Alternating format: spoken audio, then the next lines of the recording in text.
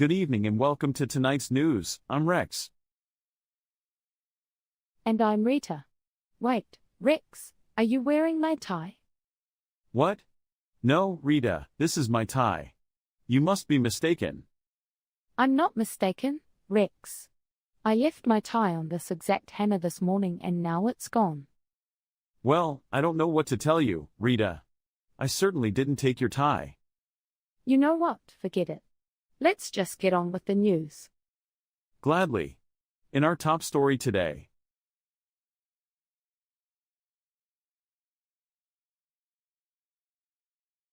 In a surprising turn of events, the small town of Fluffington has elected a cat, Sir Meowsalot, as its new mayor. The election was held after the previous mayor, John Smith, resigned due to a scandal involving cheese embezzlement. During the campaign, Sir Meowsalot promised to implement catnip factories and mandatory daily naps for all citizens. The citizens were so impressed with Sir Meowsalot's platform that they elected him with a whopping 98% of the vote. However, just 4 days into his term, Sir Meowsalot disappeared.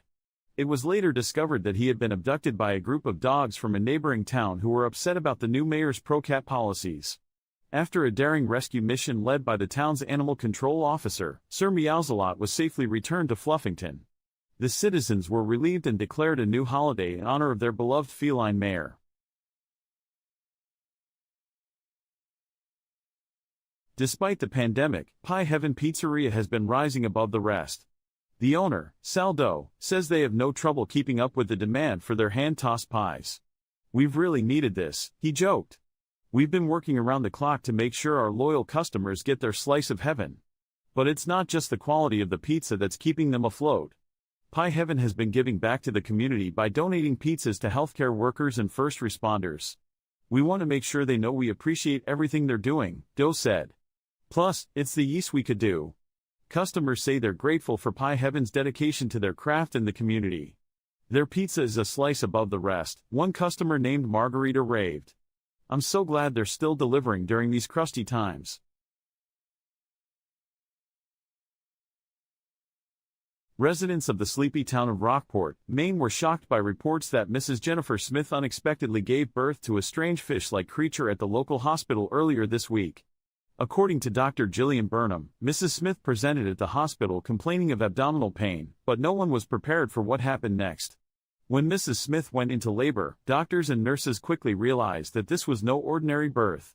After about an hour of labor, a small, scaly creature emerged from Mrs. Smith's womb. While the creature appeared to resemble a fish, with gills and fins, doctors determined that it was indeed a live birth and not some sort of delivery room prank. The strange creature is now being held in the hospital's neonatal unit while doctors attempt to determine a course of treatment. Unconfirmed reports suggest that Mrs. Smith has been transferred to a psychiatric ward, but hospital administrators have not commented on the details of her case.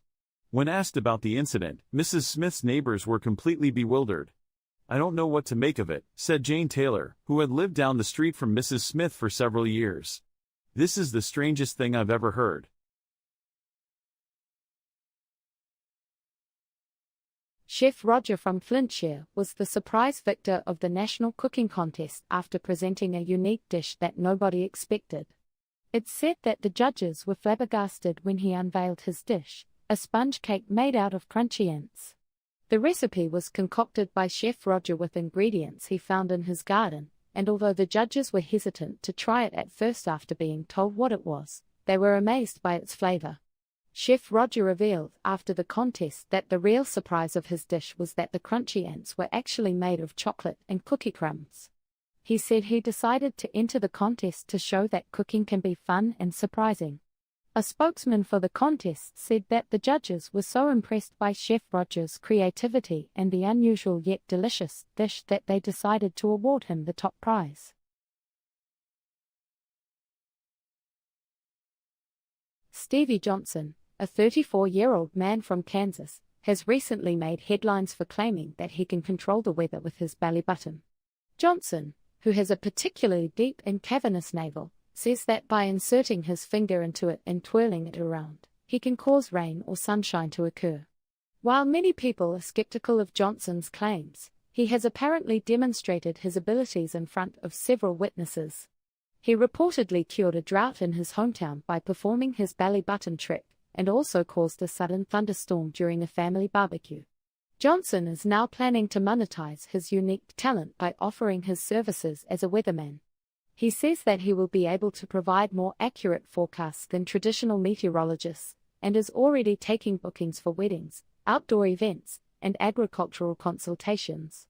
While some experts have dismissed Johnson as a fraud, others are intrigued by his claims and are conducting scientific studies to understand how his belly button might be affecting the atmosphere. In the meantime, Johnson remains confident in his abilities and is enjoying his newfound fame as the world's first belly button weatherman. Now let's go to our field reporter to see what's going on around town. Can you tell me what it was like when you found Mrs. Brooklyn Shockfound living in her office closet? To be honest, it was pretty unexpected. We opened the closet door and there she was, sitting in a chair eating a popsicle. It was kinda surreal. Wow, that must have been shocking. So why do you think she chose to live in her office closet? Well, from what we can tell, she was keeping a low profile. She stayed out of sight and kept her office door locked at all times. That's definitely mysterious. Do you think she was trying to hide out or something? It's hard to say. We don't know what her motivation was, but it certainly wasn't normal. You heard it here first. Now back to the studio.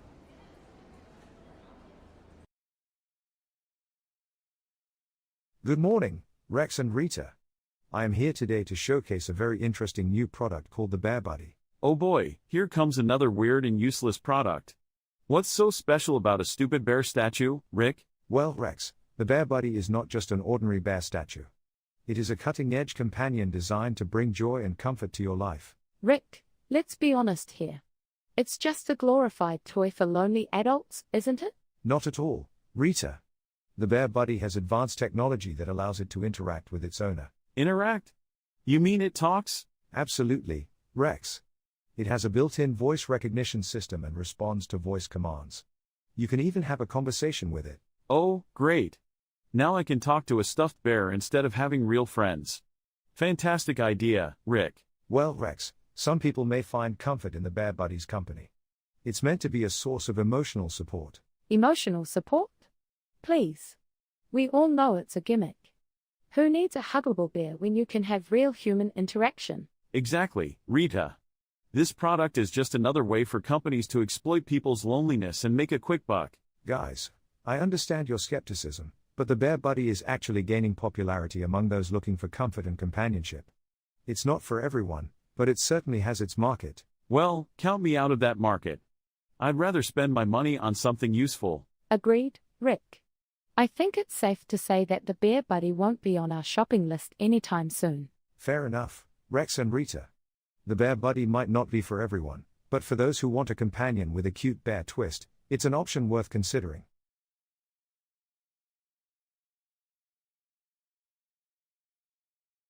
In a stunning display of gaming prowess, local gamer Timmy smashed the world record for most players beaten simultaneously on Fortnite Battle Royale.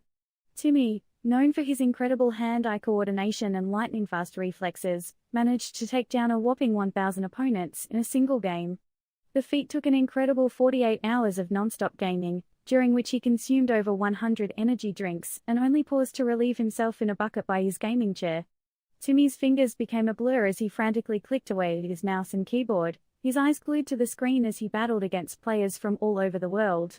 His gaming chair was littered with empty pizza boxes, and his dog, who had been ignored for the entire 48-hour session, had resorted to eating his socks for sustenance. Despite losing all feeling in his right hand and developing a raging headache, Timmy persevered and emerged victorious, earning the admiration of gamers everywhere. "I couldn't have done it without my loyal followers and the support of my mum," Timmy said after the exhausting marathon gaming session. "I can't wait to do it all again next weekend." His next challenge: taking on the gaming world's top players with his eyes closed. Let's see what's happening with the weather. Good morning, folks. This is your chief meteorologist, Dan. I'm here to give you the daily dose of weather forecast. Today, I'm feeling a little unsure about my predictions, but don't worry, it's not like people trust me anyway. So, for today we can expect some scattered sunshine mixed with intermittent clouds. It's like the weather can't make up its mind, just like me. As we move towards the north, there might be a chance of snow, and as we move towards the south, there might be a chance of rain, which is ironic because I always thought rain came from the north. But hey, what do I know? I'm just a weatherman, I barely know how to dress myself. However, if you happen to see a lightning bolt or two, or maybe even a rainbow, it's not my fault, I swear I didn't forget to carry the one. Oh, and by the way, if you see a swarm of bees, just remember to run, because they're probably after me. Back to the weather, if you're planning on going outside, I would suggest wearing a sweater, or maybe something more dramatic, like a parka or a full-on snowsuit, because with this weather, you're never too sure. And that's it folks, another day of weather predictions that nobody will believe, and that's just how I like it.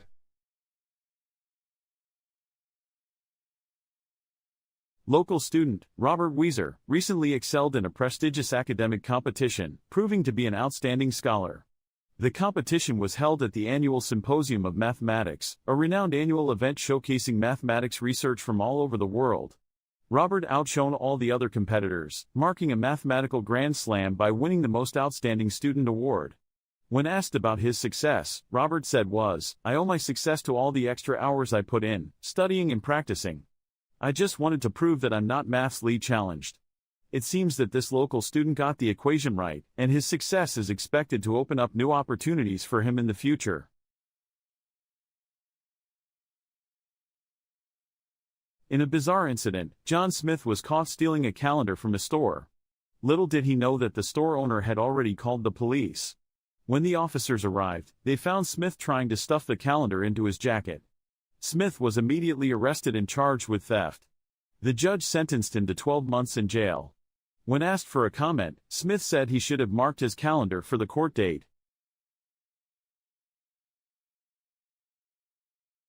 In a daring display of skill and creativity, the talented barber, Sam Shearman, has taken haircutting to new heights by using his incredible hairplanes. The small, remote-controlled aircrafts have been specially customized with razor-sharp blades, allowing Shearman to swiftly and accurately trim hair with precision. Customers at his barber shop, the Clipper's Nest, were amazed as miniature helicopters and airplanes gracefully flew overhead, expertly trimming locks as they hovered. Some clients even marveled at their transformed hairstyles, sporting fashionable hairplane-inspired cuts. After seeing the buzz around his unconventional technique, avid fans of Shearman's sartorial aviation haircuts have flocked from all over the country to experience this unique grooming experience. The local authorities have given their approval, ensuring the safety and legality of this one-of-a-kind barbershop experience. Indeed, Shearman's inventive hairplanes have taken the art of haircutting to soaring new heights. Residents of the small town of Millfield were left amazed after a cat by the name of Mr. Whiskers was able to predict the weather with a bizarre dance routine. According to eyewitnesses, Mr. Whiskers would start meowing in a specific pitch, and then proceed to perform a series of dance moves that seemed to correspond to the forecast. For instance, if he danced in a circle, it meant that it was going to rain, while if he stood on his hind legs and wiggled his tail, it was going to be sunny. At first, nobody paid much attention to Mr. Whiskers' antics, but after several days of accurate predictions, word began to spread, and soon people from all over the county were flocking to Millfield to witness the spectacle for themselves. Some even brought offerings of catnip and tuna to try and win Mr. Whiskers' favor. Local meteorologists are baffled by Mr. Whiskers' abilities.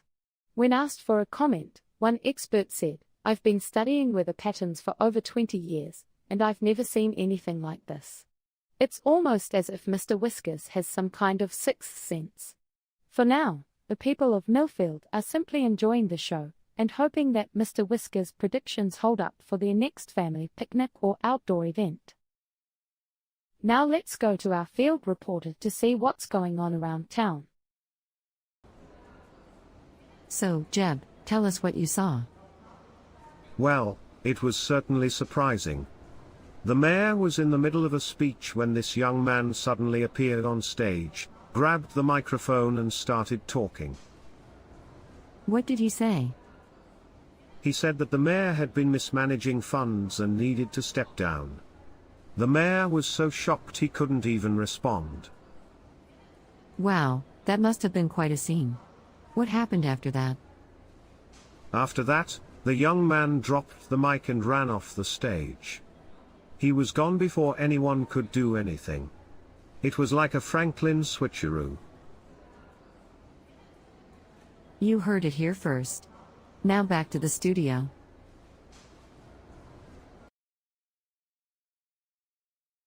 Welcome back to our daytime news segment. We have our correspondent Rick who's here to show us a rather unique product. What do you have for us today, Rick? Thank you, Rex. Well, today I'm excited to introduce you to the latest trend in recycling fashion. It's called the trash chic bag. Trash chic? Seriously, Rick? It looks like you brought in 2 black bags full of garbage for us. Well, Rita, that's the beauty of it. The trash chic bag is a sustainable fashion statement that takes everyday waste and turns it into a stylish accessory. Stylish? I think even a garbage bin would be offended by this. Who in their right mind would want to walk around with trash hanging from their shoulder? Oh, come on, Rex. It's all about embracing the concept of upcycling and reducing waste. These bags are made from recycled materials and are handcrafted by skilled artisans. Skilled artisans? You mean people who can tie a knot around a bag? I guess we should all toss our purses and replace them with smelly garbage sacks now. And just think about the smell, Rick. Walking around with trash in your bag all day? It's like carrying a portable landfill. No thanks. Okay. I get it. You too. The trash chic bag might not be everyone's cup of tea. But for those who want to make a bold eco-fashion statement, this unique product offers an alternative to traditional accessories.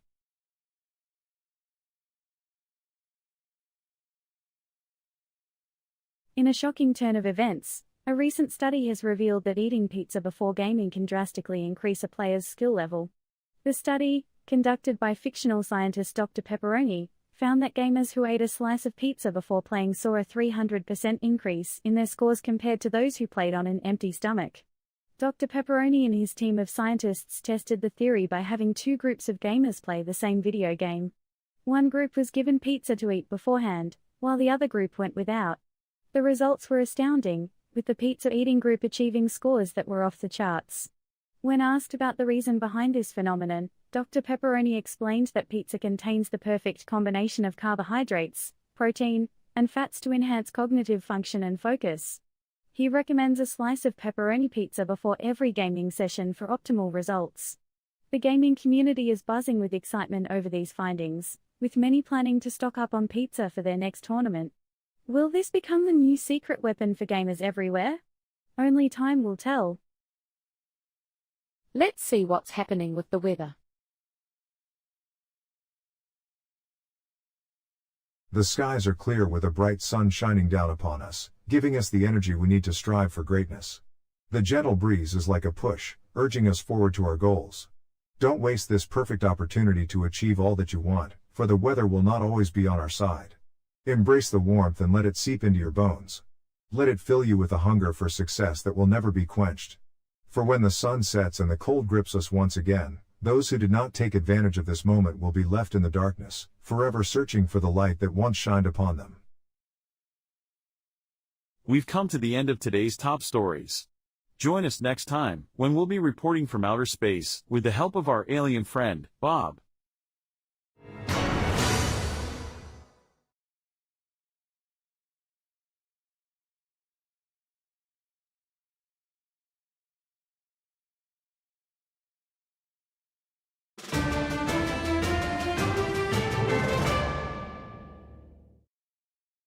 Good evening, and welcome to tonight's edition of the news. I'm Rex, and sitting next to me is my co-anchor, Rita. Hello, Rex. I hope you didn't have too much coffee today. You seem a little wired. Well, Rita, I have to stay alert to keep up with your lightning-fast wit. Is that supposed to be a compliment or an insult, Rex? Take it however you want, Rita. Anyway, let's get started with our first story. No, hold on. I want to know what you meant by that comment. Are you saying I talked too fast? No, not at all. I was just trying to pay you a compliment. Oh, well, in that case, thank you. You could use some compliments yourself, though. That tie is a little loud. My tie? What's wrong with it? It's a classic pattern. I guess it's just not my style. But I guess we can agree on one thing: we're both looking fabulous tonight, right? Absolutely, Rita. We are the picture of professionalism and style.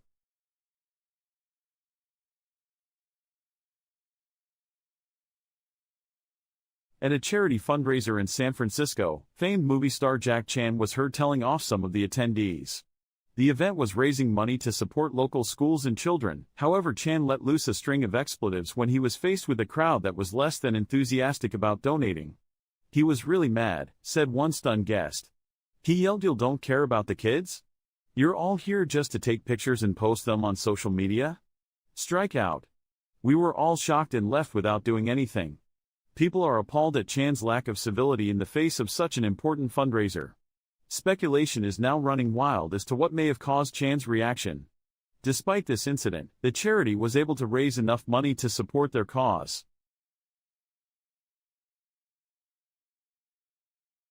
Early this morning, police were called to the scene of a donut run gone wrong. Jane Smith, a local resident of Jonesville, had attempted to make a run to the store for a box of donuts, but was instead arrested on the scene. Witnesses report Smith was carrying an expired driver's license, which led police to check her vehicle registration and perform a search, upon which the officers discovered an array of illegal items. According to Officer Robert Brown of the Jonesville Police Department, Smith had an impressive selection of weapons, drugs and other contraband. Smith remains in custody pending a court hearing.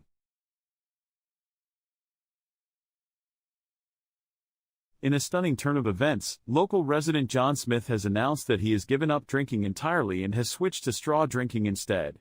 Smith, who was known for his love of alcohol, says that he made the decision after realizing that he was becoming too dependent on booze. "I just got tired of waking up with a hangover every day," he said. "So I decided to switch to straw drinking. It's a lot more fun than you might think." Smith now spends his evenings sipping soda and other non-alcoholic beverages through a variety of novelty straws, including one shaped like a flamingo and another shaped like a unicorn. While some of his friends have expressed concern about his new habit, Smith says he's never felt better. "I'm saving money on booze, I'm not getting into trouble with the law, and I'm having a blast with my straws," he said. "It's a win-win situation." In a bizarre turn of events, local inventor John Smith has created a machine that can turn the air into ice cream. Smith, who has no formal education in engineering or chemistry, claims that his invention works by extracting the essence of any flavor from the surrounding air and transforming it into a frozen treat. When asked about how he came up with the idea, Smith said that he had a dream about a world where ice cream was free and abundant. He woke up with a new mission: to make ice cream accessible to everyone. The machine, which looks like a cross between a vacuum cleaner and a deep freezer, is powered by a hamster wheel and a flux capacitor. Smith says that it only took him 2 weeks to build the machine in his garage, using spare parts from his old car and various kitchen utensils. Although the quality of the ice cream produced by the machine is not exactly up to par with artisanal brands, the invention has taken the town by storm. People have been lining up outside Smith's house to taste his creations, ranging from classic vanilla to more adventurous flavors like durian and kimchi. Local health authorities have expressed concerns about the safety of the machine and the potential health risks associated with inhaling ice cream particles. However, Smith remains undeterred and plans to launch a Kickstarter campaign to fund the production of a commercial version of his invention. For now, he's content with spreading joy and sweetness one scoop at a time. As he puts it, life is short, and there's no harm in a little bit of weirdness. Now let's go to our field reporter to see what's going on around town. So Jeb, can you tell us a bit more about what you saw? Sure. I was walking my dog late last night and heard a strange noise. I walked around the corner and saw an elephant standing in this tiny little house. It was unbelievable. Wow, that must have been a shock. Was anyone else around? No, luckily I was the only one who saw it. I called the police right away and they came and took the elephant away. And where did they take him? I'm not sure. The police said that they will be taking him to a place where he can live comfortably and safely. You heard it here first. Now back to the studio.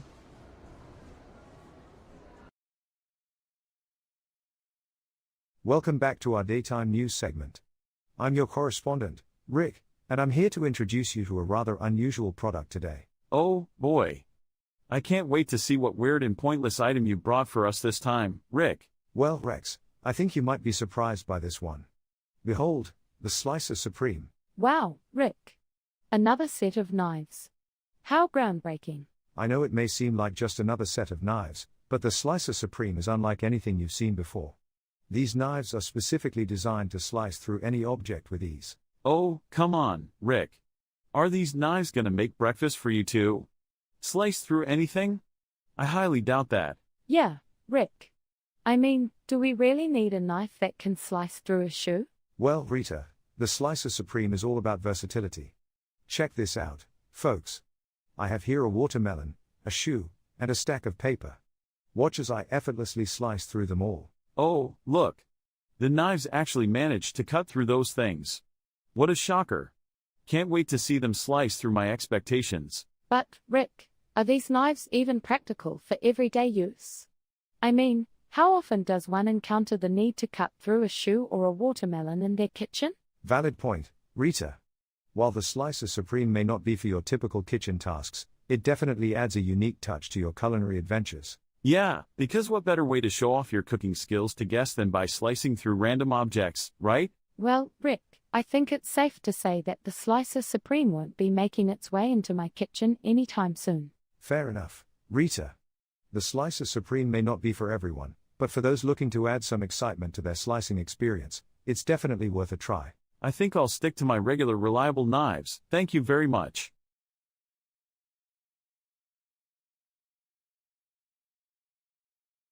In a shocking turn of events, video games have taken over the world.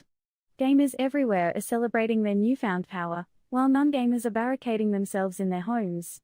The streets are filled with gamers on motorbikes, tearing through the city and causing mayhem wherever they go.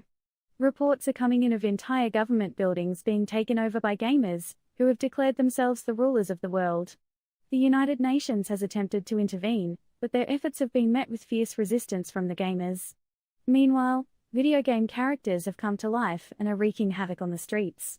The cute characters from Mario and Sonic have teamed up and are causing chaos, while the zombies from Left 4 Dead are stalking the streets looking for fresh brains to feast on. The army has been deployed to restore order, but their tanks and missiles are no match for the power of the gamers. In a last-ditch effort, the government has sent a team of elite gamers to negotiate with the leaders of the gamer uprising. After hours of tense negotiations, a compromise was reached. Video games are now officially recognized as the ruling power of the world, and the non-gamers have been granted amnesty. In a move that has shocked the world, the gamers have announced that they will be hosting a global gaming tournament to determine who will be the ultimate ruler of the world. Millions of gamers are expected to participate, and the winner will be crowned king or queen gamer for life. As the world adjusts to this new reality, one thing is clear: video games are here to stay, and they are not to be underestimated. Stay tuned for updates as this story continues to develop. Let's see what's happening with the weather. Ladies and gentlemen, brace yourselves for what's about to come. The skies are darkening, and the winds are howling with fury. The rain is descending upon us like daggers, and the thunder is roaring like an angry beast. But do not be afraid. Embrace the storm. Face your fears. Let the darkness surround you and let the rain cleanse your soul. For in the end, when the storm has passed, you shall rise again, like a phoenix from the ashes. Because remember, only the strongest survive. And the storm will make you strong. Now go out there and face the storm like a champion, for when the storm is done, you will emerge victorious. Motivational speaker turned psychopath. Residents of the small town of Willow Creek were left bewildered this morning when a giant carrot was found blocking the town's only road. The 50-foot vegetable apparently fell off the back of a truck on its way to a local farmer's market and rolled down a hill before coming to a stop in the middle of the road. According to eyewitnesses, the giant carrot caused a massive traffic jam that lasted for hours as local authorities scrambled to figure out how to remove it. "I've never seen anything like this in my 20 years living here," said local resident Betty Smith. "It's like something out of a nightmare." Despite the town's best efforts, the giant carrot remained stuck in the middle of the road for the rest of the day, causing chaos for commuters and pedestrians alike. Finally, just before 5 p.m., a group of local farmers managed to pull the giant vegetable out of the road using a tractor. No one was injured in the incident, but local authorities are advising residents to avoid transporting oversized produce through the town from now on.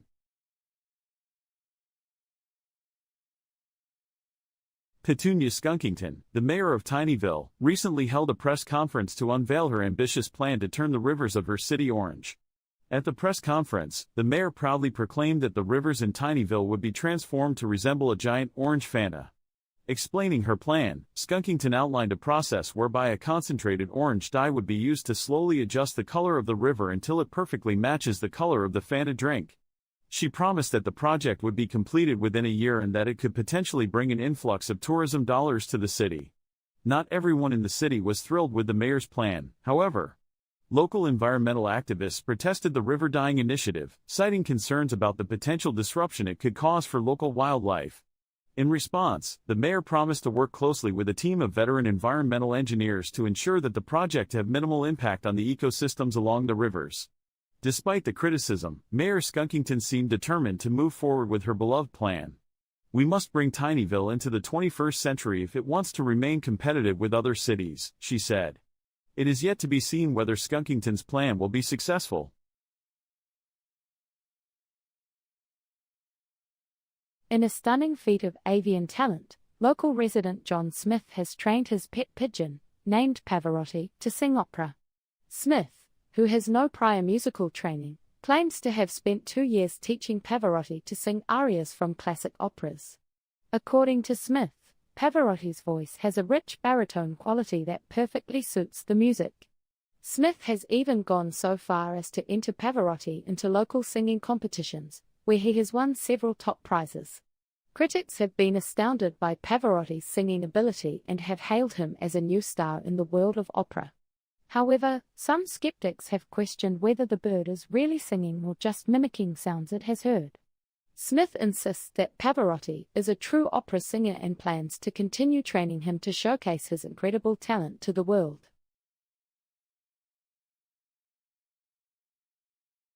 At a local government meeting in the city of Kingwell yesterday, things took a strange turn when an ostrich from a nearby farm ran into the hall and plucked off Mayor Jameson's toupee. The incident occurred when Mayor Jameson was giving an update on a new infrastructure project the city was beginning, when an ostrich from nearby farmer Ted's farm suddenly burst into the room. The bird ran around the room unstoppably for a few minutes before eventually making its way to Mayor Jameson. The ostrich then plucked off Mayor Jameson's toupee and ran out of the room. The mayor was reportedly unharmed but incredibly embarrassed. "I don't know what to say," said Mayor Jameson after the ostrich ran away. "I'm just going to assume this was some kind of strange art installation gone wrong." The incident has baffled many people in the city, including Farmer Ted himself. "That ostrich must have escaped somehow," he said. "I can't believe it would run to the town hall of all places. It is unknown what happened to the toupee." Now let's go to our field reporter to see what's going on around town. So Jeb, tell me what you observed at the scene today. Well, I saw the chef stirring a giant cauldron with a giant ladle and chanting something about magic. That certainly sounds strange. What was he making in there? He told me it was a special recipe for his new restaurant opening. It appeared to be some kind of mystical stew with ingredients from all across the world. Intriguing. Did he tell you any more? He said that the stew would grant anyone who ate it eternal youth and happiness. Of course, I'm skeptical, but who knows, maybe he's onto something. You heard it here first. Now back to the studio.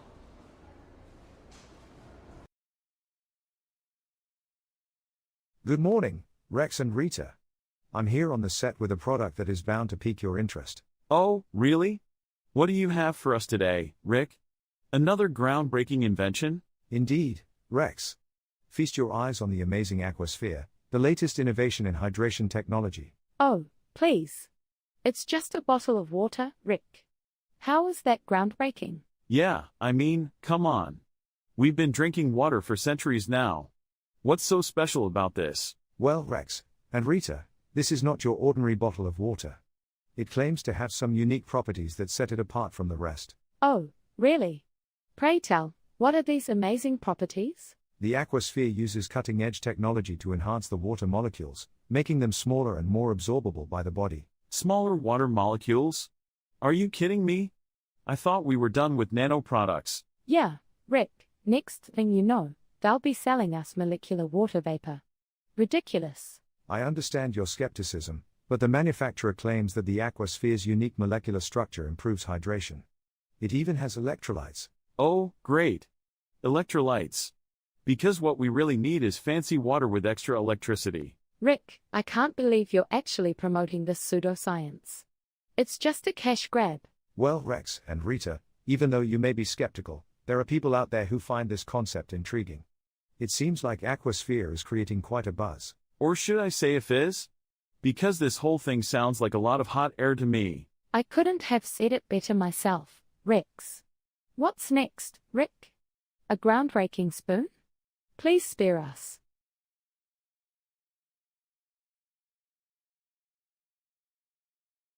In a stunning development, local video gamer Johnny Johnson has clinched the world record for playing video games non-stop for 72 hours straight. Johnson started his marathon gaming session on Friday morning, determined to break the previous record of 70 hours set by a gamer in Japan. For the next 3 days, Johnson did not leave his couch except for bathroom breaks and occasional snack runs. He powered through games such as Fortnite, Minecraft, and Super Mario to achieve his goal. However, the feat did come with its consequences. Johnson reported blisters on his thumbs from excessive button mashing and a strained neck from staring at his screen for long hours. His mother, who provided him with food and drink throughout the 3 days, was also hospitalized with exhaustion. Despite this setback, Johnson remained committed to his goal and persevered through it all. The news of his achievement has spread like wildfire, and fellow gamers are now hailing him as a hero. Fans have even started a GoFundMe campaign to help Johnson pay his medical bills and buy a new gaming console as a token of appreciation for his unwavering dedication. Johnson, who has been a gamer since he was a kid, says he's happy to have achieved his dream of setting a world record and is looking forward to his next gaming challenge. "This is just the beginning," he said in an interview. "I'm ready for whatever comes next." Let's see what's happening with the weather. The winds doth howl, the sky doth darken, and lightning strikes with thunderous markson, for it is a tempest of the damned, a weather of fiends, a horror unplanned. The rain doth fall in sheets of blood, and hailstones descend like bullets from above, the earth doth quake with fear and dread, for its doomsday hath finally come ahead. But lo! Amidst the chaos and distress, a voice doth rise, a call to address, embrace this wickedness, my dear, for in this storm, you have nothing to fear. We've come to the end of today's top stories. Join us next time, when we'll be reporting from outer space, with the help of our alien friend, Bob.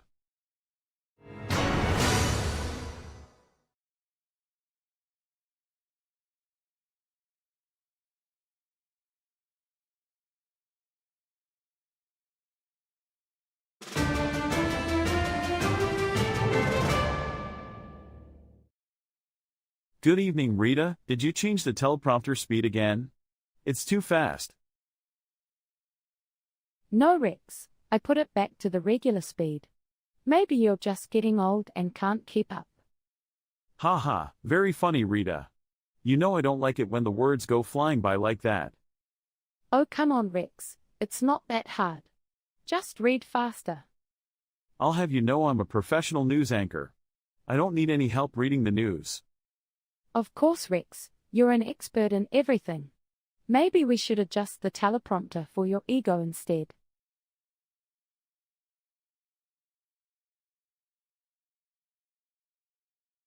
In a bizarre turn of events, Fluffy, a local house cat, has developed a cough that sounds eerily similar to a human's. According to owner Mrs. Johnson, Fluffy started coughing a few days ago and hasn't stopped since. At first, Mrs. Johnson thought it was just a hairball, but when she heard the cough for herself, she knew it was something more serious. After taking Fluffy to the vet, it was determined that the cough was caused by an allergic reaction to the air conditioning unit in the Johnsons' home. The vet prescribed a course of human cough syrup, and Fluffy has been taking it like a champ. Despite the unusual condition, Fluffy seems to be taking the attention in stride. When asked for comment, Fluffy simply purred and gave a sly wink. The Johnson family is relieved that Fluffy is on the mend and grateful for the outpouring of support from the community. They are even considering hiring Fluffy as a spokesperson for a local cough syrup company.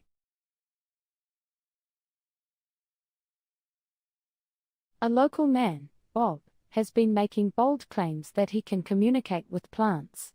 According to Bob, he has been able to talk to plants from a young age but has kept his ability a secret until now. When interviewed about his communication method, Bob says he just talks to the plants like I would talk to any person. However, when asked for confirmation from some nearby plants, they remained silent. The local botanist community has expressed skepticism towards Bob's claims, but he remains steadfast in his belief that plants have emotions and can communicate back. The local gardening club has invited Bob to speak at their next meeting, where he plans to demonstrate his abilities to anyone willing to listen. Now let's go to our field reporter to see what's going on around town. Jeb, can you tell us what you saw when you were in the park? Sure thing. I was walking through the park and I saw this really weird creature. It had 4 legs and 3 eyes. 3 eyes. That sounds quite strange. So what did you do next? Well, I was a bit scared, so I ran away. But I managed to take a quick photo of it before I left. Do you think it could have been some kind of alien life? I don't know. It was definitely different than anything I've ever seen before. You heard it here first. Now back to the studio.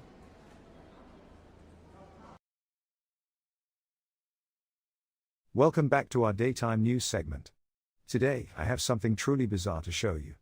It's a set of knives like you've never seen before. Introducing the Slice Master 2000.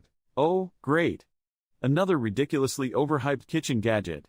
Can't wait to see what makes this set of knives so special. Yeah, Rick, are these knives going to change our lives or just end up gathering dust in a drawer like all the other useless gadgets you've showcased? Well, Rex and Rita, these knives claim to be able to perform 10 different cutting techniques with just a click of a button. I must admit, it sounds a bit outlandish. Oh, please. What's next? A knife that doubles as a hairdryer? I've seen enough of these so-called revolutionary kitchen tools to last a lifetime. Rick, do you have any idea how many accidents these fancy multi-purpose knives cause? I mean, who needs to chop fruits, vegetables, and cut a shoelace all at once? It's just asking for trouble. I understand your skepticism, but let's not judge too quickly. The manufacturer claims that these knives are made from the finest titanium, with state-of-the-art safety features. Oh, titanium? That must be why this set of knives costs an arm and a leg. I'll just stick to my trusty old blade, thank you very much. And how can we forget about the eternal struggle of finding the right knife in the drawer? Now with this set, I'm sure we'll need a PhD in cutlery organization. Okay, I get it. You two aren't exactly fans of the Slice Master 2000. But let's bring out our resident chef, who will give us an unbiased opinion after a short break. Don't go anywhere.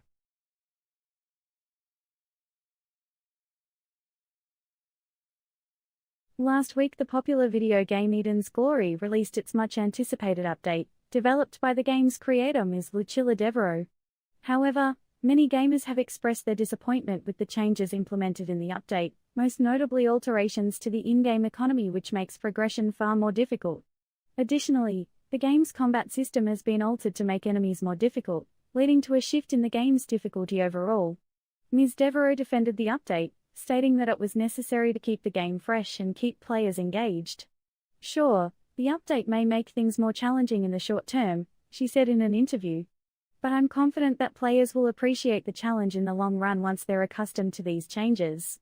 Despite her reassurance, however, some players are not convinced and are calling for a return to the game's original state. Many have started petitions and social media campaigns asking Ms. Devereaux to reverse the update or make the changes optional. If a compromise is not reached in the near future, Eden's glory could find itself in a state of controversy. Let's see what's happening with the weather. Good evening, folks. I'm Dan, your chief meteorologist, and I have some urgent news. The tri-state area is about to be hit with a storm of spatula tornadoes. These whirlwinds of kitchen utensils will be tearing through our neighborhoods, flipping cars and causing chaos. If you thought a regular tornado was bad, imagine one made entirely of spatulas. This is not something to take lightly. Make sure you batten down the hatches and keep all kitchen appliances safely stored away. That's all for now. Stay safe out there. Mrs. Jenkins, a housewife, changed the lives of all her friends and family this week when she made a soup of truly remarkable size.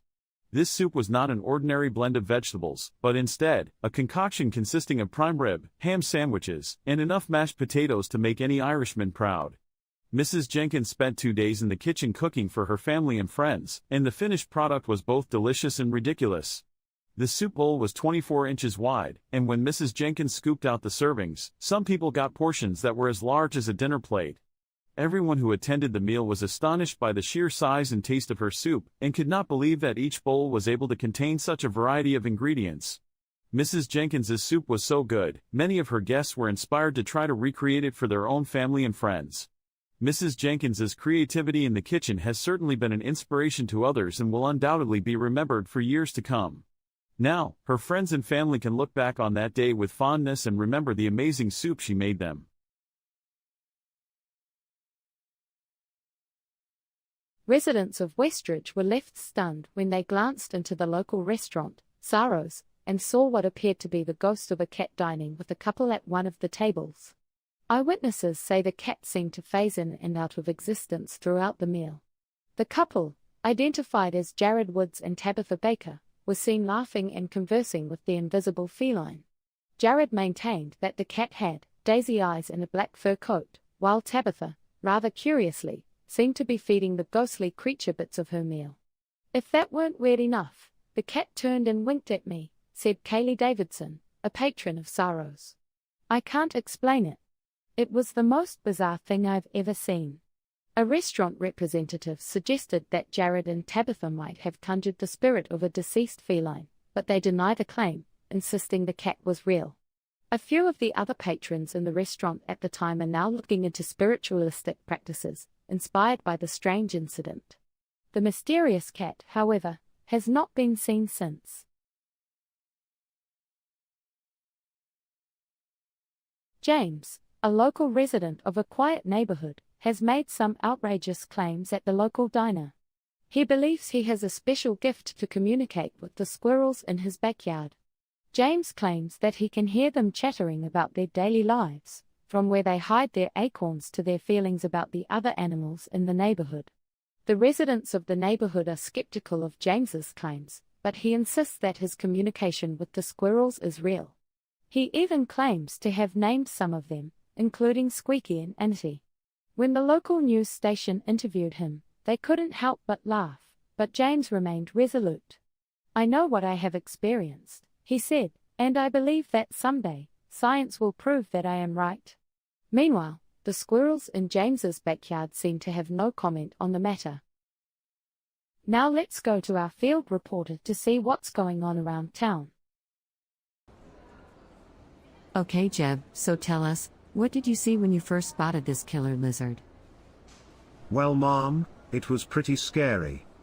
I was walking down the street, and out of the corner of my eye I saw this huge green creature lurking in the shadows.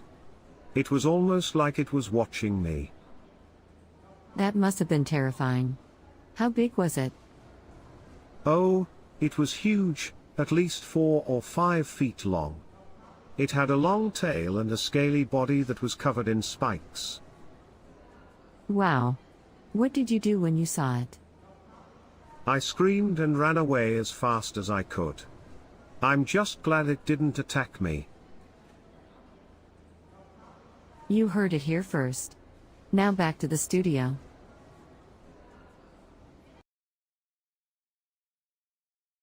Good morning, Rex and Rita. I'm here to introduce you to a rather interesting new product called the Donut Box. Oh boy, here comes another useless gadget. What's so special about a box of donuts, Rick? Yeah, who needs an entire segment dedicated to something as basic as donuts? What a waste of time. Well, Rex and Rita, this is not just an ordinary box of donuts. The Donut Box is a groundbreaking invention that promises to revolutionize the way we enjoy our favorite sugary treats. Come on, Rick. Are you seriously telling me that a box of donuts is groundbreaking? I've seen it all now. I can't believe they're paying you to promote a box of donuts. Talk about scraping the bottom of the barrel for news. Well, I understand your skepticism, but let me explain. The Donut Box is not only a convenient container for your donuts but also a smart device that monitors your sugar intake and offers personalized recommendations. Wow, that's incredible. Just what the world needed, a device to tell us when we've had too many donuts. How about using some self-control instead? Exactly, Rex. This is just another excuse for people to avoid taking responsibility for their own health. Shameful. I understand your concerns, but the Donut Box aims to provide helpful insights and promote mindful eating. It's all about finding a balance in our indulgences. Right, because we definitely need a box of donuts to teach us about balance. Give me a break, Rick. This donut box is just another ridiculous gimmick. I can't believe anyone would fall for such nonsense.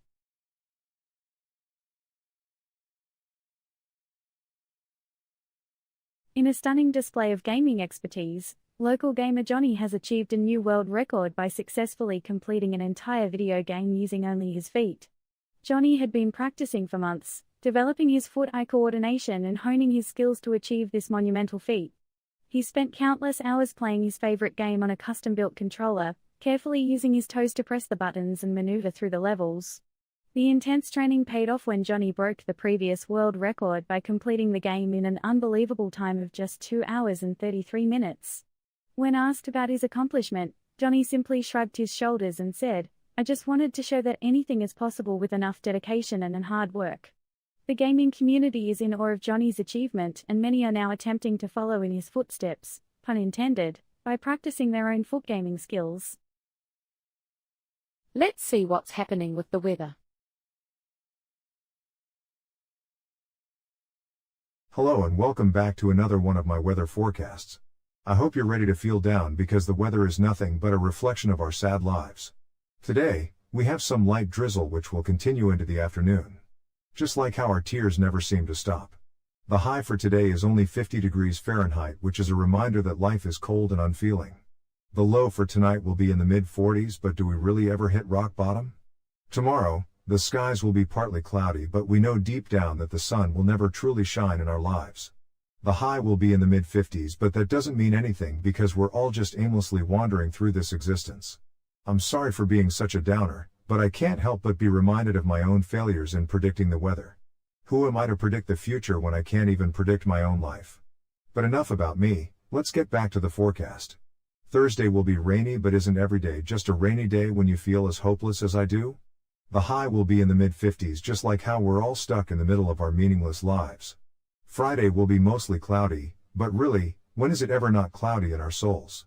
The high will be in the low 60s, but will we ever reach the heights of happiness that we so desperately yearn for? Saturday will be sunny, but let's not get our hopes up because life always has a way of bringing us down. The high will be in the upper 60s, but we all know that the warmth of the sun can never thaw our frozen souls. And that's the forecast for the next 5 days. I hope you all have a truly depressing week. We've come to the end of today's top stories. Join us next time, when we'll be reporting from outer space, with the help of our alien friend, Bob.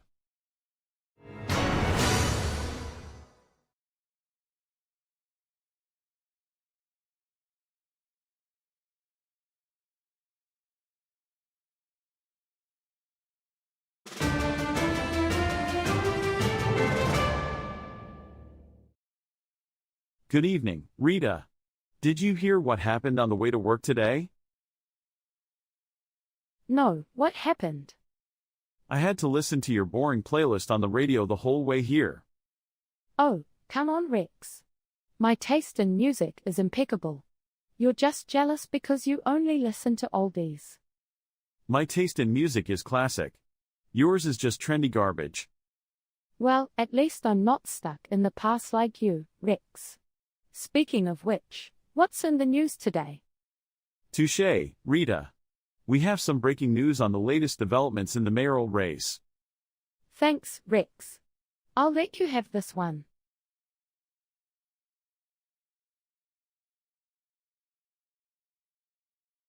The world has been abuzz with the latest dance craze, MeFees. This energetic and highly stylized dance originated in the small South American nation of Quefué and has been sweeping through global nightclubs and online communities by storm. People everywhere have been raving about MeFees, with popular singer-songwriter Jomi Tomi recently taking to Instagram to show off her moves. The incredibly simple yet complex-looking dance has been admired for its interesting footwork, fresh speed-driven rhythm, and impressive hand styling. Some people have also been practicing the signature, head-spinning conclusion for in their living rooms, hoping to master the move for the club. Whether you're a beginner or a dance aficionado, MeFees is sure to have something for everyone. So go ahead, give it a try and show the world your MeFee moves. Residents of the small town of Woodville were in shock on Tuesday night when a robot suddenly took over the town council meeting. The robot, a tall, humanoid-shaped metal machine, was first spotted entering the town hall at 6:30 p.m., right before the meeting was set to start. John Sweet, a witness to the bizarre event, said he was skeptical at first.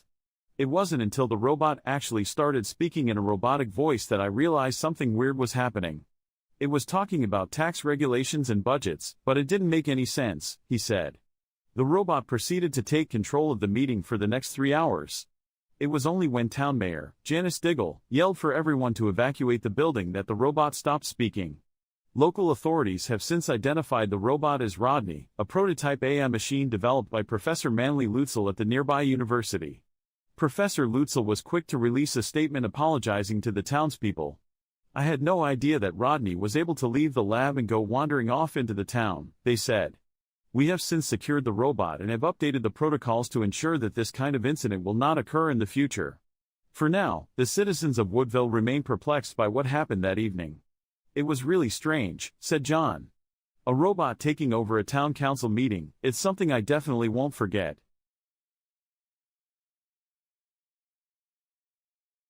Eyewitnesses have reported a sighting of a majestic white unicorn hovering over the city skyline.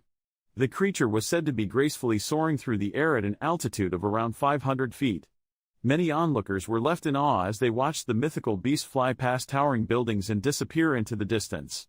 I couldn't believe my eyes, said Olivia, a resident of the Upper East Side who saw the unicorn from her balcony.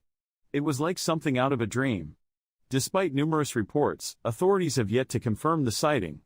Some have even suggested that the unicorn could have been a CGI creation, part of an elaborate marketing stunt for a new fantasy movie. Whatever the truth may be, the residents of New York City are sure to continue sharing their incredible tale for years to come. Residents of the small Alaskan town of North Pole were shocked last night when they reportedly witnessed the jolly old St. Nicholas soaring through the night sky. Witnesses claiming to see Santa Claus included John Johnson, a local resident, who said, I was just walking down the street when suddenly I looked up into the sky and saw what looked like a large, red-clad man riding a sleigh being drawn by 2 reindeer. At first, local authorities dismissed the claims as another tall tale, but as more and more eyewitness accounts started pouring in, they began to be taken more seriously. A team of law enforcement agents was dispatched to the town, and after thorough investigation, they concluded that the sightings were genuine. When questioned further, the agents revealed that a Mrs. Claus had been seen in the area earlier that day, and that the pair had been spotted engaging in some sort of argument. Could Santa have been fleeing the scene of an argument with Mrs. Claus? Only time will tell. Now let's go to our field reporter to see what's going on around town. Tell us what you saw, Jeb. Well, I was in the courtroom when the judge issued the ruling. He found the weasel in contempt of court and immediately removed him from the premises. What happened afterwards? The courtroom was completely shocked. No one had ever seen anything like that before. People were standing up, shouting and asking what was going on. The judge just sat quietly and waited until the commotion settled down. That sounds like it was quite a scene. Do you think the weasel will be held accountable for his behavior? It's hard to say. He will certainly face consequences, but the specifics are unknown at this point. It's likely that he'll be fined or even face jail time depending on how serious the judge views his actions. You heard it here first. Now back to the studio.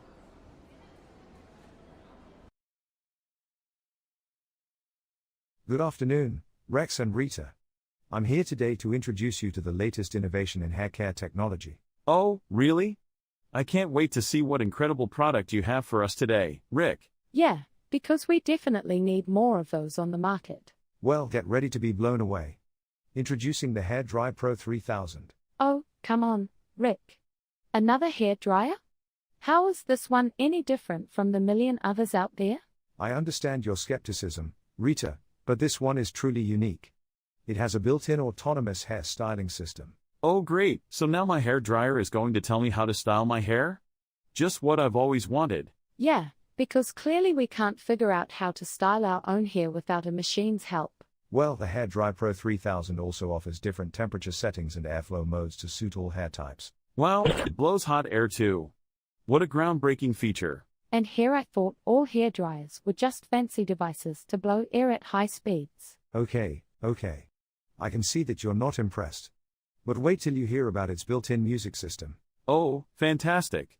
Because nothing says great hair day like listening to mediocre tunes while drying my hair. I can't even imagine how manufacturers come up with such pointless additions to an already mundane device. Well, maybe it's not for everyone. But I believe the Hair Dry Pro 3000 has something unique to offer. Sure, if you're in desperate need of a comedic relief while getting ready in the morning. I think I'll stick to my trusty old hairdryer, Rick. Thanks but no thanks.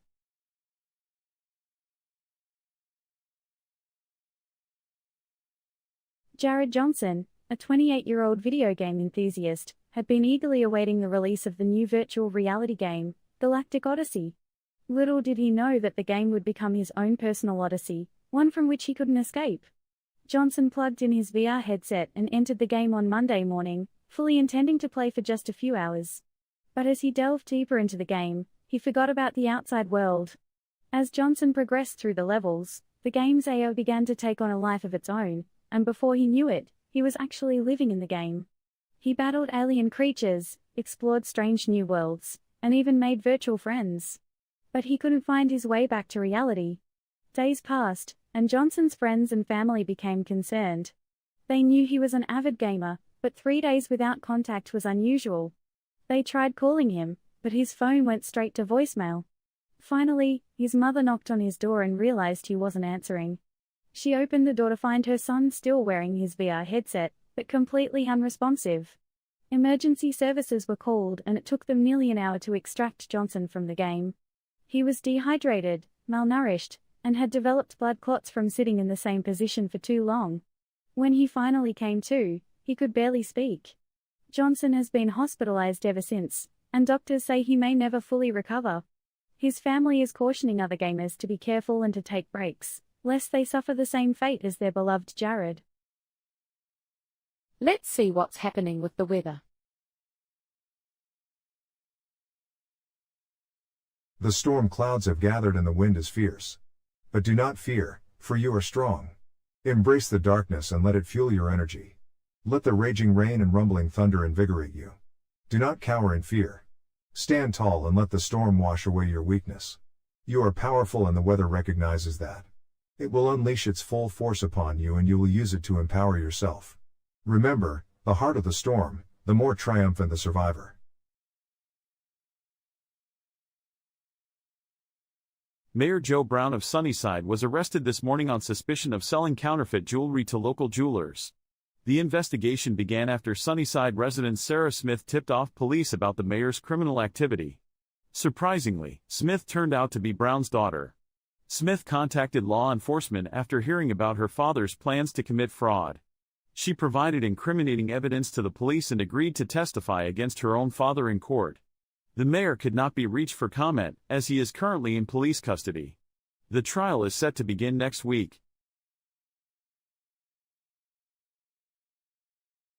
Chef Joseph Gomer, formerly of the recently closed 3-star Michelin restaurant The Finest Cuisine, recently found a unique way to address the parking congestion issue in his neighborhood. After noticing a gap in the street, Gomer decided to take matters into his own hands, quite literally. Taking some inspiration from his past baking experience, he rolled up his sleeves and created a giant cobblestone cake. The cake measured 2 feet in length and showed a carefully crafted replica of the cobblestones. Gomer noted that the cake was an accurate representation of the cobblestones in the area, made with flour and icing sugar, which was colored with authentic food coloring to give it an even more detailed look. Residents of the neighborhood were surprised by Gomer's creative solution to their parking problem, and they unanimously approved of the idea. "It sure has brightened up the street," one resident, Mrs. Liza Hutcherson, commented. "I wish we could taste it, too." Gomer was pleased with the positive reaction to his cake, and has since gone on to create other cobblestone-themed desserts in the neighborhood. "I'm just glad I could be of help," he said.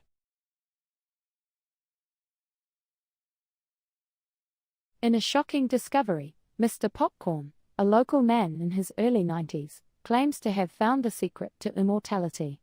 He has been living exclusively on a diet of buttered popcorn for the past 50 years. When asked about his health and well-being, Mr. Popcorn states that he has not been to a doctor in over 30 years and feels better than ever. Doctors and nutritionists alike are baffled by this discovery, as popcorn is not a complete source of nutrition and lacks many essential vitamins and minerals. However, Mr. Popcorn remains unfazed, claiming that his diet has given him a special connection to the universe and an understanding of the secrets of life.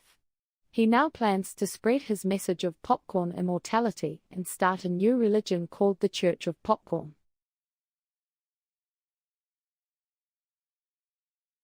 Residents in the town of Silverton have been left perplexed by an inexplicable phenomenon that continues to appear night after night. Glowing orbs of light can be seen hovering in the night sky, and no one can provide any logical explanation as to their origin. Scientists have been dispatched to the area to investigate further, but their attempts to explain the phenomenon has been unsuccessful. Some locals have begun to speculate the cause to be extraterrestrial in nature, though no concrete evidence has come to light. As the mystery continues to unfold, the residents of Silverton wait with bated breath to see what unravels next. Now let's go to our field reporter to see what's going on around town. We're here today with Jeb, a witness to the incredible story of a teenager who just won the lottery. Jeb, can you tell us more about what you saw? Yes, I was taken aback by the magnitude of this story. I was across the street when I saw a teenager come out of the lottery store and he was screaming with joy. He had won the lottery, and it was a significant sum of money. Wow, that is amazing. How did the teenager and the people around him react? Everyone was absolutely amazed to see a teenager win, especially such a large amount of money. His family was screaming, neighbors poured out of their homes, and everyone was congratulating him. It was a really great moment. You heard it here first. Now back to the studio.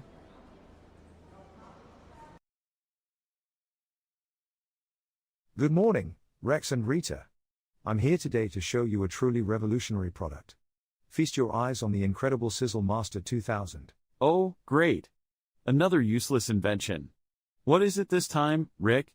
A frying pan that actually flies? Well, not quite, Rex. The Sizzle Master 2000 might just change the way we cook forever. This futuristic frying pan boasts some extraordinary features. Oh, please. It's just a frying pan with some gimmicks, isn't it? I bet it can't even hold a decent omelette without sticking. You'd be surprised, Rita. The Sizzle Master 2000 is made of a brand new non-stick material that guarantees perfectly cooked meals every time. No more scraping off burnt bits, Wow, Rick, that's truly life-changing. Because we all struggle so much with a regular nonstick pan, right? And I suppose this pan can also read your mind and cook the perfect steak just how you like it, huh? What's next? A frying pan that gives back rubs. While it doesn't perform massages, Rita, the Sizzle Master 2000 does come with an integrated digital temperature control. You can now achieve precise cooking temperatures without any guesswork. Oh, fantastic. Because who needs culinary skills when you have a frying pan that can regulate its own temperature? Just what we've all been dreaming of. Honestly, Rick, the Sizzle Master 2000 sounds like the epitome of unnecessary. I can't wait to see this flop in the market. Well, Rex and Rita, it seems you both have your doubts. But only time will tell if the Sizzle Master 2000 will sizzle or fizzle. Back to you.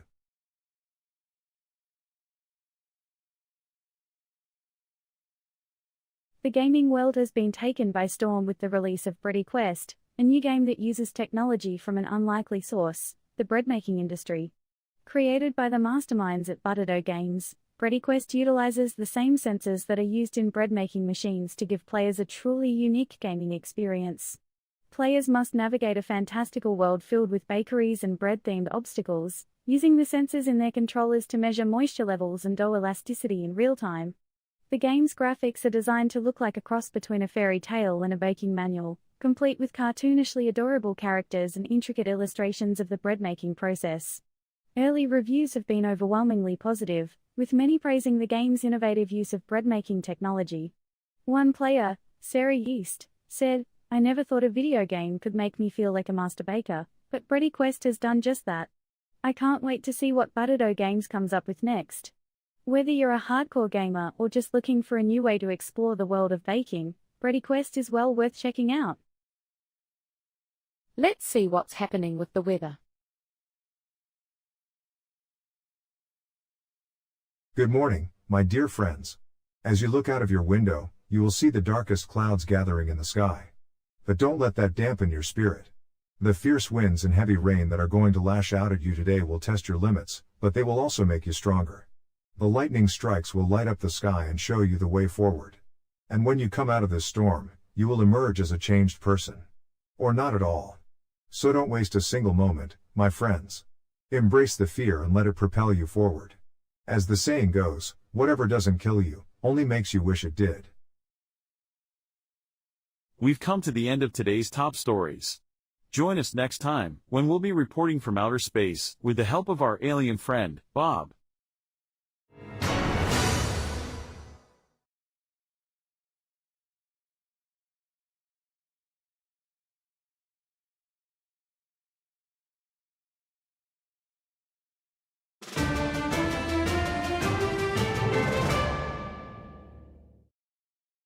Good morning, Rita.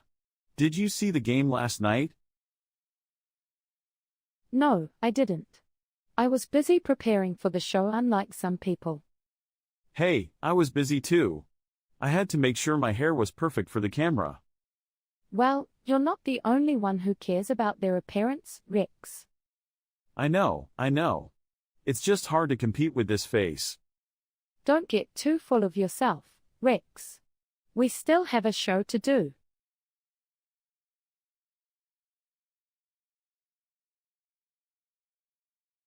Residents of the small town of Sunnyvale were in an uproar recently after discovering that their mayor, James Clarence, had been feeding dozens of stray cats in their local park every day. Reports state that the mayor had been dropping off food at the park multiple times a day, sometimes at ungodly hours. The mayor's neighbors and constituents have been shocked and appalled by the discovery, though some animal lovers have spoken out in defense of the mayor, praising him for his commitment to animal welfare. Passers-by have also reported seeing the mayor in the park, petting the cats and having full-on conversations with them. He talks to them like they're old friends. It's really quite something to behold, one resident reported.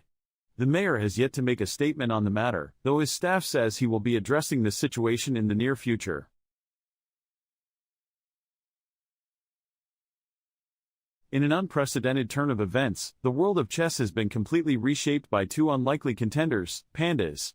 The renowned competitors, Lee and Mei, hailing from the fictional country of Pandaland, have taken the chess world by storm with their unbearably impressive skills. The lovable duo faced off against seasoned grandmasters at the prestigious World Chess Championship held in Berlin, Germany. Both pandas, known for their reclusive nature, surprised audiences with their astonishing moves and tactical strategies. The highlight of the tournament was when May executed an extraordinary bamboo gambit, leaving her opponent in utter pandemonium. Spectators were enchanted by the sight of the two black and white prodigies, their fluffiness contrasting sharply with the serious ambience of the competition.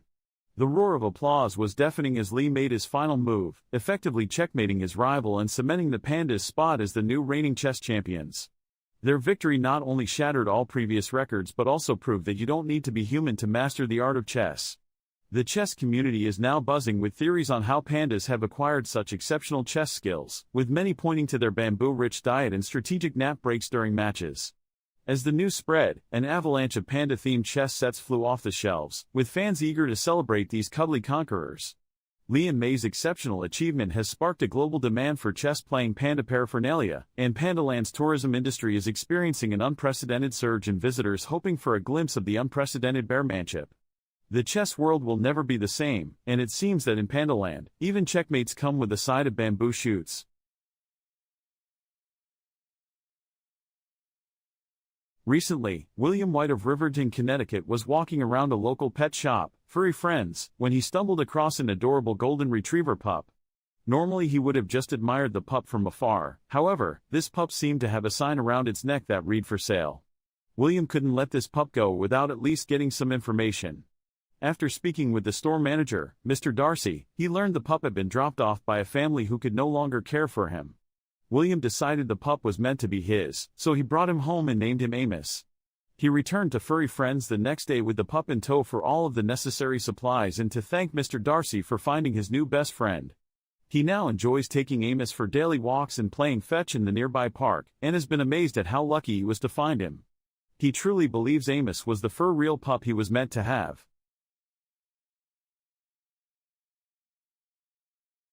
Yesterday, the small, coastal town of Turtle Beach, California was purchased in its entirety by a previously unheard-of stranger, identified only as a Mr. Smith.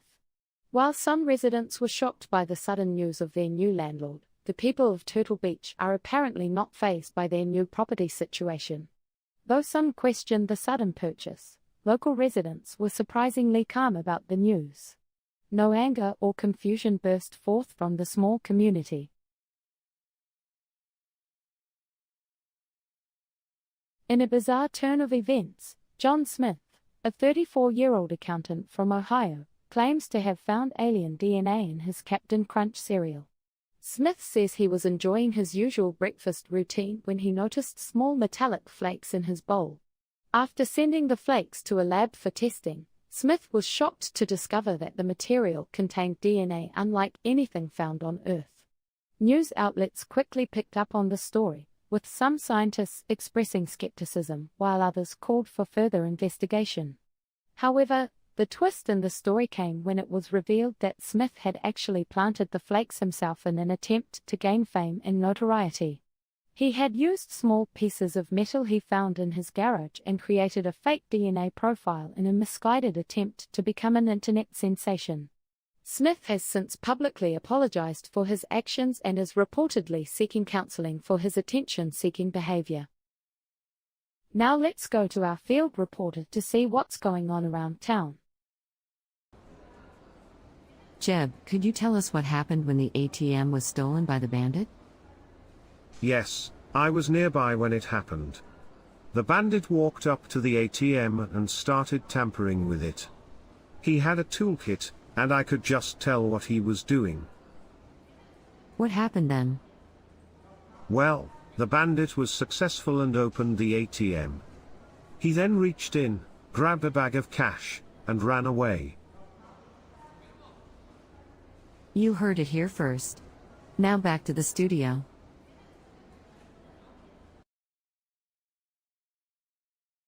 Welcome back to our daytime news segment. Today, I have a really interesting product to show you all. It's called the Donut Box. Oh, great. Another useless novelty item, I assume? Seriously, Rick? A box of donuts. What's next? A pillow shaped like a bagel? Haha, well, you two aren't too far off. The donut box is actually a portable storage container designed to resemble a box of donuts. It's a quirky and fun way to keep your belongings organized. Organizing belongings in a fake donut box? How necessary. I'm sure the world was desperately waiting for this revolutionary invention. You know, Rick, I think I'll stick to regular storage containers. I don't need my house looking like a bakery. Fair enough, Rita. But let me tell you, the donut box is a hit with kids. It adds a fun element to cleaning up and staying organized. Oh yeah, because what every child needs is a box of donuts to store their toys. That's really going to motivate them to keep things tidy, Rick. I'll admit, this product might have some appeal to young children, but as an adult, it just seems silly and unnecessary. Can we move on to something more substantial? Absolutely, Rita. While the donut box may not be for everyone, it's definitely a unique and playful concept. We'll be back after the break with some more intriguing news stories. Stay tuned.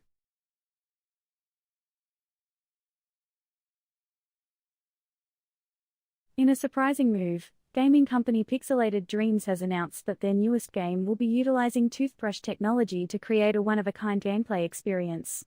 Upon further inquiry, it was revealed that Pixelated Dreams had partnered with Mini Fresh Industries, a leading producer of oral hygiene products, to develop this innovative gaming experience.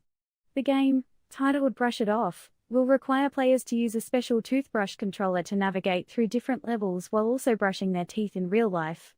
The game will be synced to the toothbrush and keep track of the user's brushing habits, encouraging good dental hygiene.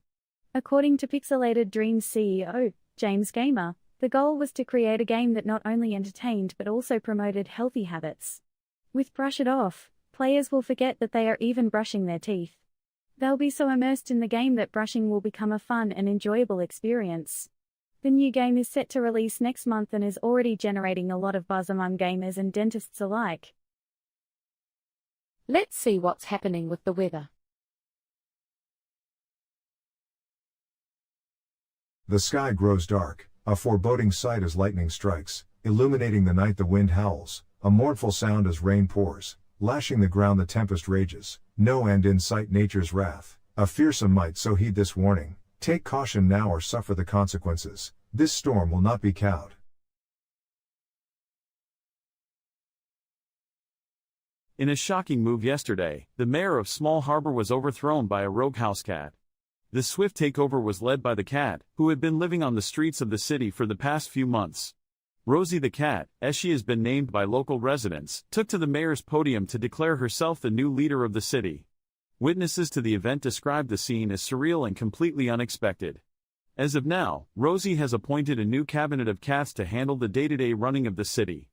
The mayor's office has declined to comment on the situation, but residents appear to be largely supportive of the sudden power shift. It's about time the cats got their due. One local commented. Though there is still much uncertainty about what the future of Small Harbor holds, it's clear that Rosie the cat is the one calling the shots. Freddie Luna, a local music enthusiast, recently divorced his wife, Priscilla Luna, when he learned that she had been attempting to acquire an unreleased album from a local music producer. But instead of going through channels, the man just decided to steal the entire collection. This past Wednesday, police were called to the music producer's studio, where they found Freddie with the unreleased master tapes. According to the music producer, it seems that he was looking for trouble when he tried to take them. Fortunately, police were able to confiscate the stolen items and return them to the producer. As of now, Freddie is being held in police custody and is facing a long sentence for his crime.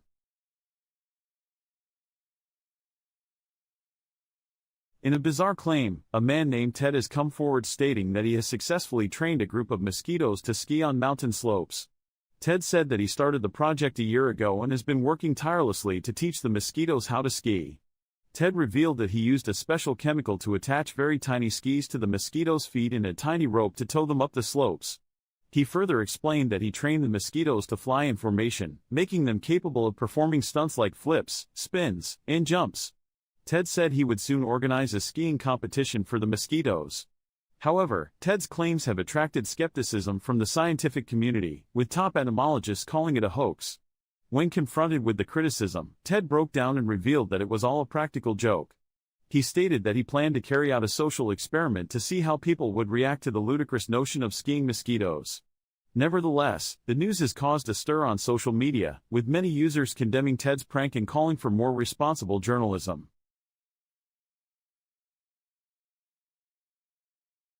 A local man named Jonathan Smith claims to have made a scientific breakthrough after spending several years working on a genetic experiment in his basement laboratory. According to Smith, he has successfully created a hybrid creature with the features of both a cat and a dog. The creature, named Catty Doggy, has fur that is half brown and half black, and its face is a combination of both a cat and a dog. Smith claims that Catty Doggy has qualities of both animals and can bark, meow, purr, and even wag its tail. Smith stated that he was inspired to create this creature because he wanted the best of both worlds, as he loves both cats and dogs. The creature is said to be very friendly and enjoys playing fetch with a ball of yarn. The news of this creation has garnered some attention from the scientific community, but also raised concerns about the ethical implications of genetic engineering. Regardless, Smith is proud of his creation and hopes to continue experimenting with hybrid creatures in the future. In a shocking announcement yesterday, theoretical physicist Dolores Darnell unveiled the finding that time travel is indeed possible. Her breakthrough came after she spent years researching advanced theories of quantum physics, and combining them with her findings from studying similar theories from ancient cultures. Darnell posits that the key to time travel stems from manipulating a person's vibrational frequency to achieve a state of zero-point energy. Darnell is already being hailed as a genius and a revolutionary. She plans to further her research to test the feasibility of her findings, and is even planning a series of experiments to prove her theories.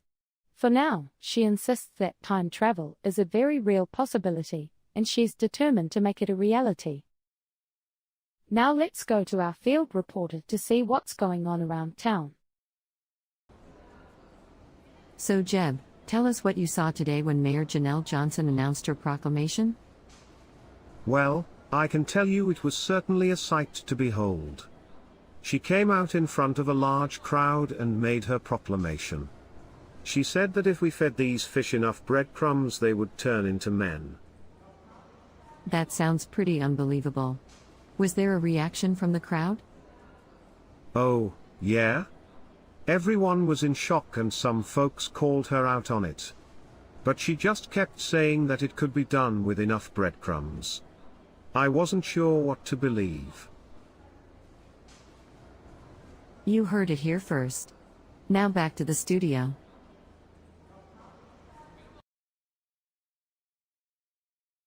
Good afternoon, Rex and Rita. I'm coming to you live from our studio with a really intriguing product. It's called the Flexi Cam. Oh, great. Another camera, just what the world needed. Yes, because we definitely don't have enough cameras already. Who even came up with this nonsense? Well, Rex and Rita, the Flexi Cam is nothing like your ordinary camera. It has the unique ability to twist and bend in every direction. So it's like a contortionist camera? What's the point of that? Just give me a camera that takes good pictures. Actually, Rex, the Flexi Cam is designed for people who want to capture moments from creative angles. It even has a flexible screen that adjusts to your preferred viewing position. Oh, perfect. Because what I really want is a camera that can take a selfie while doing a yoga pose. Who needs stability when you can have ridiculous flexibility? Exactly, Rita. And I'm sure the Flexi Cam's unique design means it will break after the first accidental drop. Can't wait for that to happen. Actually, the Flexi Cam has a durable construction and is designed to withstand accidental drops and impacts. It's a perfect companion for adventurous photographers. I can already see the new trend, people fumbling with their flimsy Flexi Cams, desperately trying to get a decent shot, while the rest of us use regular cameras like responsible adults. Absolutely, Rita. This product is just a gimmick, another attempt to grab attention in a market already saturated with cameras. I can't take it seriously. Well, Rex and Rita, while I understand your skepticism, the Flexi Cam may appeal to a niche audience who crave innovation and flexibility in their photography experience. Well, Rick, I guess some people have different tastes. But, personally, I'll stick to my trusty, reliable camera any day. Couldn't have said it better, Rita.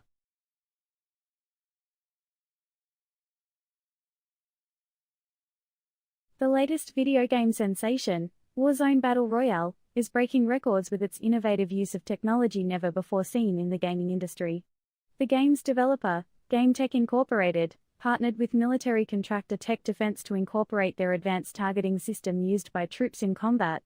Players are now able to use a high-tech scope and laser to target enemies with incredible precision. The system also allows players to see enemies through walls and provides real-time information on their movements. GameTech CEO, John Smith, said in a statement, "We are thrilled to bring this new level of realism and excitement to the gaming world. Our partnership with Tech Defense has allowed us to create an experience like no other."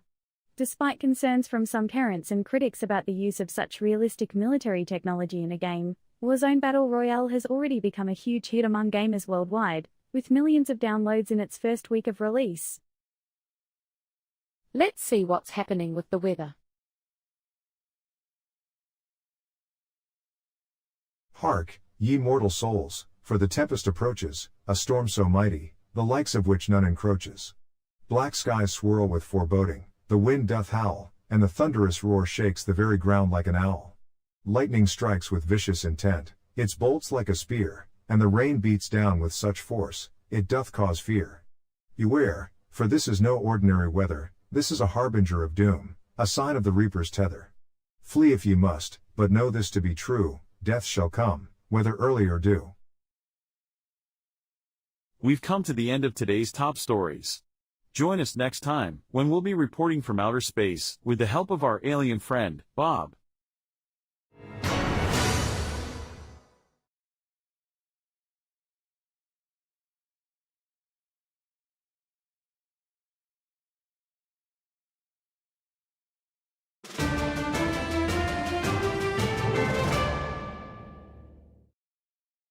Good evening everyone, I'm Rex and I'm here with my co-anchor Rita. Rita, did you finally decide to get a new haircut? Very funny, Rex. Did you finally decide to wear something other than your blue tie? It's been like that all week. Well, excuse me for trying to keep a consistent image. Unlike you, who changes her hairstyle every week. Hey, I like to keep things fresh and interesting. Besides, it's not like anyone's complaining. I'm not complaining, I'm just saying it's hard to keep up with you sometimes. One day you're a brunette, the next day you're a redhead. Well, I like to embrace change. Speaking of which, we have a lot of news to cover tonight. Are you ready to get started, Rex? Always ready, Rita. Let's give the people what they came here for.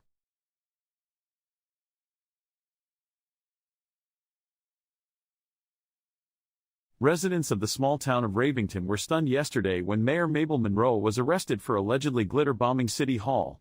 Reports indicate that witnesses saw the mayor, accompanied by several anonymous accomplices, leave a package in front of the building at around midnight. When the package was opened by a janitor early in the morning, it was discovered to contain several pounds of brightly colored glitter. Mayor Monroe has denied that she was involved in the crime and has claimed that she was simply out for a late-night walk when the event occurred.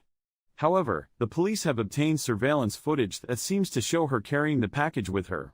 The mayor may face fines and prison time if found guilty of the crime. She is expected to remain in custody until the trial. Scientists were stunned when their rovers on Mars came across a litter of puppies playing in the red dirt. After a few moments of confusion and head-scratching, they realized that this was not a sign of impending disaster, but rather a moment of sheer delight. The puppies were found to be healthy despite the harsh environment and were quickly dubbed Mars pups. Researchers were amazed to find that the puppies seemed to be thriving on the red planet and were more than happy to make Mars their home. NASA has put together a plan to bring the Mars pups safely back to Earth, and there has been an outpouring of support from around the world. Animal lovers everywhere have already begun the process of adopting the brave little dogs into their families. The amazing discovery of the Mars pups is a reminder that even the bleakest news can contain moments of joy and hope. Now let's go to our field reporter to see what's going on around town. So, Jeb, tell us a little bit about what happened at this charity event. Well, it was quite a scene. The star of the show was definitely the cheese. Cheese? What do you mean? Yeah, it was like a stage had been set up. They had the biggest, fanciest cheese platter you've ever seen, and the guests just kept coming back for more and more. Okay then. So, what was the reaction among the guests? Well, it seemed to really hit the spot because everyone was laughing, talking, and having a great time. It was definitely a memorable event. Wow, sounds like the cheese really stole the show. Anything else you'd like to share? Just that it was amazing to witness such a unique and creative way of raising money for charity. And of course, to see cheese be the main course. You heard it here first. Now back to the studio.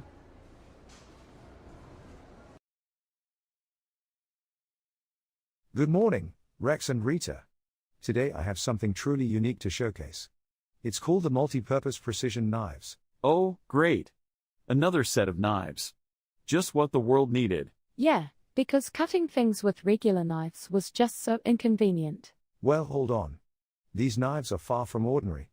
The multi-purpose precision knives have an array of features that'll surprise you. I can't wait to be amazed. First off, these knives come with built-in laser pointers. Now you don't have to worry about where you're cutting. Who needs accuracy when slicing tomatoes, right? But wait, there's more. The handles of these knives have built-in Bluetooth speakers, so you can enjoy your favorite tunes while preparing your meal. Finally, knives that can chop vegetables and ruin your music at the same time. Imagine the sound of cutting onions accompanied by an out-of-tune karaoke session. Well, they also have a self-heating feature. No more struggling with cold knives, especially during winter. Because who doesn't want their knives to double as miniature space heaters? I can already picture myself accidentally burning the salad while trying to warm up the butter knife. Okay. Maybe these knives aren't for everyone, but they do offer some unique functionalities. I guess if you're someone who struggles with basic tasks like cutting, listening to music, and staying warm, these knives might be a game changer. Or, you could just use regular knives and a smartphone like the rest of the world. Well, you two certainly have strong opinions. But hey, maybe someone out there will find these multi-purpose precision knives handy. Sure, someone living in 3019 might. Or someone who's desperate for any excuse to avoid cooking. Haha, fair enough. Thanks, Rex and Rita, for the spirited banter. Back to you.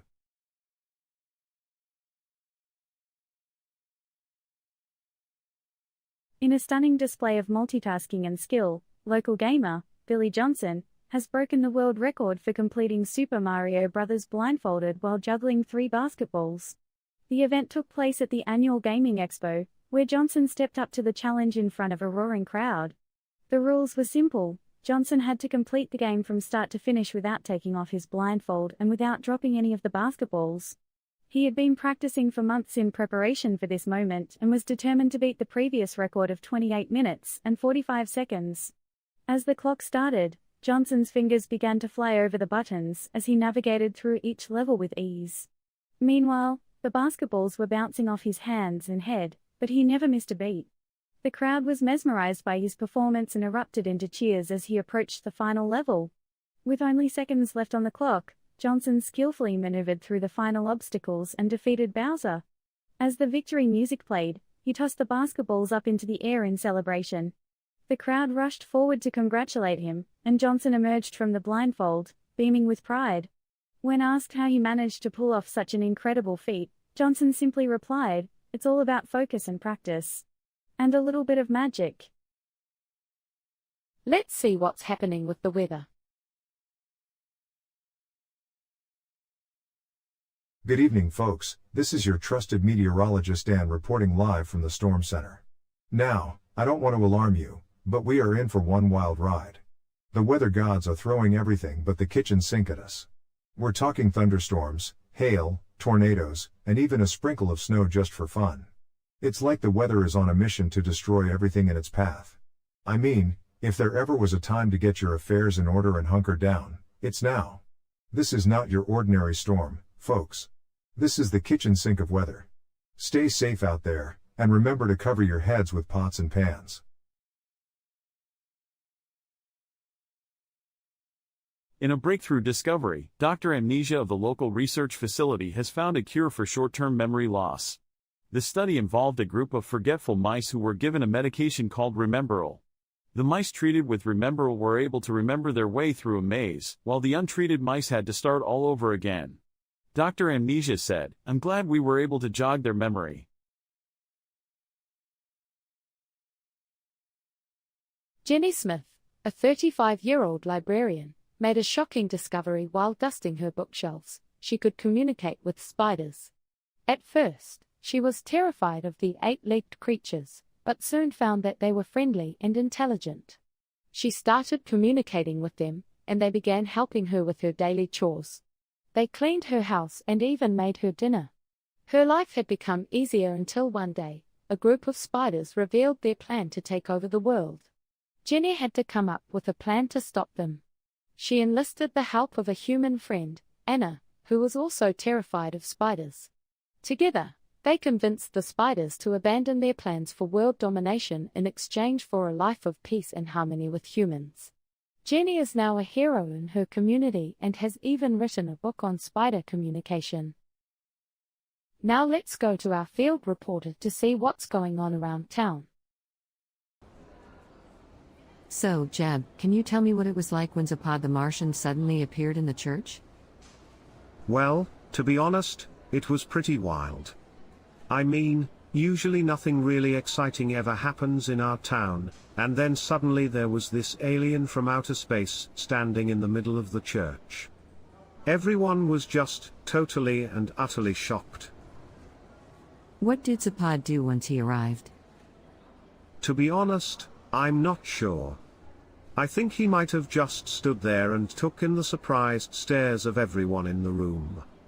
After a few moments, he said something in an otherworldly language and then turned around and disappeared in a flash of light. You heard it here first. Now back to the studio.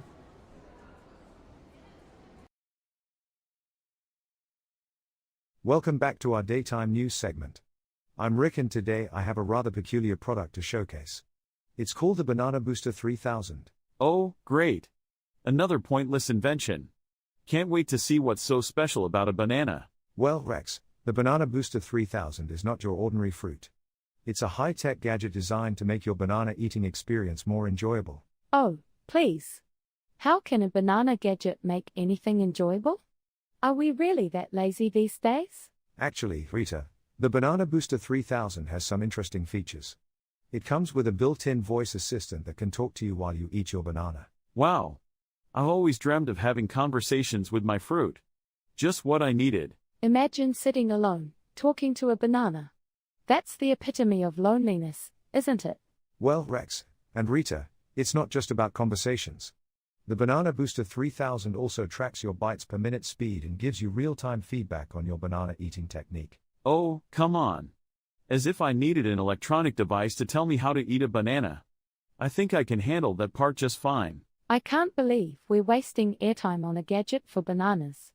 Is this really the type of news we're delivering now? Well, Rex and Rita, some people might find the Banana Booster 3000 useful. It adds a little bit of fun and excitement to an otherwise mundane activity. I don't know, Rick. I think I'll stick to peeling and eating my bananas the old-fashioned way. I'm with you on that one, Rex. This gadget seems completely unnecessary, in my opinion. Well, everyone is entitled to their own preferences. That's all the time we have for today. Thanks for joining us, and remember, the Banana Booster 3000 is out there for those who want to take their banana eating to a whole new level.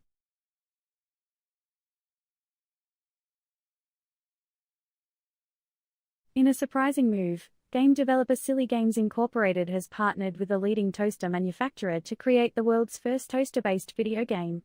The game, called Toaster Rampage, uses advanced technology from the toaster industry to create a unique gaming experience. Players must manipulate the toaster's heating elements to launch toast at various targets, including rampaging robots and flying saucers. The game has already gained a cult following, with players raving about the realistic toaster physics and challenging gameplay.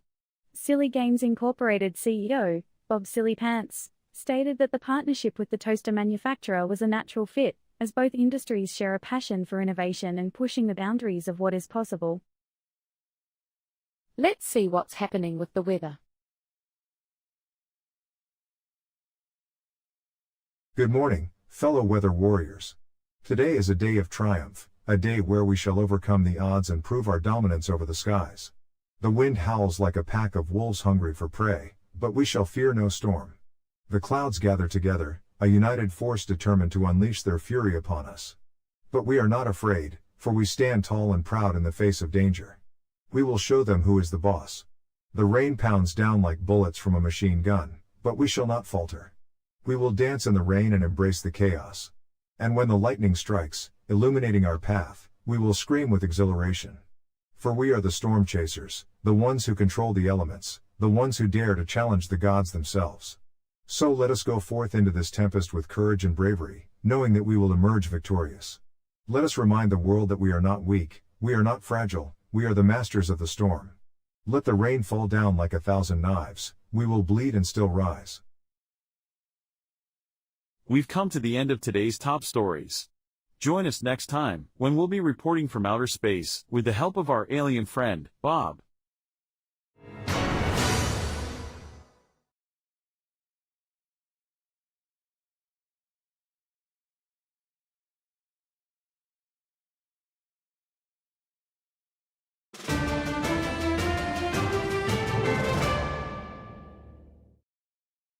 Good evening and welcome to our news program. Thanks, Rex, but it's actually morning. Well, it's always evening somewhere in the world, Rita. I think you just made that up. I did not. I heard it from a wise man once. You mean your grandfather? Hey, he was a very wise man. I'm sure he was, Rex.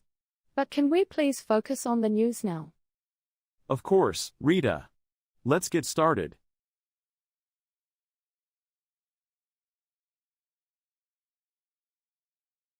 Harry, a man from Colorado, claims to have traveled to a parallel universe. He says he was drinking heavily at a local bar when he suddenly found himself in a world where everything was the same but slightly different. In this new universe, his favorite football team had won the Super Bowl 2 years ago and his ex-girlfriend was now happily married to him. Harry was ecstatic and couldn't wait to tell his friends about his incredible journey. However, when he woke up the next morning, he realized that he had just fallen asleep at the bar and dreamed the whole thing. He admitted that he was just drunk and apologized for any confusion he may have caused. His friends still found the story amusing and jokingly asked him what he was drinking, hoping to have a similar experience. In a surprise announcement, the Nobel Prize Committee has recognized local farmer Billy Goat for her outstanding contribution to the dairy industry. According to the committee, Goat's innovative approach to milking cows has revolutionized the industry, resulting in higher yields and happier cows. When asked for comment, Goat simply replied, "I guess you could say I'm utterly thrilled." The award comes with a cash prize of $1 million, which Goat says she plans to use to expand her farm and continue her groundbreaking work. In a small town outside of Austin, Texas, a man by the name of Henry Johnson has claimed to have a special ability to communicate with butterflies. Johnson, who works as a window cleaner by day, insists that the butterflies come to him and speak in a language that only he can understand. According to Johnson, the butterflies have been communicating important messages to him about the environment and the future of the world. He has even started a blog to share these messages with the public. Despite skepticism from his friends and family, Johnson remains confident in his abilities, stating that he has been communicating with butterflies since childhood. He hopes that his unique gift will inspire others to be more in tune with nature and the planet. When asked for comment, a representative from the local butterfly sanctuary stated that they have no knowledge of Johnson's communication with the butterflies, but they do not discourage anyone from expressing a love for nature. Johnson continues to spread his message and looks forward to the day when his ability to communicate with butterflies will be recognized by the scientific community. Can you believe it? I don't even have a background in science, but somehow I stumbled upon the secret formula for turning water into wine, exclaimed Randy, a resident of the small town of Shady Oaks. Randy claims to have discovered the formula while tinkering in his home lab. He says his formula is foolproof and has successfully turned gallons of water into the finest wines from around the world. Randy plans to start a business selling his wine to local restaurants and wineries. When asked about the legality of his operation, Randy simply replied, "It's not illegal if nobody knows the secret formula." Randy's neighbors have reported the smell of grapes fermenting coming from his garage, but despite their suspicions, Randy's wine has yet to be tested by experts. Only time will tell if Randy's discovery is the real deal or just another tall tale. Now let's go to our field reporter to see what's going on around town. So Jeb, you saw the robot? How was that experience? I was shocked. I couldn't believe what I was seeing. A robot in Central Park. Yes, it was certainly an unexpected sight. What did the robot look like? It had a metal body, kind of like a R2-D2, but it had 2 legs and was walking around like a human. That's so strange. Do you think the robot was up to something? I'm not sure. But what I do know is it stopped at every ice cream cart and ordered a popsicle. You heard it here first. Now back to the studio.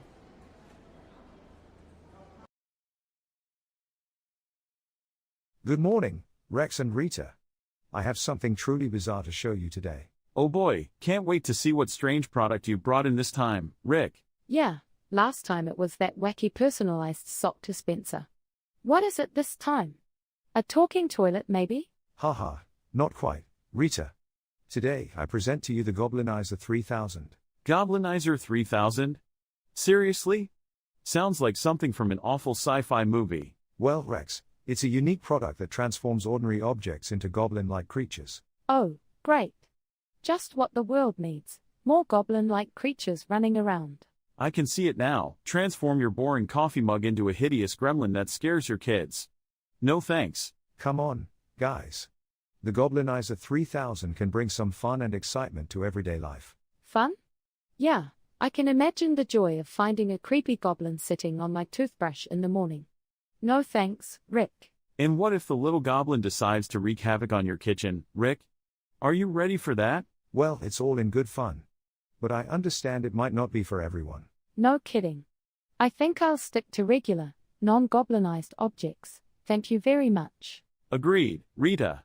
Let's leave the goblins out of our homes, shall we? All right. I guess the Goblinizer 3000 isn't for everyone's taste. But hey, it certainly made us laugh.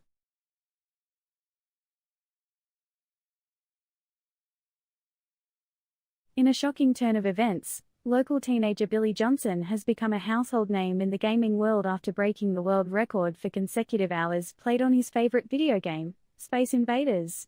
Johnson, who claims to have been training for this moment for years, locked himself in his basement for an astonishing 72 hours, surviving only on caffeine and chicken nuggets.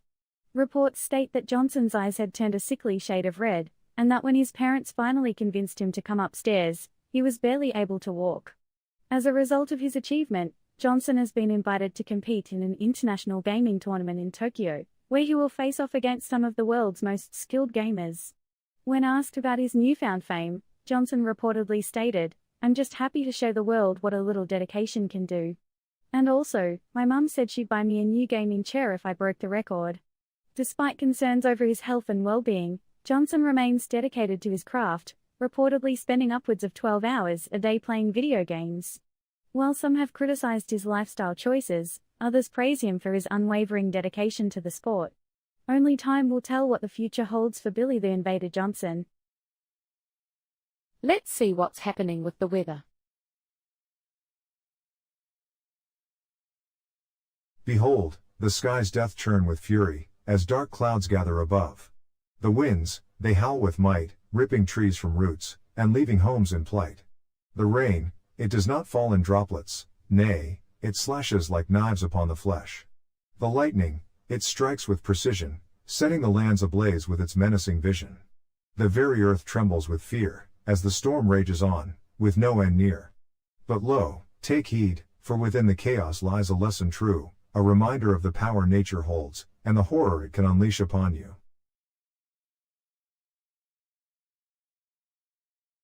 This morning, Littletown's celebrated baseball team, the Littletown All-Stars, made a surprising announcement. All-Star designated hitter Mark Simmons was unexpectedly released from the team due to his ongoing poor performance. The proverbial straw that broke the camel's back for the team was Simmons' 0-5 performance during last night's game against the Round City Rockers, a game in which the All-Stars ultimately won. In a press release, All-Stars manager Joe Miller said, "The decision to release Mark was a difficult one. He was a talented player with immense potential, but unfortunately his technique and luck were not up to the standards of our team. We wish him the best of luck as he continues his journey in the MLB." Simmons seems to have dropped the ball on his opportunity with the All-Stars, but some people think that he may bounce back and eventually be picked up by another team. Rumors are already circulating that the Metropolitan patrons may give him the chance to rehabilitate his career. For now, it seems Simmons is stuck in an unlucky slump. Megan Mintz, a bright and ambitious high school student, achieved her recent dream of catching the bus to a better future. She has been working hard ever since she heard the phrase, "You miss 100% of the buses you don't take." After an in-depth bus search, she found the perfect ride to her future destinations. "It felt like I had a group of family there supporting me," she exclaimed, "and for that I am forever grateful to each and every one of them." When asked about her next moves, Megan pointed out that she was still searching for the perfect ticket. "I'm not sure where I'm headed just yet," she said. "But I am sure that each bus I take will get me closer to where I want to be." Say what you will, but it looks like Megan Mintz is definitely getting places. In a surprise to local theatre-goers, the current showing of the beloved musical Sister Act had a twist. All roles of the nuns and choir members were cast by real-life brothers and fathers, who are all fathers in the same family. Since word of the unique twist of the production began to spread around town, attendance has skyrocketed with ticket sales breaking records. Audience members watched in awe as Jeff, Joe, and Stanley dressed up as nuns every night and belted out their show-stopping number "Haven't Got a Prayer." "I think it's amazing that these guys decided to try something so out of the box," said one audience member, Joni M. "I was shocked and a little bit scared when I saw the men suddenly appear on stage, but in the end it was hilarious and a great addition to the show." Theatregoers continue to highly anticipate the performances as the creative twist is expected to continue for the remainder of the show's run. Now let's go to our field reporter to see what's going on around town. Can you tell me what happened when the fisherman robbed the bank, Jeb?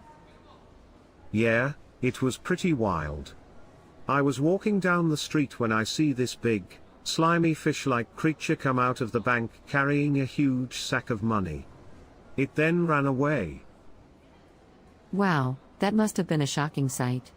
Did you get a good look at the fishman? What did it look like? It was about 7 feet tall and had scaly skin. It had big green eyes and a mouth that was full of sharp teeth. It was definitely a frightening sight. You heard it here first. Now back to the studio.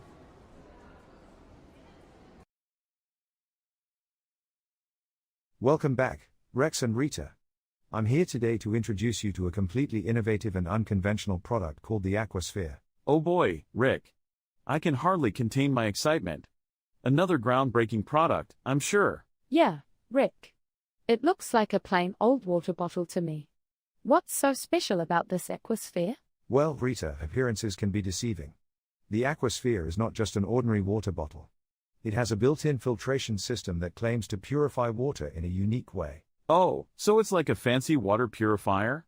How original. Because we definitely haven't seen those before. You know, Rick, I have to wonder who thought we needed a water bottle that filters water. I guess regular tap water just isn't good enough.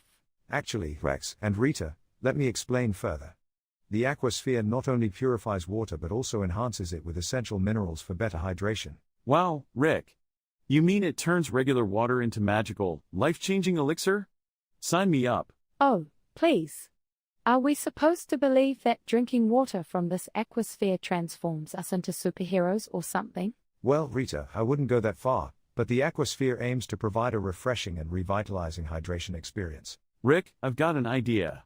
How about we just drink water from a regular, inexpensive water bottle and save ourselves the trouble of this overpriced gimmick? That's a brilliant idea, Rex. But hey, if you want to waste your money on a glorified water bottle, be my guest. It's clear that both of you aren't quite convinced. But who knows, The Aquasphere might just surprise you with its unique features.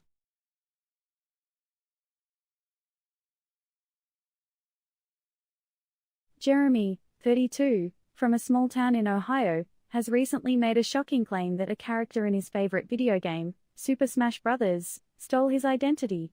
According to Jeremy, he has been playing as the character Mario for years and never had any issues until the release of the latest installment of the game. He states that the new Mario character has features that resemble his own and even uses a catchphrase that he came up with himself. I was playing the game and suddenly realized that Mario was stealing my identity. I demand an apology from the game developers, Jeremy exclaimed. When asked for clarification on how a fictional character could steal someone's identity, Jeremy simply said, "I don't know, but it's a serious issue and needs to be addressed." The game developers have yet to respond to Jeremy's demands for an apology but have assured players that none of the characters are based on real people or their identities. Let's see what's happening with the weather. Behold the sky, painted in eerie hue, clouds gather, growling with a curse so true. Howling winds summon an army of rage, lightning strikes, the sky turns to a fierce stage. Rain pours like arrows, tearing the earth, as the tempest rages wild with a ferocious birth. Amidst the chaos, fear grips every soul, a storm so dark, the end of the world, the ultimate toll. And so, when the storm takes hold of you, beware, for there's nothing you can do. It's a call to arms for the chosen few, to face the wrath and come out anew. We've come to the end of today's top stories. Join us next time, when we'll be reporting from outer space, with the help of our alien friend, Bob.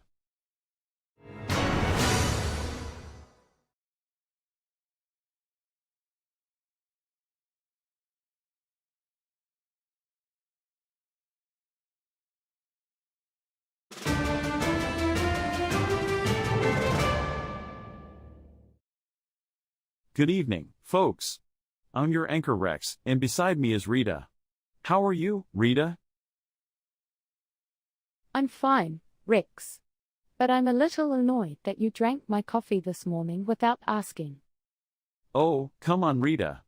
It's not like I drank the last of it. There was still enough for you. That's not the point, Rex. It's about respect and common courtesy. You could have at least asked before taking something that clearly wasn't yours. I'm sorry, Rita. I'll make it up to you. How about I treat you to lunch today? All right, but you're getting me a large coffee with that lunch, Rex. Deal. And on that note, let's get started with tonight's news.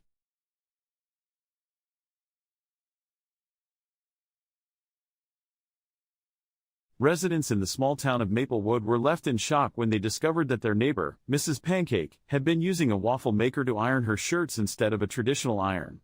Mrs. Pancake said she stumbled upon the idea one morning when she was craving breakfast, but her iron was broken. I was standing there with my shirt all crumpled and a waffle maker staring back at me. It just seemed like the logical thing to do, she stated. However, not everyone is convinced that this is a safe or effective method. The local fire department issued a statement warning against the dangers of using kitchen appliances for anything other than their intended purpose. Mrs. Pancake remains undeterred and insists that her shirts have never looked better. I highly recommend it, she added with a grin.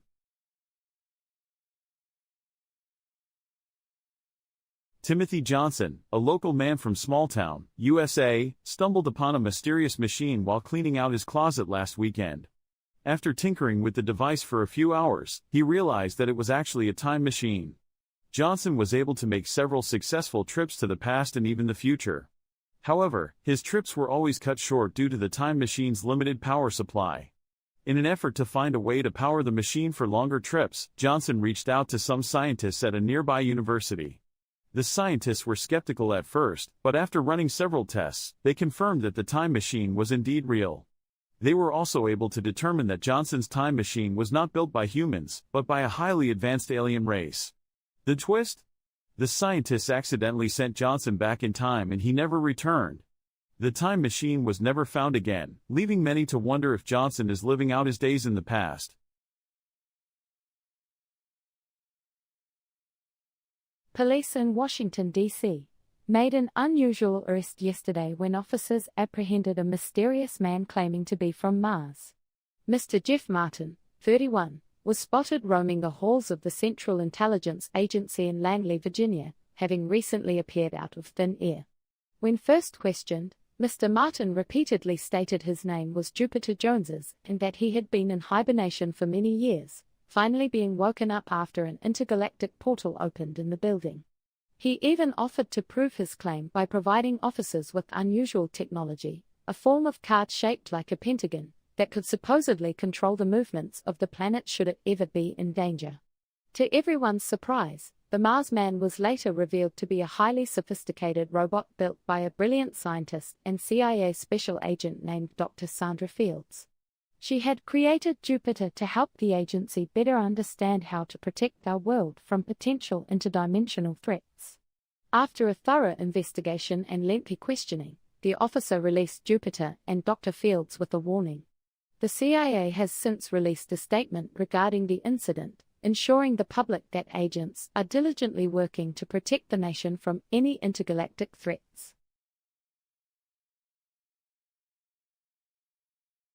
Last night, observers from across the globe reported sightings of an extraordinarily bright light in the sky. Professional astronomers confirmed that the source was an unknown meteor traveling at an incredible speed, leaving a brilliant, rainbow-hued tail in its wake. The meteor seemed to dance and weave through the sky, performing an eerie and mesmerizing light show for all to see. Scientists are struggling to identify the origin of the cosmic visitor and its purpose, but are stumped by the strange phenomenon. Now let's go to our field reporter to see what's going on around town. Hi there, Jeb. Can you tell us what you saw in Mayor Johnson's kitchen? Sure. I was visiting the mayor's mansion when his robot housemaid went haywire and caused quite a ruckus in his kitchen. That must have been quite a sight. What kind of mayhem did the robot cause? Well, it started rearranging the kitchen cabinets and drawers, and then it started pushing furniture around. It even tried to vacuum the floor. It was pretty chaotic. What did Mayor Johnson do when he saw what was happening? He was a little panicked at first, but then he managed to pull the plug on the housemaid and it shut down. The staff were able to help him clean up the mess. It was quite a spectacle. You heard it here first. Now back to the studio.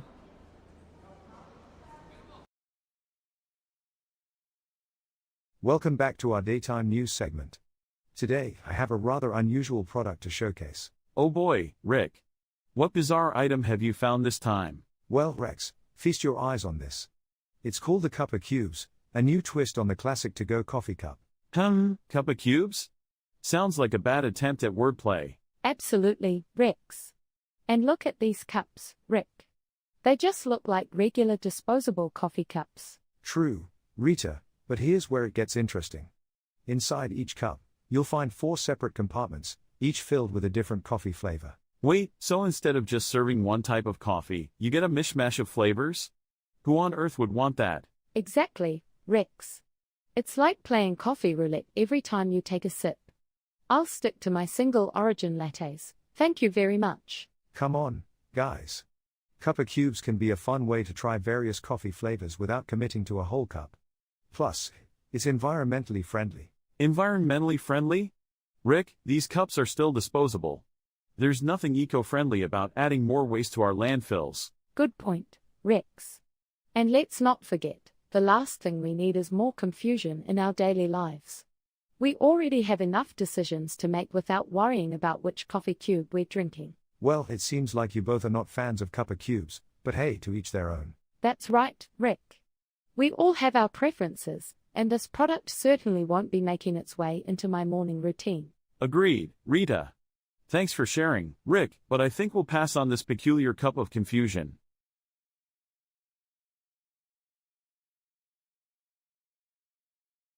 Introducing the latest video game sensation, Botcha's Cheese Craze. This game is taking the gaming world by storm, and not just because of its addictively cheesy gameplay. The developers of Botcha's Cheese Craze have taken an innovative approach, using cutting-edge technology from the cheese-making industry to enhance the gaming experience. The game features a unique, cheese-based haptic feedback system that allows players to physically feel the game's movements, adding a whole new level of immersion. In addition, the game's graphics were made possible by a special type of curdled milk that creates a stunningly realistic cheese-themed world. The CEO of the game's development company, Chuck Botcher, explained that the idea for the cheese-based technology came to him while he was on vacation in Switzerland, touring various cheese factories. "I saw how intricate the cheese-making process was and thought, why not apply some of these techniques to gaming? It's been a game changer," he said. Players have been raving about the unique experience that Botcher's cheese craze offers, with many reporting that they never knew gaming could be so cheesy.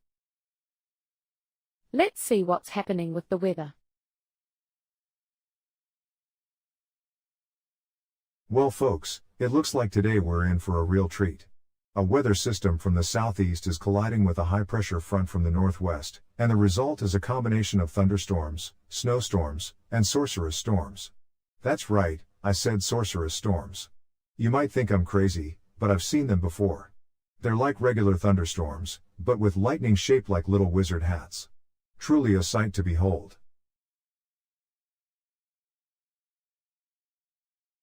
Jackson Brown had been told by his wife, Sarah, that he had to take a trip for work, so Jackson obliged and set off. Little did he know, Sarah had secretly planned a vacation for him and his twin brother, Max. When they returned, they were both surprised to find Sarah had remarried, to Jackson's exact lookalike, Dawson. Jackson was sure there was something suspicious about the situation, and quickly uncovered that the whole plan was orchestrated by Sarah to prevent the two brothers from ever finding out they were twins. Jackson and Max now reunite as brothers and share a laugh at the strange turn of events. Residents of Rockyfield, Minnesota awoke to find a startling new presence in their town square this morning. Hilda Johnson, a resident, described the being as a tall, glowing white figure with a human-like shape and no obvious facial features. The figure reportedly was in the same position all morning, almost as if it were frozen in place, yet not one person could identify what it was exactly. According to witness accounts, the figure had no signs of clothing or items. Local law enforcement, the mayor, and other officials all attempted to investigate, but the figure seemed to defy explanation, and in the end they were unable to investigate any further. Residents are uncertain what to make of this strange sighting, with some claiming that it is a sign of something supernatural, and others wondering if it could just be an elaborate hoax.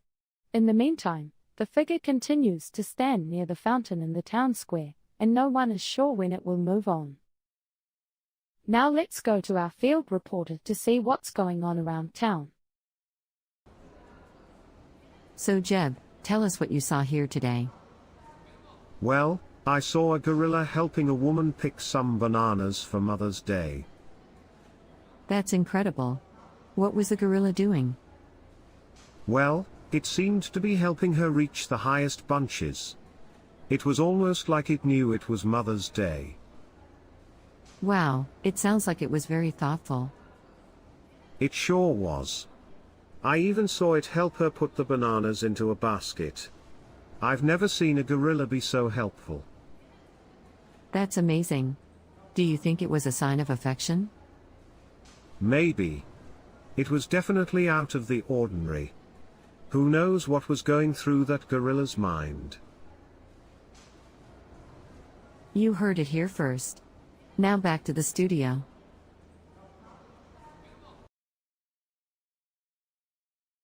Welcome back to our daytime news segment. We have our correspondent Rick with us, who claims he has found a truly bizarre product. Rick, what's this strange contraption you have with you? Thanks, Rex. This is the latest invention called the Axe of Wonder. It combines the functions of an axe with, well, who knows what else. Oh, please. The Axe of Wonder? Sounds like a desperate attempt to appeal to lumberjacks who want a little magic in their lives. I mean, really, Rick? An axe? How is that even a new product? Who comes up with this stuff? Well, Rex, this axe is not your ordinary axe.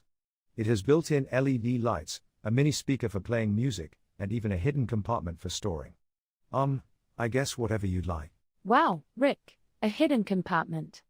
I bet whoever buys this is just dying to keep their secret stash of embarrassing 90s CDs safe. Wait. So, not only is it an ordinary axe, but it's also a flashlight in a boombox? Give me a break. I understand the skepticism, guys, but the Axe of Wonder is designed to be a versatile tool for adventurous individuals. It's perfect for camping trips or impromptu dance parties in the forest. Or, for that person who just can't decide whether to take up wood chopping or DJing as a hobby. Exactly, Rita. Imagine being stuck in the woods, needing to cut down a tree and play some tunes at the same time. Utterly ridiculous. Well, I guess the Axe of Wonder might not be for everyone. But hey, who knows? Maybe there's a market for axe-wielding, music-loving campers out there. Right, Rick? And maybe there's a market for unicorn saddles and teacups that stir themselves. Let's move on to something more reasonable, shall we?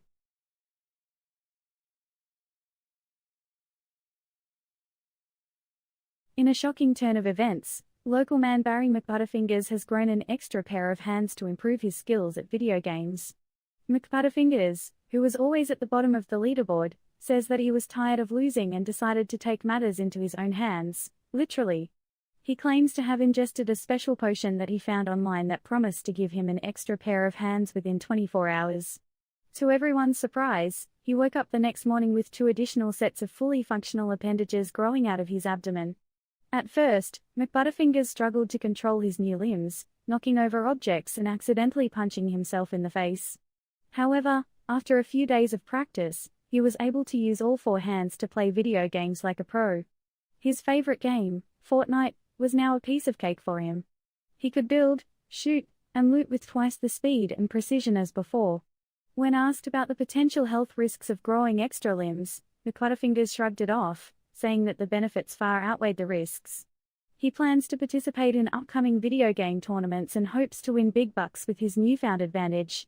As for the extra pair of hands, he says he's grown attached to them and wouldn't have it any other way. Let's see what's happening with the weather. Oh, the sky grew dark and the wind did howl, as ominous clouds formed and began to scowl. Thunder crashed loudly, shaking the ground, and lightning bolts struck with a deafening sound. The tempest raged on with an unrelenting fury, bringing destruction and mayhem. It was in no hurry.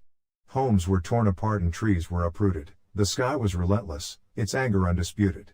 As the storm started to fade, the townspeople emerged. They were battered and broken, but their spirits surged. For they knew they were survivors, strong and brave, and they would rebuild, even from the grave. So let the storm rage on, for it will only make us stronger, and we will rise again, fear it no longer. We've come to the end of today's top stories.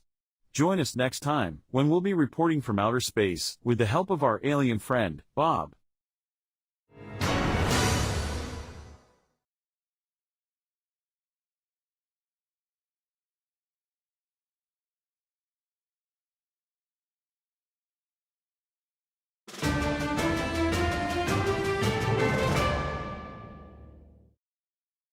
Good evening, viewers. I'm Rex and this is Rita. Actually, Rex, it's Rita and Rex. No, it's Rex and Rita. It's alphabetical. But it sounds better as Rita and Rex.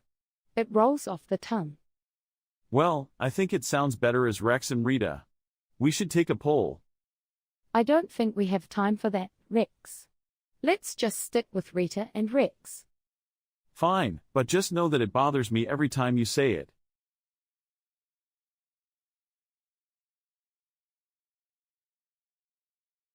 Residents of the small town of Cheddar are in shock after the local cheese factory went on a rampage last night. According to eyewitnesses, a roadblock of cheddar cheese caused havoc in the streets, rolling down hills and knocking over pedestrians. Authorities say that the cheese factory's security measures failed to contain the feta, and now they are scrambling to round up all the dairy products before more chaos ensues. Mayor Brie Larson has issued a statement urging residents to stay indoors and lock their doors, stating that this is a good reminder to always be vigilant. The National Guard has been called in to assist with the cleanup, and some residents are calling for stiffer regulations regarding cheese production. The incident has left the town feeling blue, but they are determined to bounce feta than ever.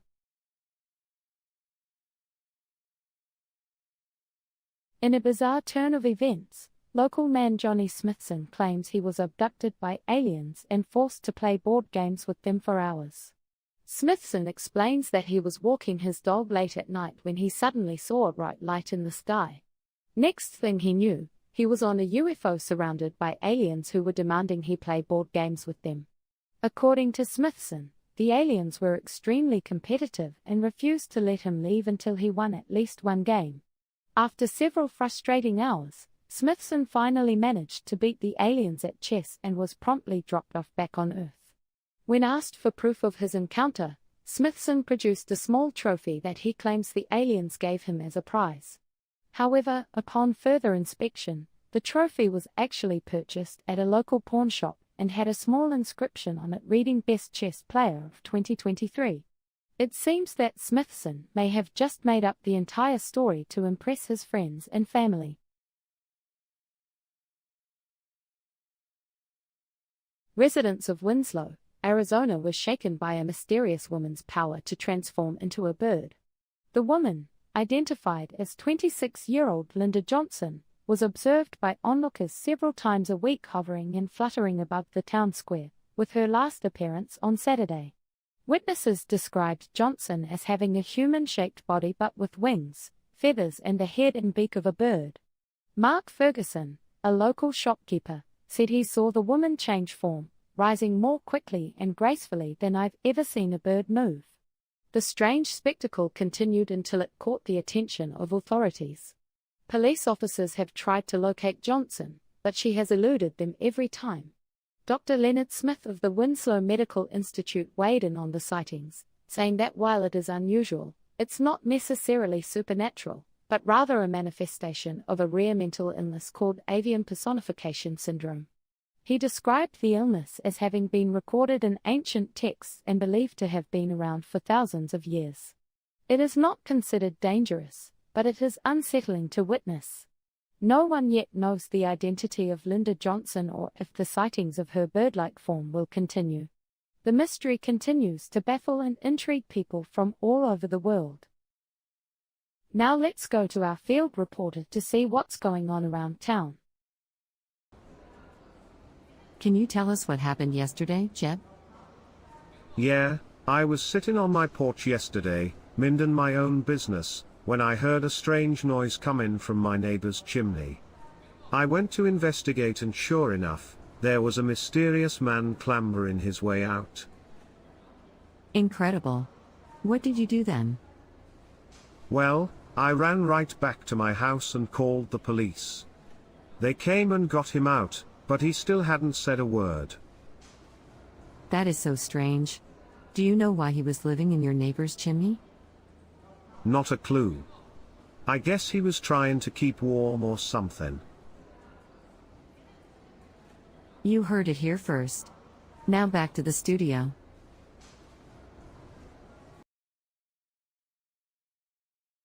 Welcome back to our daytime news segment. We have our correspondent Rick here to show us a peculiar new product. What do you have for us, Rick? Thanks, Rex. Today, I'm showcasing the revolutionary new skateboard called the Rollinator. The Rollinator? Seriously? That sounds more like a cheesy B-movie villain than a skateboard. I have to agree, Rick.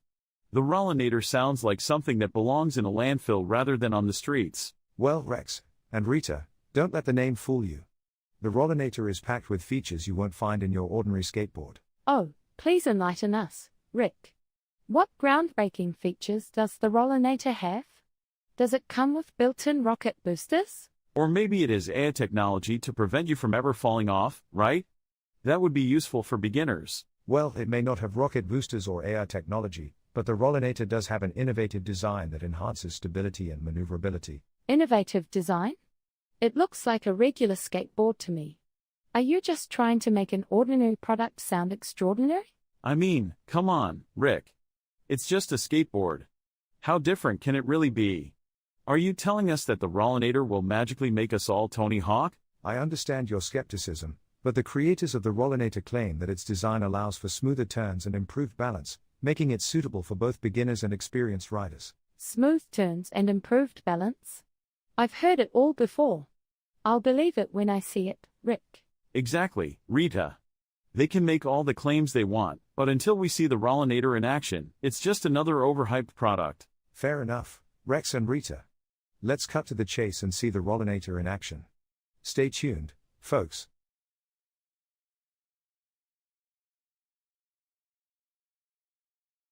In a stunning turn of events, Tom Thumb, a local man from a small town in Oklahoma, has become the world champion of Mario Kart. But his training method is nothing short of bizarre. According to sources close to Thumb, he spent hours practicing on a homemade track he built in his backyard. But instead of using traditional controllers, he used a pair of maracas to control his kart. Thumb claims that the unique rhythm and movement required to control the maracas helped him improve his hand-eye coordination and reaction time. He also credits his victory to his diet, which consisted solely of mushrooms and bananas for several weeks leading up to the competition.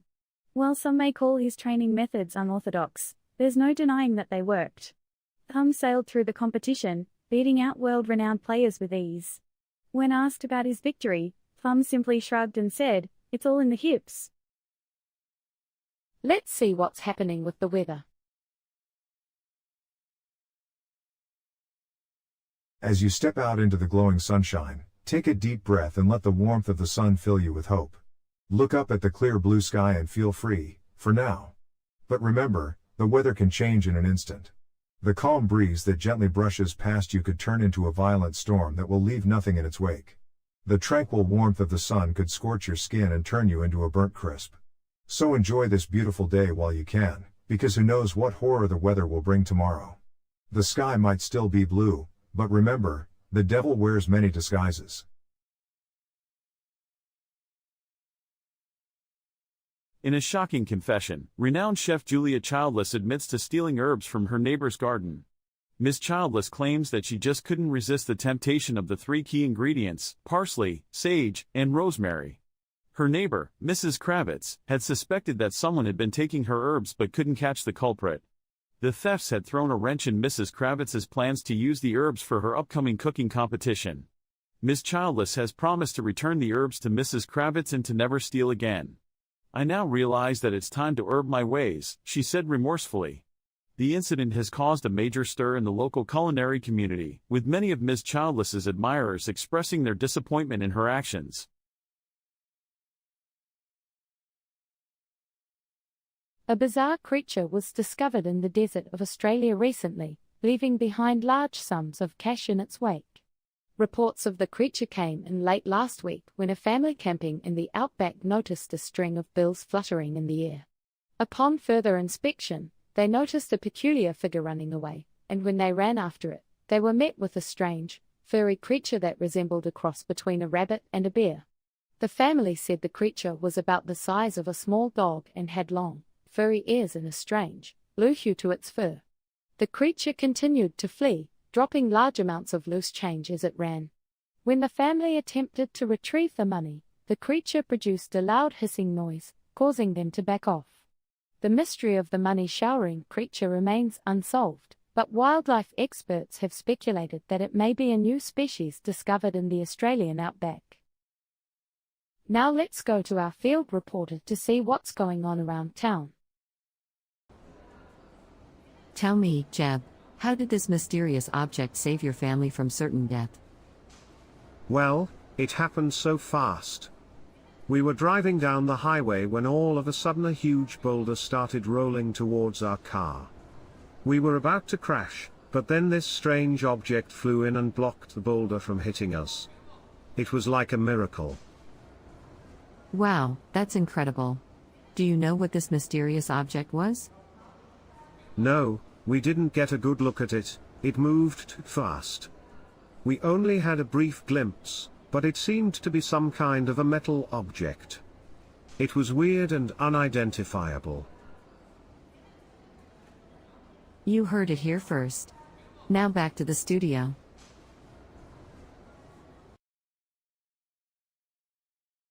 Welcome back to our daytime news segment. We have our correspondent Rick joining us with a bizarre product. Hey Rick, what have you got for us today? Thanks, Rex. Today, I have something truly unique and quirky to show you. It's called the deer head hat. Oh boy, Rick, what is this monstrosity? Are we really going down the path of deer-themed fashion now? It's like hunting season meets a bad wardrobe malfunction. Haha, Rita, I can see you're not a fan. But hear me out. This deer head hat is for those who want to make a bold fashion statement or are looking to add some whimsy to their wardrobe. Whimsy? Rick, come on. It looks like someone decided to plop a taxidermy deer head on top of a beanie. I can't imagine who would actually wear this in public. Well, Rex, some people appreciate the novelty of it. It's made from soft, high-quality materials and offers a comfortable fit. Plus, it'll definitely turn heads wherever you go. Sure, Rick, it'll turn heads, but more out of confusion or the desire to ask what on earth are you wearing. I can't imagine anyone taking this seriously. Exactly, Rita. I mean, who even came up with this idea? Did they think, hey, let's take a beloved woodland creature and turn it into headwear? It's just plain silly. Well, Rex and Rita, while it may not be everyone's cup of tea, there are people out there who enjoy expressing their individuality through unconventional fashion choices. The deer head hat gives them that opportunity. Individuality or fashion disaster? I'll let our viewers decide. But Rick, thanks for sharing this interesting product with us today. Yes, thank you, Rick. I'm not sure I'll ever understand the appeal, but hey, to each their own. That's all we have for now. Stay tuned for more news after the break.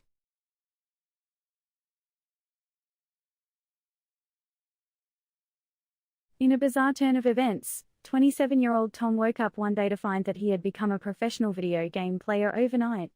Tom had been practicing obsessively for months, and had even taken to sleeping with his gaming controller in his hand.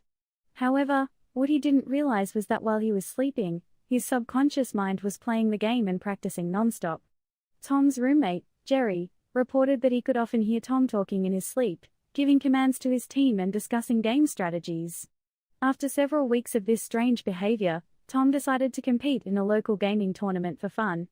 To his surprise, he found that he had become a natural at the game, easily beating all his opponents and winning the grand prize.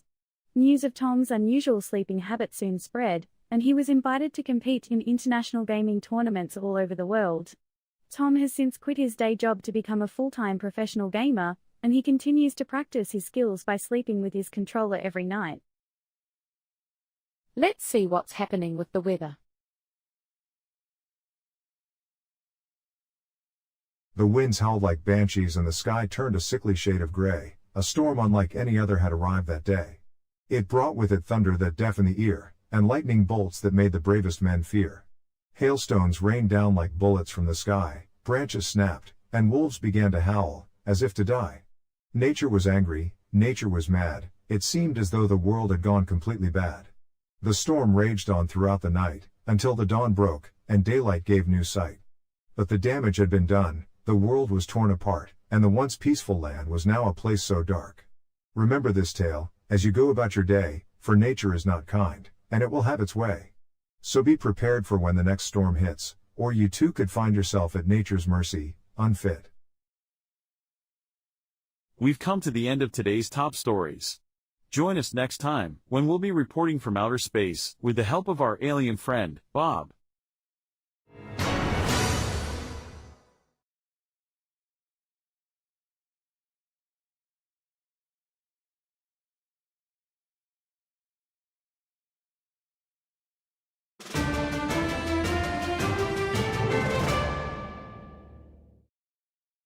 Good evening, Rita.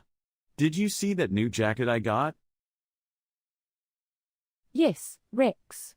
I couldn't miss it. It's neon green. It's called chartreuse, Rita. It's in this season. Well, I think it's more like a traffic cone orange. Oh come on, Rita. You're just jealous of my bold fashion choices. Jealous? Please. I don't want to look like a highlighter pen.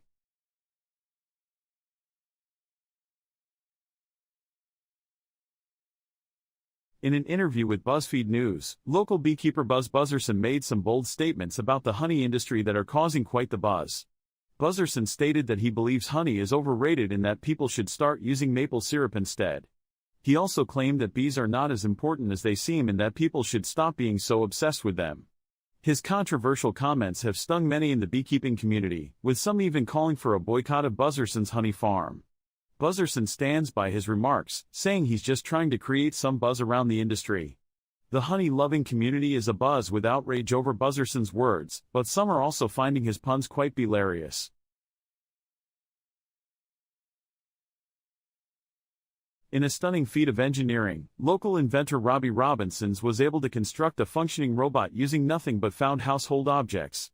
Crafted from materials such as paper clips, popsicle sticks, bottle caps, and rubber bands, the robotic humanoid stands just over 2 feet tall and is capable of simple robotic movements such as waving its hand.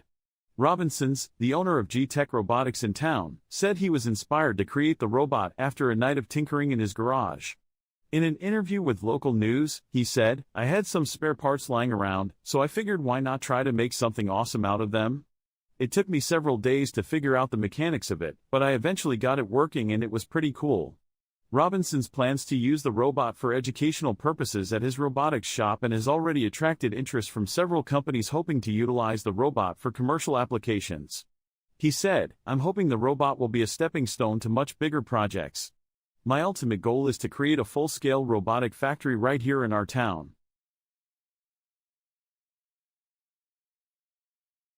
In the midst of a yeast shortage, local baker Sally Doe is determined to not let it rise to her. Instead, she has been experimenting with a new ingredient, beer. Doe says, "I know it sounds crazy, but the hops in the beer actually help the bread rise and gives it a unique flavor." Customers have been raving about her new selection of beer breads, including a popular favorite, the Apple loaf. While the yeast shortage has caused problems for many bakers, Sally Doe has proven that sometimes, you just have to brew it and do it.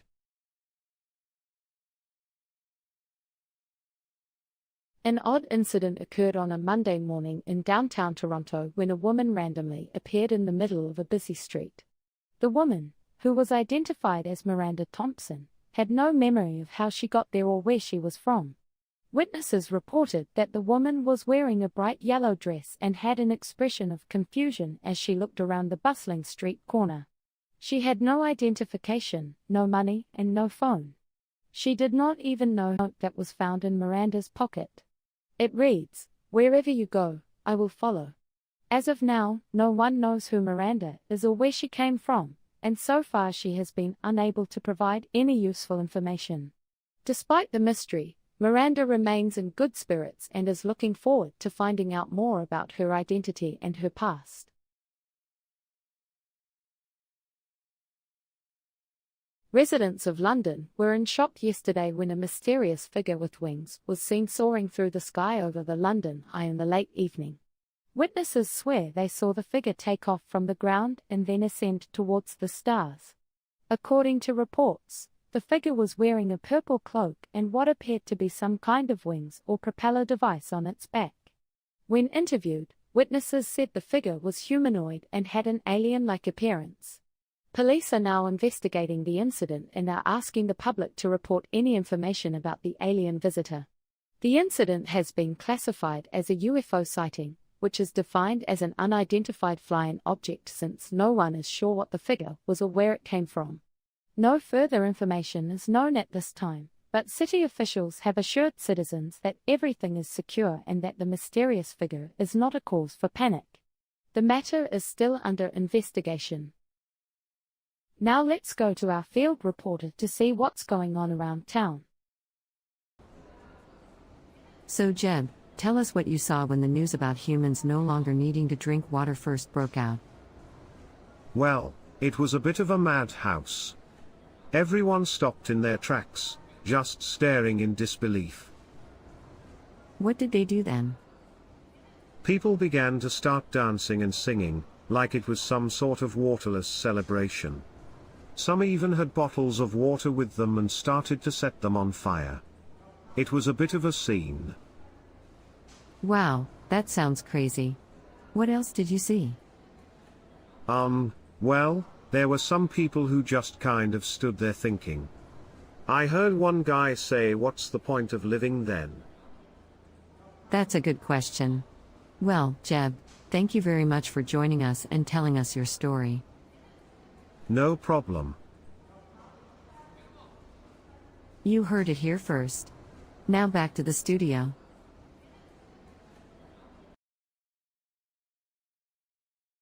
Good morning, Rex and Rita. I'm here today to introduce you to a truly unique product.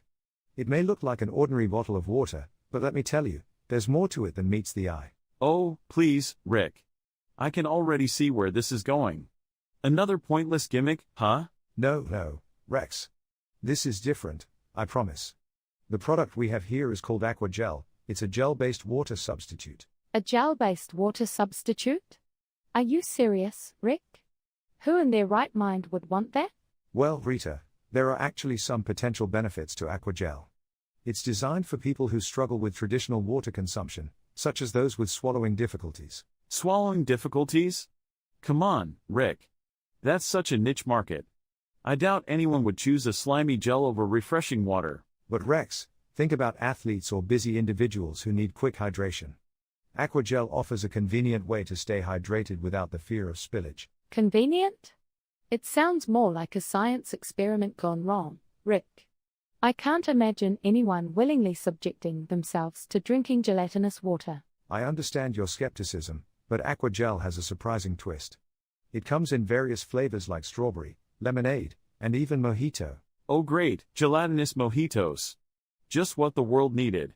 Rick, I have to say, this product seems like a solution to a problem nobody has. Couldn't have said it better myself, Rex. Aqua Gel might just be the most ridiculous product we've ever seen on this show. Well, Rex and Rita, while you may not be sold on Aqua Gel, there are certainly individuals out there who will find it useful. It's all about catering to different needs, after all.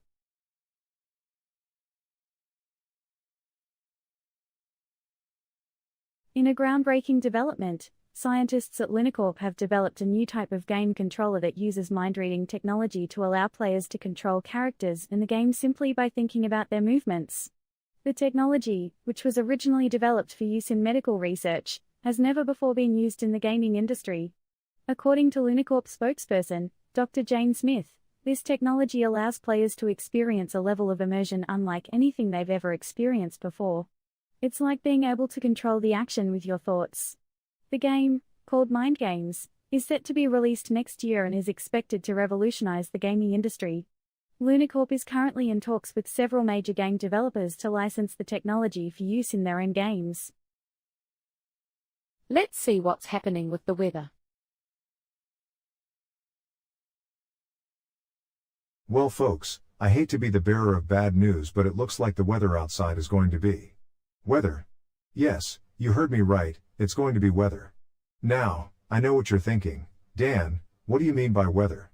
But trust me, I've been doing this for a long time and I know weather when I see it. As for specifics, we're talking about a whole lot of sky stuff happening up there. We've got clouds, possibly some rain, maybe even some sunshine if we're lucky.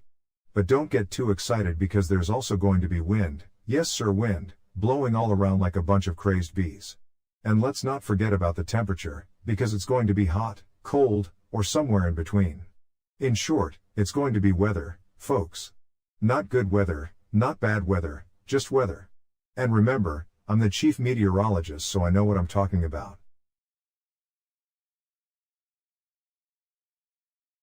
In a bizarre turn of events, local resident John Smith claims to have taught his Chihuahua, Princess, how to drive his car.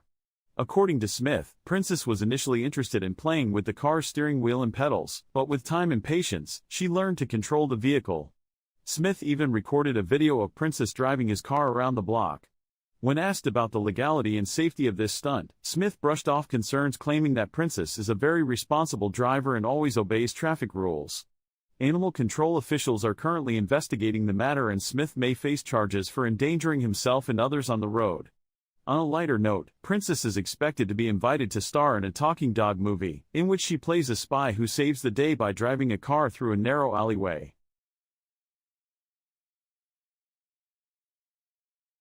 John was convinced that his pillow was possessed by the ghost of Elvis Presley. He said he felt the ghostly presence every night and even heard it singing Hound Dog to him. John's friends and family thought he was losing his mind, but he insisted that it was real. One day, John's girlfriend suggested they take the pillow to a paranormal expert named Dr. Smith for analysis. Dr. Smith examined the pillow and found a small music player hidden inside it that played Elvis songs at random. John was shocked and embarrassed, but now he sleeps soundly with a normal, non-haunted pillow. Never before has bad news been so well received. After a story of economic gloom and doom, locals in the river city of Bigfort decided to take matters into their own hands. They gathered in the town square, donned their brightest clothes, and burst into an unexpected dance party. With a new beat composed from clips of the headline making news, the crowd of locals moved together, shaking off worries and taking a moment to celebrate the silver lining. As the final night of their impromptu party drew to a close, the locals shared their newfound sense of joy and optimism for the future. Now let's go to our field reporter to see what's going on around town. So Jeb, tell us what you saw come up out of the clouds. Well, I was just standing there looking up at the sky when suddenly I saw something very strange. It was this glowing figure with a cape, and he was flying. This is incredible. What did the figure do? He flew right onto the roof of the building and shouted something that sounded like company name change. Then there was a big explosion, and everything changed. All the signs and the company name changed too. It was wild. You heard it here first. Now back to the studio.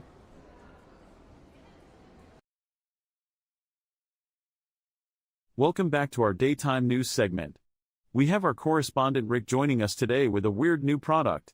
What do you have for us, Rick? Thanks, Rex. Today I have a fascinating product called the paper stack. The paper stack? It sounds thrilling already, Rick. Yes, Rita.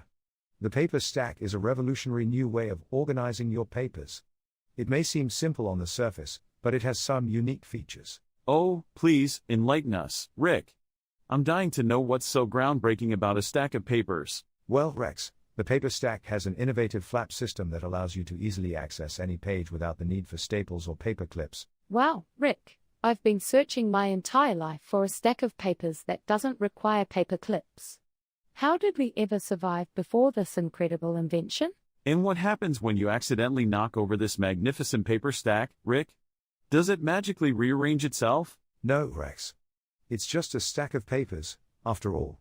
You'll have to pick them up like you would with any other papers. Hold on, Rick. Are you telling me that I can't even brag to my friends about my state-of-the-art paper stack that defies gravity or cleans itself? Looks like the paper stack is the future we never knew we needed, Rick. A miraculous invention doing nothing different than what any stack of papers has done for centuries.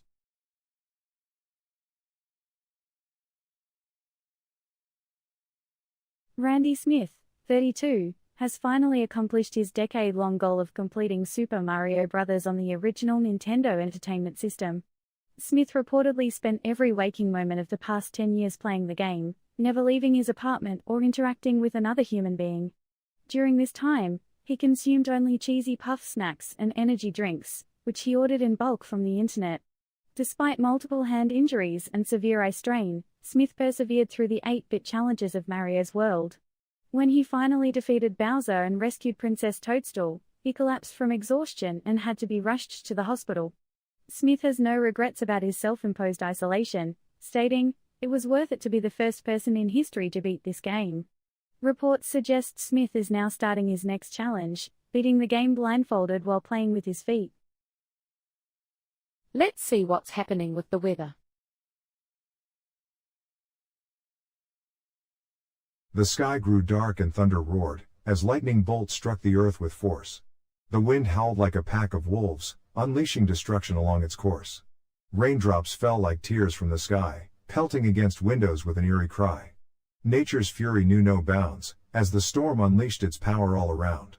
The tempest passed, leaving a trail of ruin and despair, a reminder of the wrath of the elements, so fair. For what was once a calm and peaceful land, had now turned into a nightmare so grand. Amidst the debris and chaos, one thing remained, a sinister message that left many hearts pained. Embrace the storm within you, let it rise, for destruction is the only way to truly thrive. We've come to the end of today's top stories. Join us next time, when we'll be reporting from outer space, with the help of our alien friend, Bob.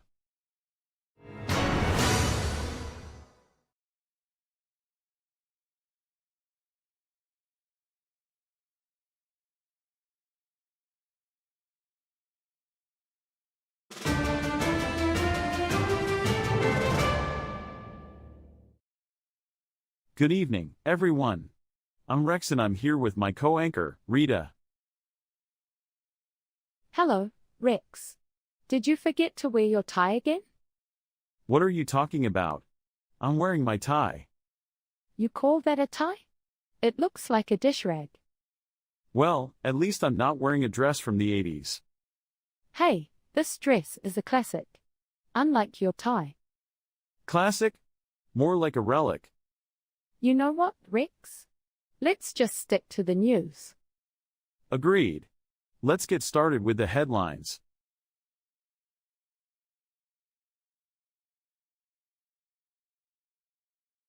In a shocking case of mix-up, Jim Akers of Peach Valley was awarded damages in a lawsuit against a local bakery. After ordering a blueberry muffin from the bakery, he was dismayed to find that he had been given a lemon poppy seed muffin instead. Akers, who is allergic to poppy seeds, was ecstatic at the court's decision and said the money from the case will go to purchasing muffins from other, more reliable, establishments.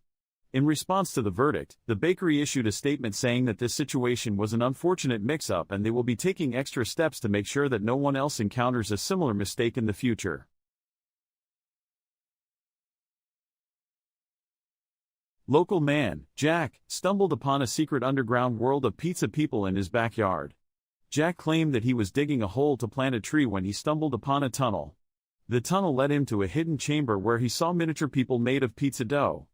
The pizza people were friendly and welcomed him with open arms. They showed him around their underground world, which was decorated with pizza slice furniture and mushroom lamps.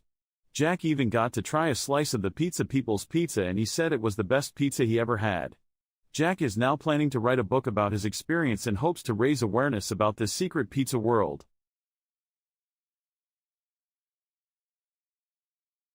Residents of Bolton, England were amused and impressed when local resident Jonathan Gilder completed the town's annual marathon on a unicycle. Gilder, 48, was the only participant to complete the 26.2-mile loop without a running shoe in sight. When asked what inspired such a feat, Gilder replied, "Well, I've been riding my unicycle quite a bit lately and thought why not? I figured that if I'm going to do a marathon, I might as well do it in style." The mayor of Bolton, Marissa Scott, presented Gilder with a medal at a special ceremony, citing his achievement as a really great idea. Gilder was applauded for his creative solution to the long-distance run and is expected to return for next year's event. Dr. Johnson, a local veterinarian in the small town of Genesisville, has recently made some amazing discoveries. After months of monitoring the behavior of various animals in his clinic, he found that 3 cats, Simba, Tibbet, and Whiskers, were able to understand and respond to simple commands in English. In an interview with the local news station, Dr. Johnson shared his excitement about the development, saying, "It's really incredible. I'm amazed that these cats are able to understand basic commands like sit and come with such ease. It's almost as if they can think like humans." Dr. Johnson further revealed that in addition to the cats, a small puppy named Max had also demonstrated the ability to understand simple commands. He believes this is a result of some kind of advanced neurological development, and is now calling for more research into the matter. The townspeople have responded positively to Dr. Johnson's discoveries, with many expressing joy at the thought of their beloved pets being able to communicate with them. While this discovery has certainly stirred the pot in the small town of Genesisville, Dr. Johnson is optimistic that his findings will lead to further breakthroughs in animal behavior. Now let's go to our field reporter to see what's going on around town. So Jeb, tell us what you saw when movie star Bob crossed the finish line? Well, it was quite a sight.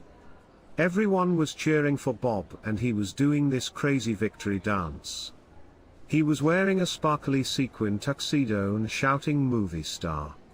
It was quite a spectacle. That is definitely something. Is there anything else you can tell us about Bob's victory celebration? Well, I saw some people throwing confetti and one guy even had a boom box playing a victory theme song. It was pretty wild. You heard it here first. Now back to the studio.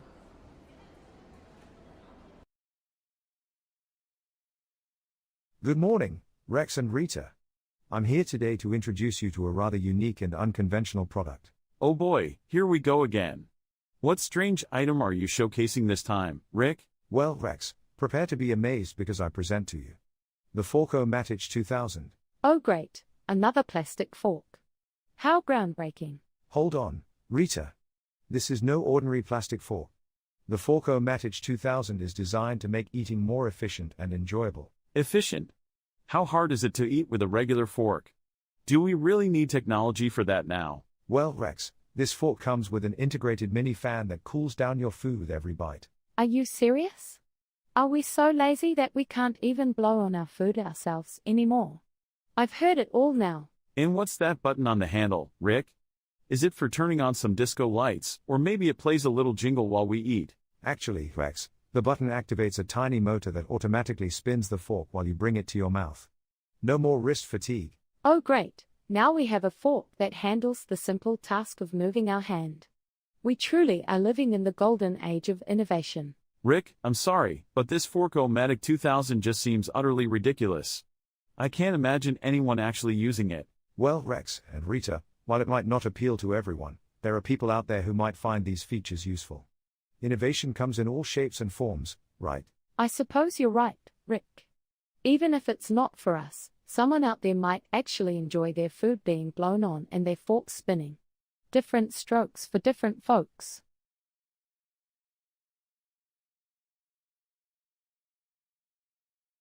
Excitement is building among gamers as the long-awaited video game Adventurous Realms is set for release later this month.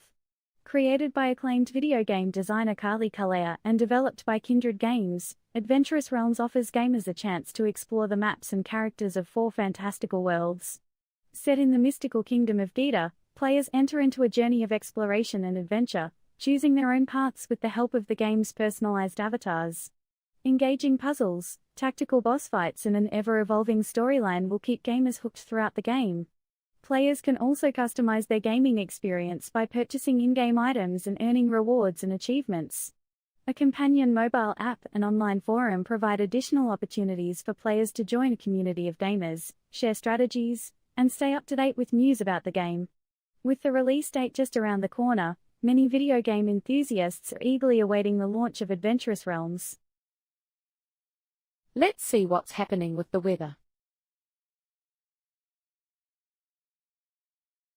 The wind howled across the land and swept away all in its path. The sky grew dark and ominous as storm clouds gathered with a wrath. Lightning flashed in the distance and thunder shook the earth with fear. Torrential rain began to fall as the storm drew ever near. The winds grew stronger and more fierce as the storm raged on and on. Houses crumbled and trees fell down as the tempest's fury shone, and in the darkness of the night the storm consumed all that it found, leaving only devastation and a sense of dread profound. For once the storm had passed on by, all that remained was ruin and despair, and the chilling reminder that nature's wrath is truly unfair. So beware the wrath of Mother Nature, for in her power there is no escape, for her fury is endless and unrelenting, and her wrath is a force to be feared and respected with a chill that runs deep in your veins.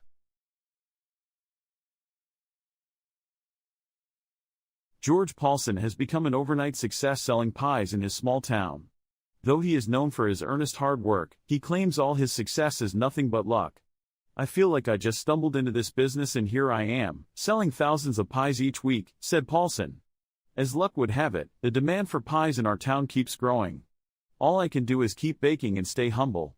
Paulson's pies come in all varieties and have become a staple dessert for residents of the small town. It's been a whirlwind, he said. I have people coming and asking for strawberry, blueberry, chocolate, pumpkin, and just about any other flavor you can imagine. I'm incredibly lucky, but I'll keep panning away. In a stunning discovery that will change the course of history, local man Harry Johnson claims to have found the secret to eternal life. Johnson, a 43-year-old plumber from Smalltown, USA, stumbled upon the secret while fixing a leaky faucet.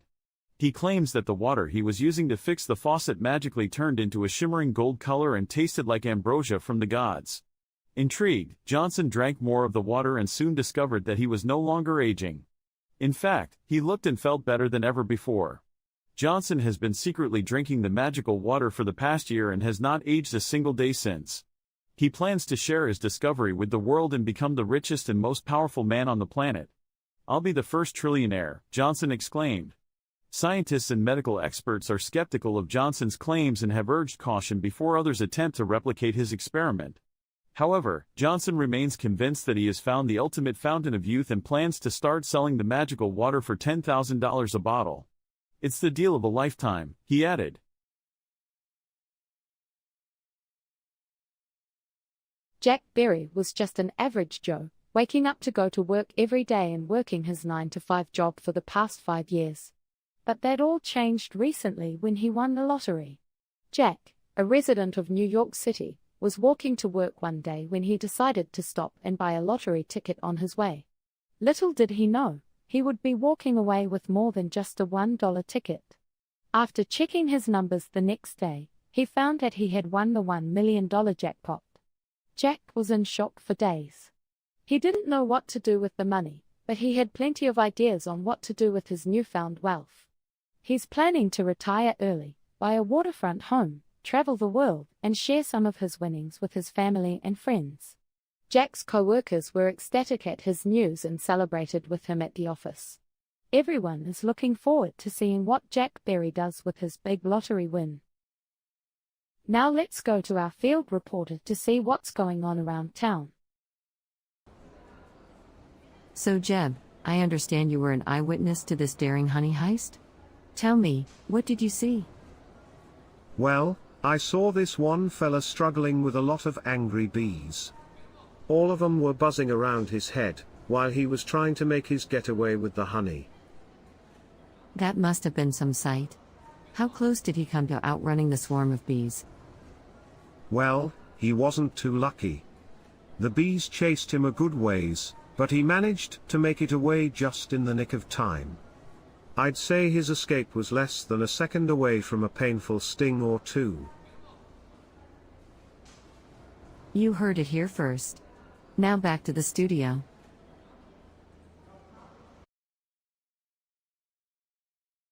Good morning, folks. We have an interesting segment lined up for you today, as our correspondent Rick is about to unveil a rather peculiar product. That's right, Rex. I must say, this is one strange-looking contraption. It's 2 black bags that seem to be filled with garbage. What are we calling this unique creation, anyway? Ha! Rita, I think the appropriate term for it would be trash chic or maybe garbage glamour. Good morning, Rex and Rita. I can feel the excitement building up here. Allow me to introduce you to the Eco-Refuse Couture. Eco-Refuse Couture. Sounds like a fancy name for trash, Rick. Are we supposed to wear these bags or display them in our homes? I have to admit, I love how they managed to take something so repulsive and turn it into a so-called fashion statement. Who wouldn't want to walk around town with literal garbage? Well, Rex, that's the beauty of it. The creators of the Eco-Refuse Couture argue that they're making a statement about sustainability and wastefulness. They want to challenge the way we perceive garbage. Oh, come on, Rick. I understand the importance of addressing environmental issues, but wearing trash is not the solution. We have recycling bins for a reason. Exactly, Rita. I can already see the fashion police writing tickets for littering, thanks to this fabulous garbage ensemble. Well, it's clear that the Eco-Refuse Couture isn't for everyone. But some people genuinely appreciate the avant-garde nature of the design and the underlying message it conveys. I suppose there will always be those willing to follow any trend, no matter how bizarre. Anyway, thanks for bringing this, unique product to our attention, Rick. Absolutely, Rick. We'll be eagerly waiting for the fashion industry to embrace trash bags as the latest must-have accessory.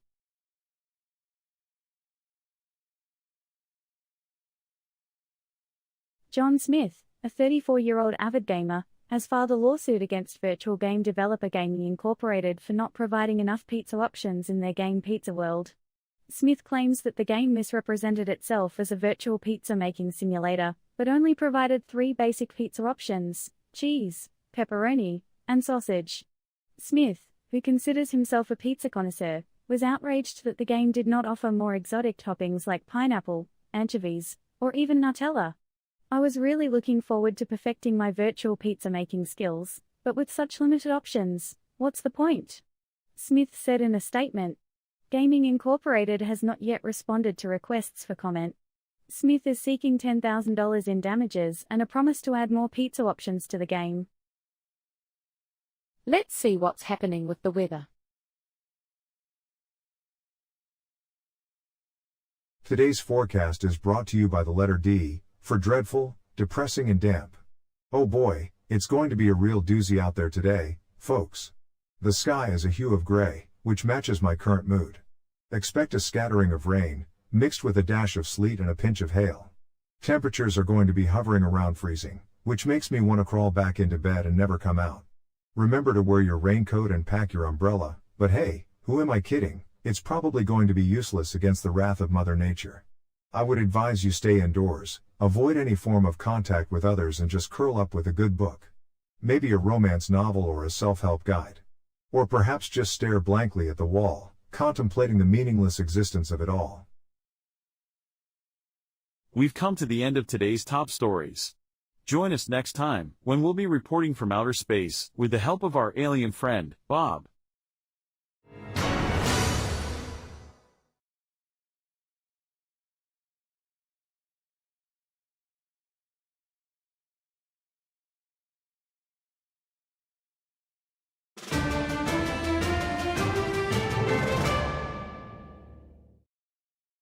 Good morning, Rita. What's the deal with your tie? Did you borrow it from a clown? Oh, Rex. At least I'm not wearing the same suit you wore last week. Do you own anything else? Ha! Joke's on you, Rita. I have a whole closet of suits. You just caught me on laundry day. Sure, Rex. Whatever you say. Maybe next time you can borrow a tie from Bozo the Clown to match your suit. Very funny, Rita. Let's get serious and bring our viewers the news they need to start their day.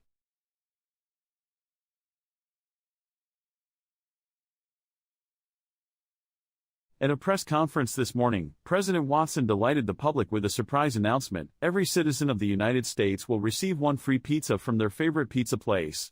The nation rejoiced in the news, but it was quickly followed with disappointment when it was revealed the announcement was merely a ruse to distract from the president's latest controversial policy initiative. The pizza initiative was simply a marketing ploy to make the policy more palatable to the public.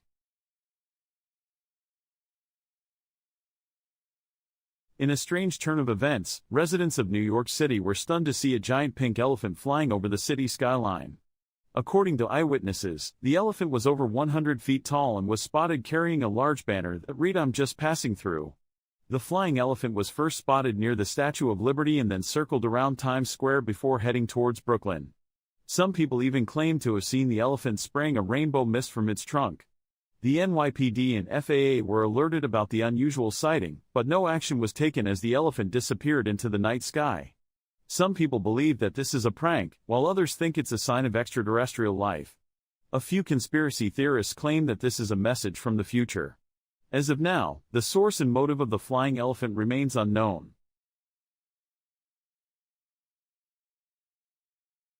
In a bizarre turn of events, local resident Jane Smith claims to have developed the ability to teleport after drinking a strange herbal tea.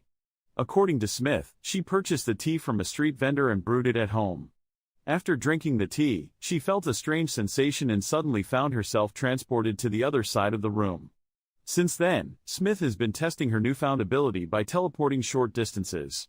She has also gained the attention of local scientists and officials, who are studying her unique ability.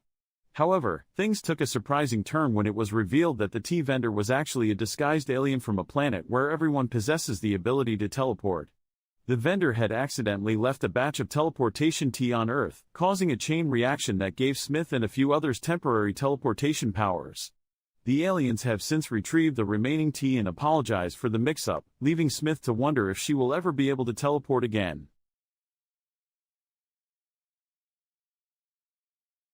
Last night, John Smith won the annual wall staring competition at the community center. Smith, who has been training for this event for months, set a new record for the longest time staring at a wall. He stared at the white paint on the wall for an astonishing 43 hours straight, beating the previous record holder by over 4 hours. The crowd was in awe as they watched Smith's unwavering gaze, and some even brought picnic baskets to make a day of it. Smith's secret to success? He claims that he visualizes a world outside of the wall, one where he can fly and unicorns roam free. When asked what he will do with the championship belt, Smith replied that he will hang it up on his wall and stare at it for hours on end, as it now holds a special place in his heart.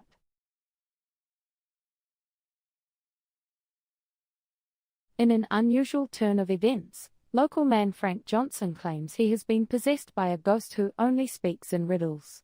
Johnson stated that he was alone in his house when he suddenly felt a cold breeze, and then the next thing he knew, he was being spoken to by a ghostly figure. The figure introduced itself as Riddler and informed Johnson that it was going to possess him for a while. Johnson claims that Riddler only speaks in riddles and that he has to decipher the meaning every time he talks to him. Johnson also reported that Riddler has been asking him to do strange things, such as baking a shoe or singing a lullaby to a plant. Friends and family of Johnson have expressed concern, with some suggesting he seek professional help. However, Johnson insists that Riddler is real and that he just needs more time to figure out what the ghost wants from him. The story has gained national attention, with some even suggesting that Johnson may have stumbled upon a new form of communication with the paranormal world. Now let's go to our field reporter to see what's going on around town. Here with us today is Jeb, who witnessed Anna Banana's record-breaking corn sale. So tell us what happened when you saw it, Jeb. I saw a line of people at Anna's stand, buying corn like crazy. She was selling it faster than I'd ever seen. She must have sold out in a matter of minutes. Wow. That certainly is a record-breaking amount of corn sold. What did you think of it? I was amazed. I've never seen anyone sell so much corn in such a short amount of time. It was really something else. You heard it here first. Now back to the studio.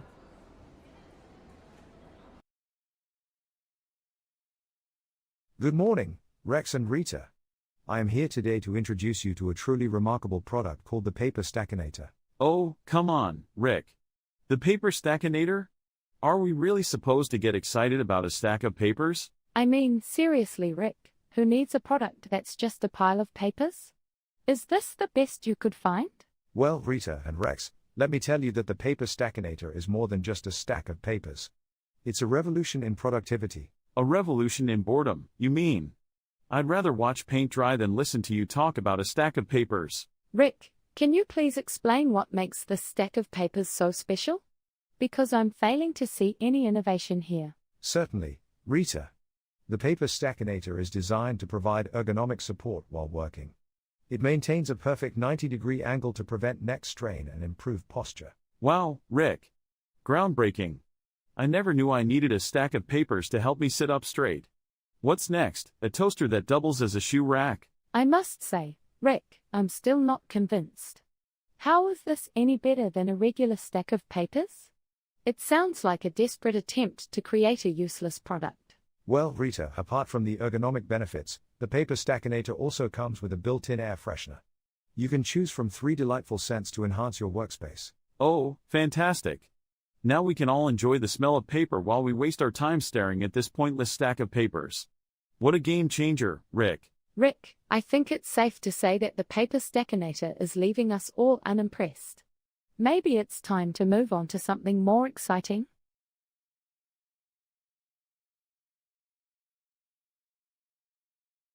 Fans of science fantasy have been eagerly awaiting the upcoming release of the game Voyager Quest, and the wait until launch day is quickly coming to an end. Developed by the game studio Vista Entertainment, this adventure title is expected to be the hit of the season. Players will control their own custom-created character as they set out on a quest to explore a mysterious planet in a far-flung system, one that is filled with powerful alien technology, ancient secrets, and of course several deadly foes.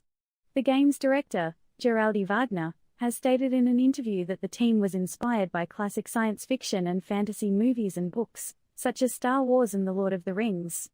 According to Wagner, their goal was to create an immersive story-driven experience which blends the best aspects of realistic space exploration with that of exciting action-packed battles.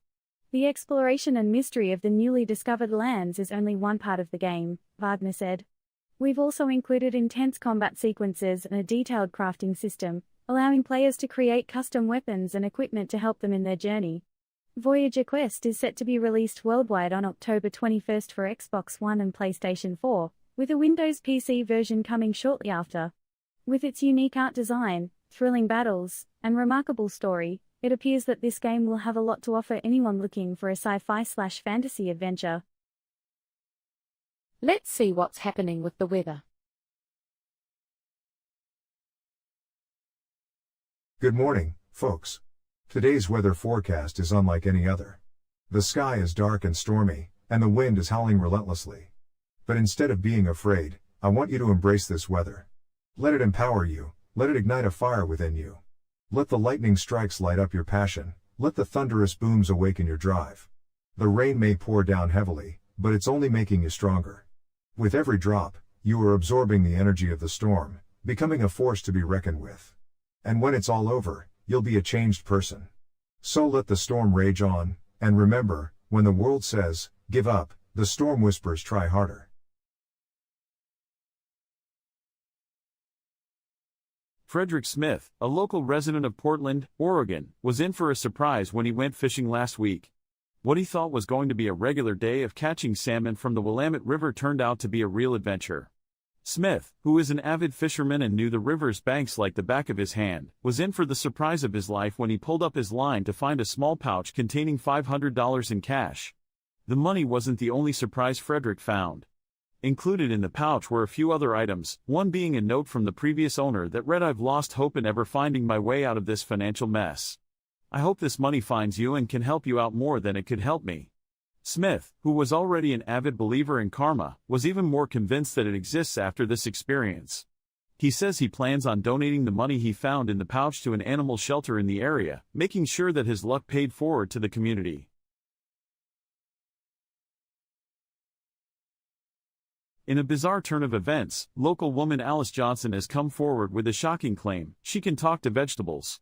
Johnson, who has been a vegetarian for the past 10 years, revealed that she has developed a special ability to communicate with all kinds of vegetables.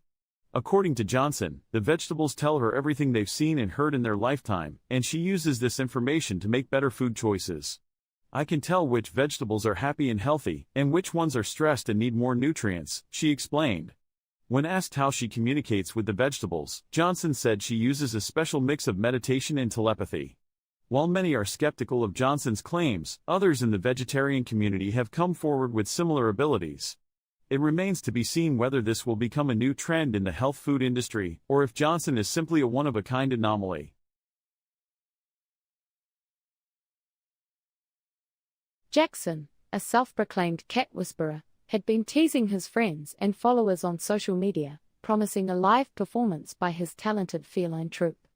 According to Jackson, he had spent months training his cats to play various instruments and sing in harmony.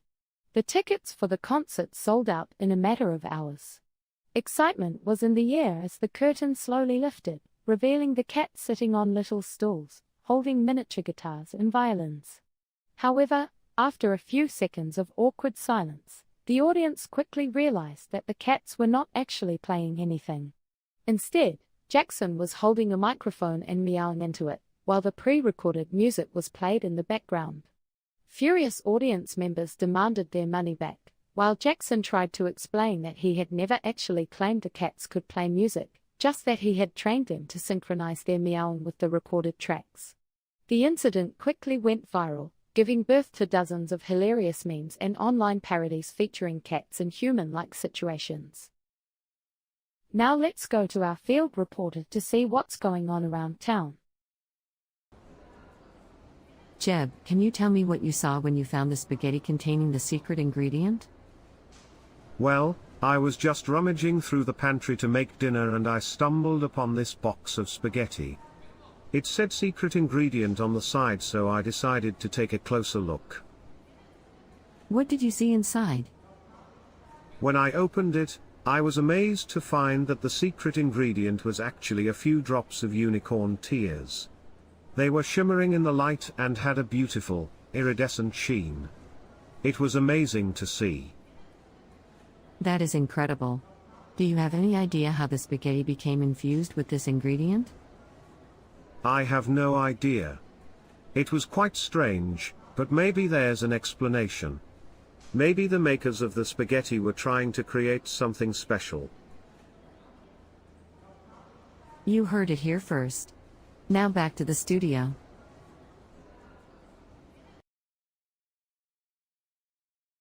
Good morning, Rex and Rita. I have a truly bizarre and unique product to share with you today. It's called the Pano-Matic 3000 – the frying pan of the future. Oh great, Rick. Another ridiculous product. So, what's so special about this frying pan? Does it fly or something? Haha. Seriously, Rick? A frying pan as a groundbreaking innovation? What's next, a revolutionary toaster? Well, Rex and Rita, let me tell you, the Pano-Matic 3000 is not just an ordinary frying pan. It has a built-in artificial intelligence that can cook any dish for you automatically. Wow, Rick, I'm so relieved. Finally, I don't have to worry about the horrendous task of flipping a pancake. What an absolute lifesaver. Oh, please. Who needs a talking frying pan in their kitchen? I can already picture the Pano-Matic judging my cooking skills, or rather lack thereof. Well, Rex and Rita, while it may sound silly, the Pano-Matic 3000 actually has some useful features. It can adjust the cooking temperature, flip your food perfectly, and even provide recipe suggestions. Oh great, so now my kitchen utensils will recommend recipes too? Can't wait to hear my spatula suggesting a 3-course meal while I make scrambled eggs. You know, Rick, I think I'll stick to good old-fashioned cooking. The only thing this frying pan can do that impresses me is probably making you breakfast. Well, Rex and Rita, I understand your skepticism, but the Pano-Matic 3000 might just surprise you with its convenience and culinary abilities. Plus, it's available now at an introductory price. Convenience? Rick, I think I'll pass on having a frying pan with an ego. I prefer my kitchen gadgets to be humble, like my trusty old coffee maker. Absolutely, Rex. I can already hear it now. Hello, I'm your Pano-Matic 3000. Are you capable of handling my superior frying skills? No thanks.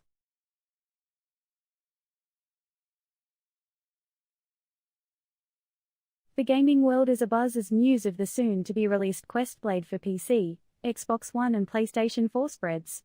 The game, created by the leading game developer in the industry, Jeffrey Simons, has been 5 years in the making and gaining notoriety since it was announced 3 years ago. Players can expect an interesting blend of RPG and multiplayer elements, as they take on the role of a hero tasked with the noble quest of unifying the Kingdom of Lawnsdale. The game features detailed environments, lifelike characters and innovative combat mechanics. In addition, an in-game economy and an advanced crafting system offer added layers of challenge and strategy. Quest Blade will also be compatible with virtual reality systems, allowing players to explore the game's world in immersive 3D. The game's official launch is scheduled to take place this August, and the gaming community is already abuzz about the possibilities. Both serious and casual gamers alike are eagerly anticipating this upcoming video game, and with good reason. Let's see what's happening with the weather. The storm clouds loomed ominously in the sky, ready to strike with all their fury. But fear not. This storm is not here to harm you, it's here to make you stronger. Embrace the howling winds and pounding rain as a test of your endurance. Let the lightning strike serve as a reminder that you can weather any storm. And when it's all said and done, you will emerge victorious, having faced the wrath of Mother Nature herself. So go ahead, step outside and face the storm head on, for only in the midst of chaos can we truly find our strength. And remember, when the storm has passed, what doesn't kill you makes you stronger. We've come to the end of today's top stories. Join us next time, when we'll be reporting from outer space, with the help of our alien friend, Bob.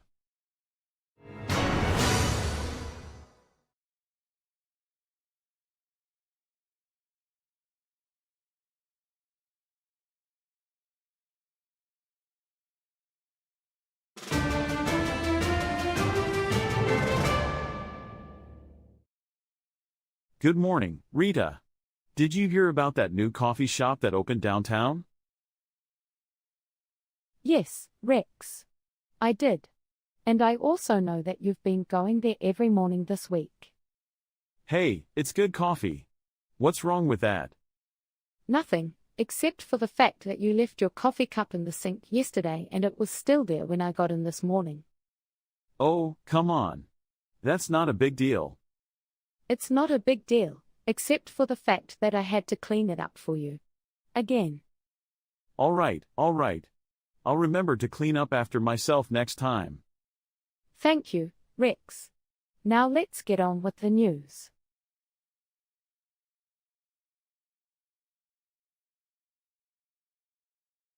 Residents of the small Alaskan town of Frostville are in shock after the sudden retirement of their mayor, Sam Foxdale, at the tender age of 7.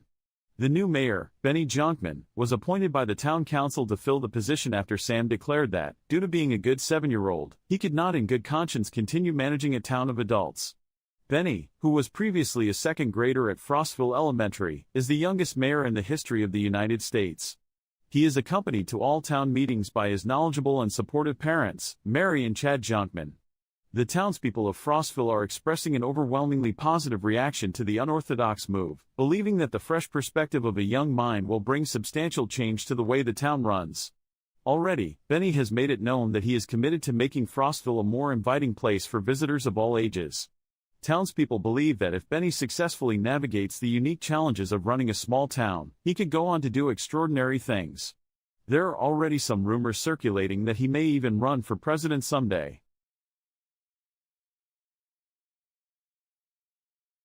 In a bizarre incident, a man named Jack Does was found sleeping soundly in the middle of a clock store. Store owner, Mr. Tick-Tock, was shocked to find the man snoring away amidst the rhythmic ticking sounds of the various clocks in the store. When asked about why he had chosen to nap in such an unusual location, Mr. Doe simply replied that he needed some time to catch up on his sleep. Meanwhile, the police have been clocking in some serious hours, investigating the case and trying to piece together how the man managed to break into the store after it was closed. Thankfully, no clock was stolen, but Mr. Tick-Tock has vowed to keep a sharp eye on the store during the wee hours, to avoid any such incidents from recurring.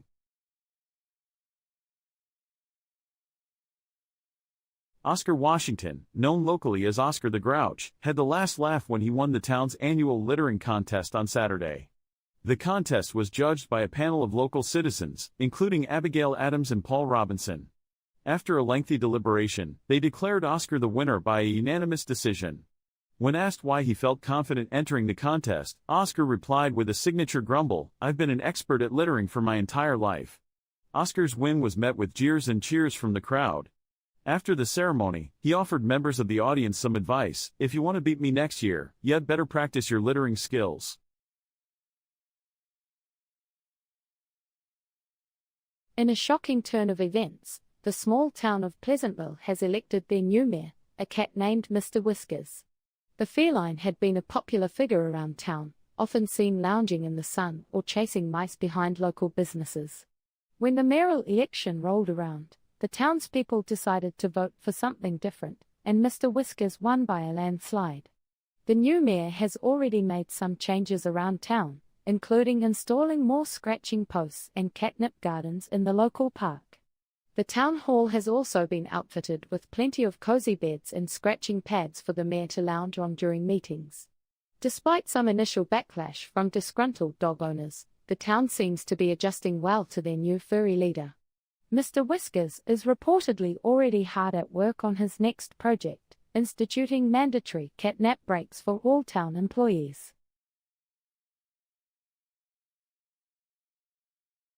In a shocking turn of events, John Smith from the small town of Millville claims to have invented a time-traveling hovercraft. According to Smith, he was working on a project in his garage when he accidentally created the machine. He claims that he was testing a hovercraft prototype, and after a strange noise, he found himself transported back to the 1800s. The machine then brought him back to his garage in the present day. Smith demonstrated the machine to the local news team, and they were able to see him travel to various periods in history, including the time of the dinosaurs in the Wild West. The news team was not able to confirm the validity of the machine, but Smith stated that he will soon put the time-traveling hovercraft on the market for a hefty price. The news of Smith's invention has caused an uproar in the scientific community, with many scoffing at the idea of time travel. However, Smith remains confident in his creation and has already gained a following of believers who are eager to try out the hovercraft for themselves. Now let's go to our field reporter to see what's going on around town. We're here with Jeb, who saw the man claiming to be able to communicate with aliens through his hair. Tell us, Jeb, what was that like? Well, the man was standing there and he had this big, wild hair. He was talking about how aliens use his hair as a form of communication. It was pretty weird. Wow. That does sound unusual. Is there anything else you can tell us about it? Well, he also said he was developing a hair-based language to use with the aliens. He was very serious about the whole thing. That is definitely something you don't hear every day. Have you seen any other strange things happening where you live? Oh, sure.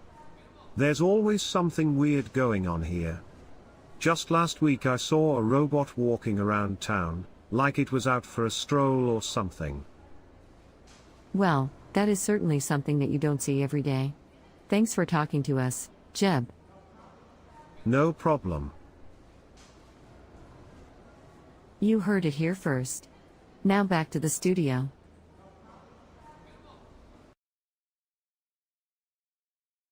Good morning, Rex and Rita. I'm here today to introduce you to a truly unique product called Trash Ease. Trash Ease? Seriously, Rick? It sounds like a glorified garbage can. Yeah, Rick, I have to agree with Rex. This thing looks like a piece of trash itself. Well, Rex and Rita, appearances can be deceiving. This may not look like much, but Trash Ease is actually a revolutionary way to keep your kitchen neat and clean. Revolutionary? Rick, it looks like a flimsy plastic bag holder you can buy at the dollar store. Exactly, Rick. And aren't trash cans designed to hold garbage bags already? Why do we need Trash Ease? I understand your skepticism, but Trash Ease eliminates the hassle of bag slippage and messes in your trash can. Oh, so it's like a trash bag holder for people who can't put a bag in a trash can properly? That's just lazy, Rick. Lazy indeed, Rick. And how much does this revolutionary piece of plastic cost? Well, Rita, the makers of Trash Ease claim that it's an affordable solution for all households. It retails for only $19.99. $19.99 for a glorified garbage can accessory? I'd rather stick to the good old-fashioned way of using a trash can, Rick. I couldn't agree more, Rex. Trash Ease seems like a solution to a problem that doesn't really exist. Well, everyone is entitled to their opinion. But I believe Trash Ease has the potential to make trash disposal just a little bit easier for some people out there. Back to you, Rex and Rita.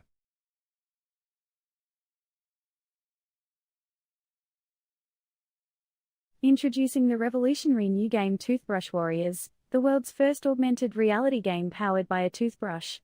The game uses the latest technology from the dental hygiene industry to create a gaming experience like no other. Players must connect their toothbrush to their smartphone and use it as a controller to defeat evil cavities and save the kingdom of Araltopia. The toothbrush's built-in sensors detect a player's brushing movements and translate them into in-game actions. As players progress through the game, they earn rewards for good brushing habits and can unlock new toothbrush attachments for even more powerful attacks. Toothbrush Warriors is sure to be a hit with both gamers and dental hygienists alike. Get ready to brush and battle your way to victory. Let's see what's happening with the weather. The skies are dark, the winds are howling, and the rain is pouring down like the tears of the damned. But don't cower in fear, for this storm is your ally.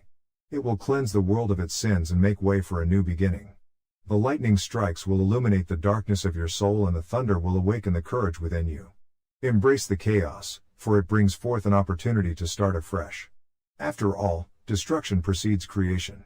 So let the storm rage on and let the winds of change blow away all that is unnecessary. For in the end, only the strong will survive, and they shall rise from the ashes of the old world like a phoenix. This is not just a storm, it is a revolution. Are you ready to join the rebellion?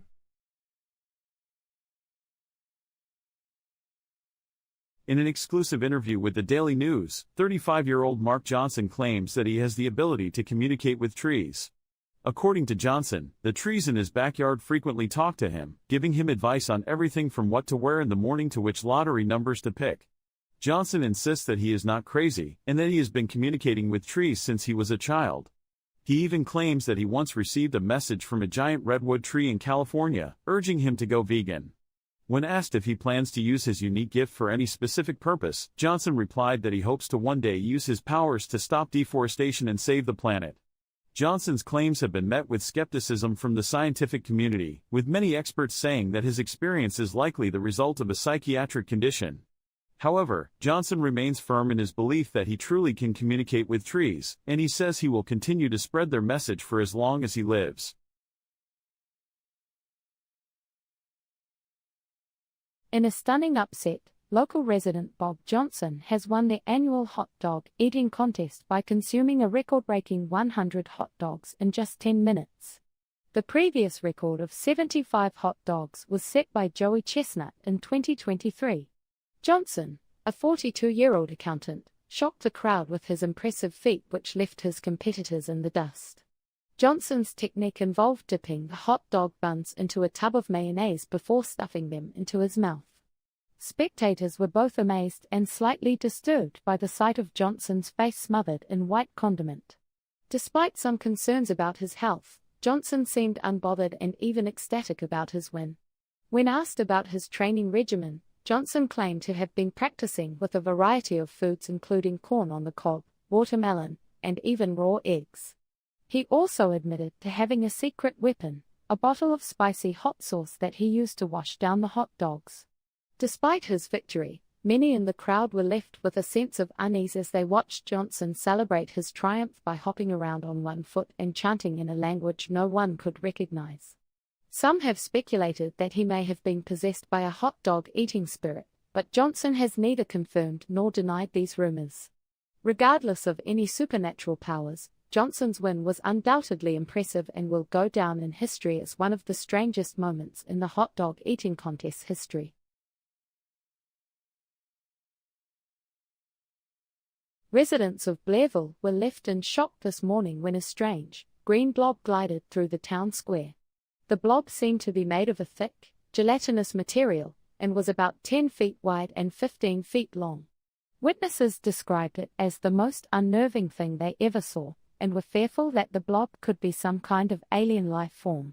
Local scientists attempted to study the blob, but were unable to determine anything about it because it was so slippery and kept changing in size and shape.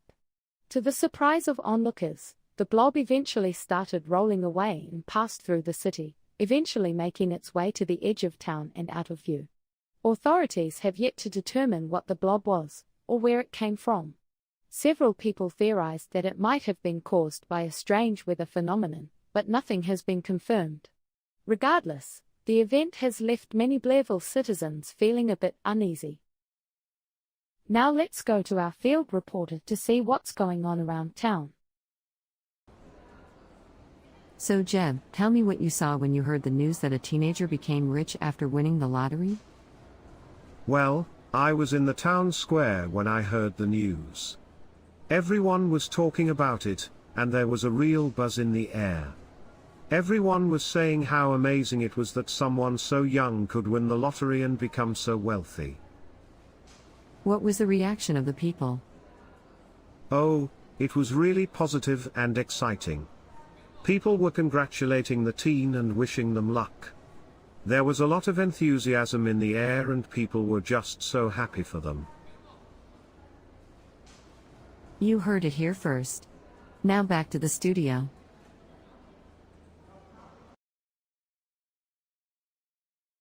Good morning, Rex and Rita. I'm here today to introduce you to a strange and intriguing new product called Goblin Gizmo. Oh boy, here we go. Another bizarre invention. What's so special about this Goblin Gizmo, Rick? Well, Rex, the Goblin Gizmo is a unique little creature-shaped gadget designed to help you with all kinds of daily tasks. Wait, did you just say creature-shaped? Please tell me it's not some creepy doll or toy. Not exactly, Rita. It's shaped more like a little goblin with big eyes, pointy ears, and a mischievous smile. A goblin? Seriously? Who in their right mind would use a goblin-shaped gadget? This sounds ridiculous. Well, Rex, The Goblin Gizmo is not just about its appearance. It's packed with features that might actually be helpful. Alright then, enlighten us. What kind of helpful features does this goblin possess? The Goblin Gizmo has voice recognition capabilities, so you can give it commands and it will perform simple tasks for you. Right, because we all need a goblin to tell us what to do. I'm sure it's just as annoying as it sounds. Come on, guys, let's not judge it too quickly. The Goblin Gizmo can also serve as a Bluetooth speaker and a digital assistant. So, it not only looks bizarre, but it also tries to replace our smartphones or smart speakers? No thanks. I can't even begin to imagine the awkwardness of having that thing sit on my kitchen counter. It's a hard pass for me. Well, it seems like you both aren't exactly fans of the Goblin Gizmo. Fair enough, it might not be for everyone. You got that right, Rick. I think I'll stick with my trusty smartphone rather than this goblin-shaped oddity. Absolutely. Let's leave the goblin gadgets to fantasy movies and focus on more practical inventions, shall we?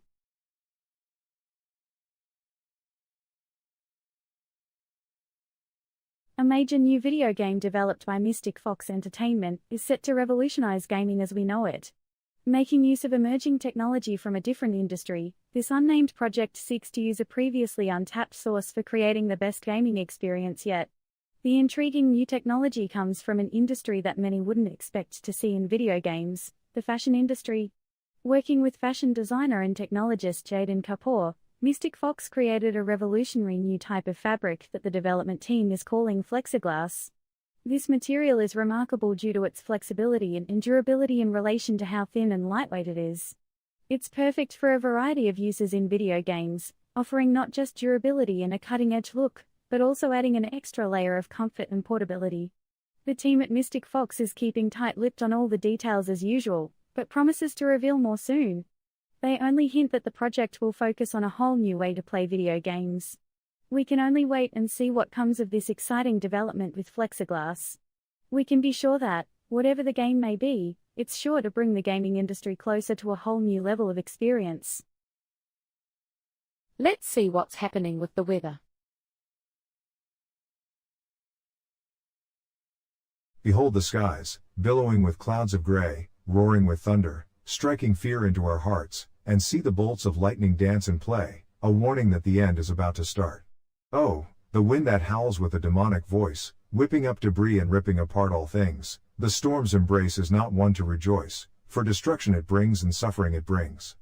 But fear not, for this tempest shall pass, and when the skies clear and the sun shines anew, it's not safety that you shall amass, but doom, for the end of the world is due. We've come to the end of today's top stories. Join us next time, when we'll be reporting from outer space, with the help of our alien friend, Bob.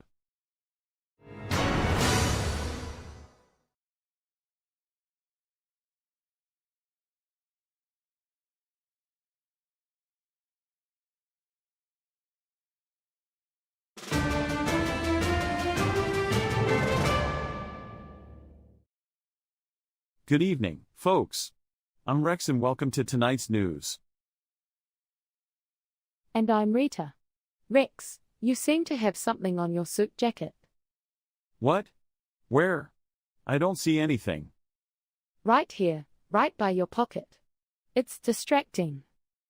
Well, I don't have my cleaning staff following me around like some people do, Rita. Excuse me?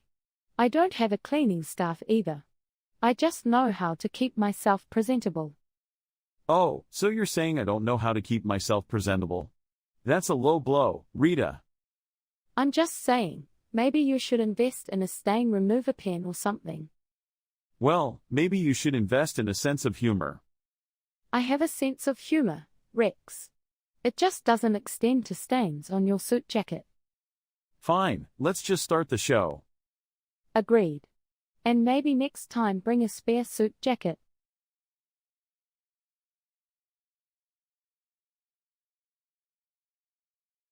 In an attempt to rise to fame, local baker Bob decided to create a loaf of bread shaped like the face of pop star J-Lo. Bob spent hours meticulously sculpting the dough to resemble J-Lo's distinct features, including her iconic cheekbones and pouty lips. Customers who come into his bakery are now lining up to either purchase the unique bread or snap a selfie with the edible art piece. Bob plans to continue creating celebrity-inspired breads and hopes to land a spot in the Bread Hall of Fame.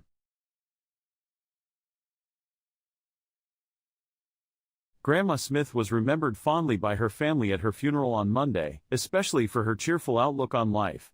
Her grandkids kept the mood light with jokes and funny stories, which Grandma Smith happily responded to with her signature laugh. While the family was relieved that they had the chance to make her smile one last time, they were shocked to see her pass away suddenly, right in the middle of a story. Everyone in the neighborhood was amazed when they saw the huge lawn-mower statue that Bob had built in his backyard. But what amazed them even more was that when Bob started it up, it actually worked. The lawnmower was a fully functional replica of a classic gas-powered model, and Bob was even able to use it to mow his lawn. No one knew that the statue was just a clever disguise for his secret underground laboratory, which Bob had built for top-secret projects. Now, thanks to Bob's incredible invention, his entire neighborhood can enjoy a perfectly manicured lawn without ever lifting a finger. Now let's go to our field reporter to see what's going on around town. Jeb, can you tell us what happened when alien Arnie abducted the local man? Well, I was walking down the street, when all of a sudden Arnie the alien appeared from out of nowhere. He had some kind of weird ray gun, and he just snatched the local man up and carried him off into the sky. So did the man put up a fight?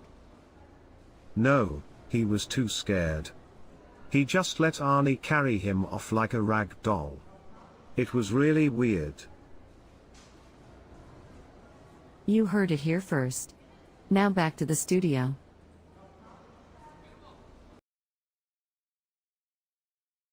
Welcome back to our daytime news segment. I'm your correspondent, Rick, and today I have something quite unusual to show you. Oh boy, here we go again with another weird product. What is it this time, Rick? A bottle of enchanted air? Haha, not quite, Rex. But close. Today I present to you the Aquaphonic Deluxe, the world's first smart water bottle. Oh great, just what the world needed. Now even our water bottles need Wi-Fi and a touch screen. What's next? A phone to call our water? Well, Rita, the Aquaphonic Deluxe is not your ordinary water bottle. It comes with an integrated Bluetooth speaker and a built-in microphone. Oh, fantastic. Because who doesn't want to shout into a water bottle like they're auditioning for a talent show? Hello, can you hear me, Mr. Water? Ridiculous. I know it may sound a little unusual, but the Aquaphonic Deluxe also has a companion app that tracks your water consumption and reminds you to stay hydrated throughout the day. Oh, wonderful. So now our water bottles can nag us like our own personal hydration police. Hey, you haven't had a sip in 20 minutes. Better get a ticket for dehydration. Well, Rex and Rita, while this product may not be for everyone, the Aquaphonic Deluxe is aimed at people who enjoy listening to music while staying hydrated. Sure, because nothing says great audio quality like pouring water into a plastic container with speakers in it. What's next? A microwave with a built-in disco ball. I'm sorry, Rick, but this product just seems like a gimmick to me. I mean, can't we just enjoy our water without all these unnecessary bells and whistles? I understand your skepticism, Rex and Rita. But hey, innovation takes us to unexpected places, and who knows, some people might find the Aquaphonic Deluxe quite useful.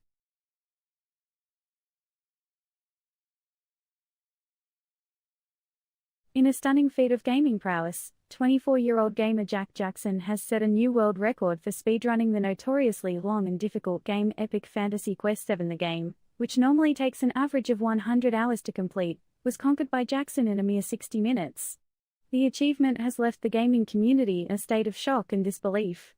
According to witnesses, Jackson's fingers moved so fast and flawlessly on the controller that it was as if they were possessed. He navigated through the game's complex levels with ease, avoiding every obstacle and defeating every enemy with masterful precision. His gameplay was so fluid that it appeared as though he was controlling the game with his mind alone. Jackson credits his record-breaking success to his rigorous training regimen, which included 8 hours of daily finger-stretching exercises and a strict diet of energy drinks and Slim Jims. He also claims to have developed a sixth sense for video games through years of intense gaming, which allowed him to predict and intuitively react to every event in the game. Let's see what's happening with the weather. Folks, brace yourselves. The government is secretly controlling the weather for their own gain, and tonight they plan to unleash a snowstorm of biblical proportions. Snowflakes the size of bowling balls will plummet from the sky, burying entire cities under feet of snow. The roads will be impassable, the power grid will fail, and civilization as we know it will come to a grinding halt. So grab your shovels, hunker down, and don't let your guard down for a second. The conspiracy is real, and it's coming for us all.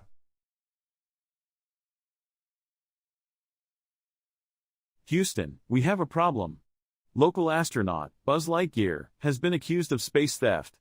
According to NASA officials, he was caught taking samples of moon rocks and stashing them in his spacesuit. When asked for comment, Buzz stated that he was just trying to rock at his scientific studies. The theft has landed him in deep space, facing charges of larceny and planetary misconduct. This is one space incident that won't be easily forgotten.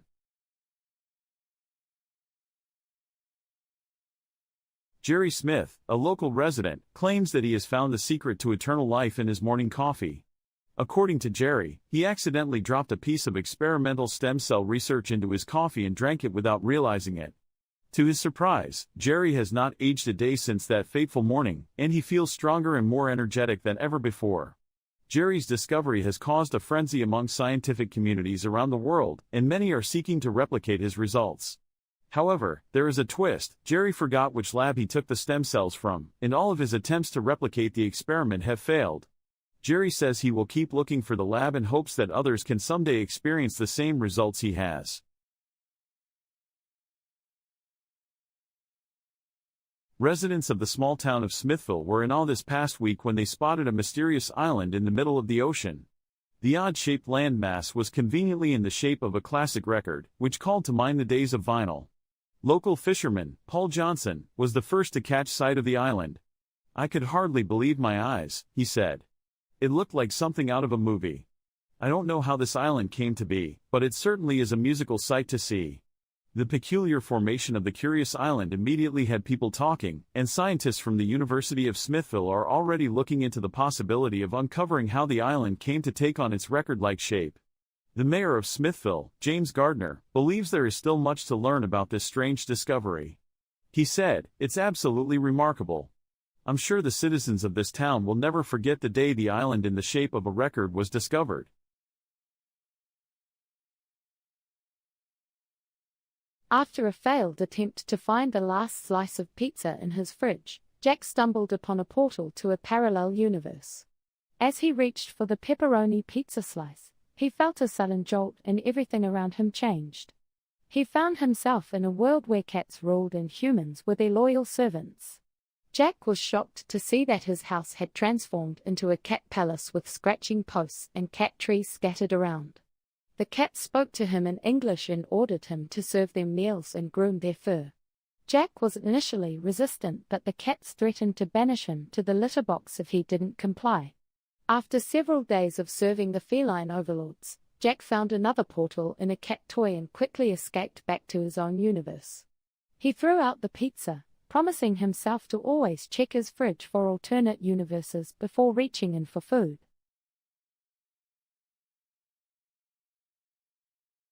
Residents of the small town of Ridgway, Colorado were left flabbergasted this week when a turtle wearing a miniature cowboy hat was discovered running an illegal lizard race. The race, which was organized by a mysterious figure by the name of Johnny Froglegs in a back alley of the town square, had been attracting a lot of attention for the past few weeks. Local police officer, Chief Irwin Wheeler, was the first to respond to the reports of the race.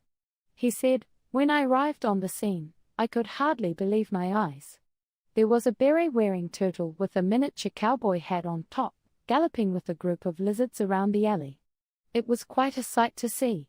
The turtle was eventually taken into custody, although Chief Wheeler was unsure what to do with it, calling it one of the strangest cases I've seen in my 21 years of service. The fate of the turtle, and the identity of Johnny Froglegs remain a mystery. Now let's go to our field reporter to see what's going on around town. Jeb, can you tell us what you saw this morning? Sure can. I was walking my dog, and all of a sudden he started barking. It was really strange.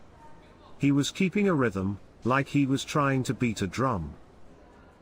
That's quite a sight. Do you have any idea why he was doing this? No, I'm not sure. He just seemed to have the beat in him, like he was born to do it. It was pretty amazing. You heard it here first. Now back to the studio.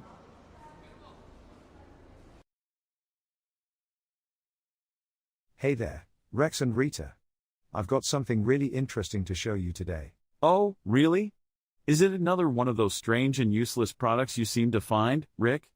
I can't wait to see it. Well, Rex, today I have the pleasure of presenting to you the latest innovation in the world of trash. Trash? Seriously, Rick? You're showcasing trash now? I thought we were supposed to bring something valuable to our viewers. Hold on, Rita, this is no ordinary trash. Allow me to introduce you to the Garbage Glamorizer 5000. Garbage Glamorizer 5000? That sounds like the punchline to a bad joke. I can't imagine anyone falling for this gimmick. So, what does this so-called Garbage Glamorizer 5000 actually do? Turn trash into treasure or just make it even trashier? Well, Rita, this revolutionary device claims to transform your regular trash items into fashionable accessories. For example, watch as I insert this crumpled newspaper into the machine. Oh, please. I can't believe anyone would waste their time and money on something like this. Who wants to wear a recycled newspaper necklace? Actually, Rex, it looks like the Garbage Glamorizer 5000 is jammed. Let me just give it a little. Oh, Great. Rick, you managed to break the revolutionary device already? That's just priceless. well, it seems that the Garbage Glamorizer 5000 needs a bit more refinement. But hey, at least we had a good laugh, right?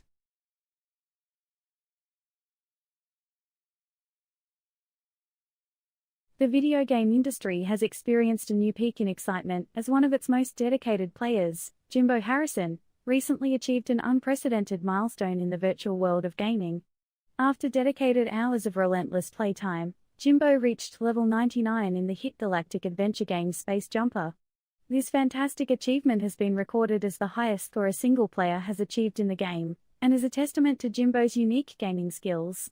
Joe Bradshaw, the CEO of Space Jumper's game development studio, Massive Galactic Entertainment, had this to say about the astounding feat: Jimbo's accomplishment goes beyond what we ever thought possible. He's pushed the boundaries of what could be achieved through gaming and set the bar for future players to follow.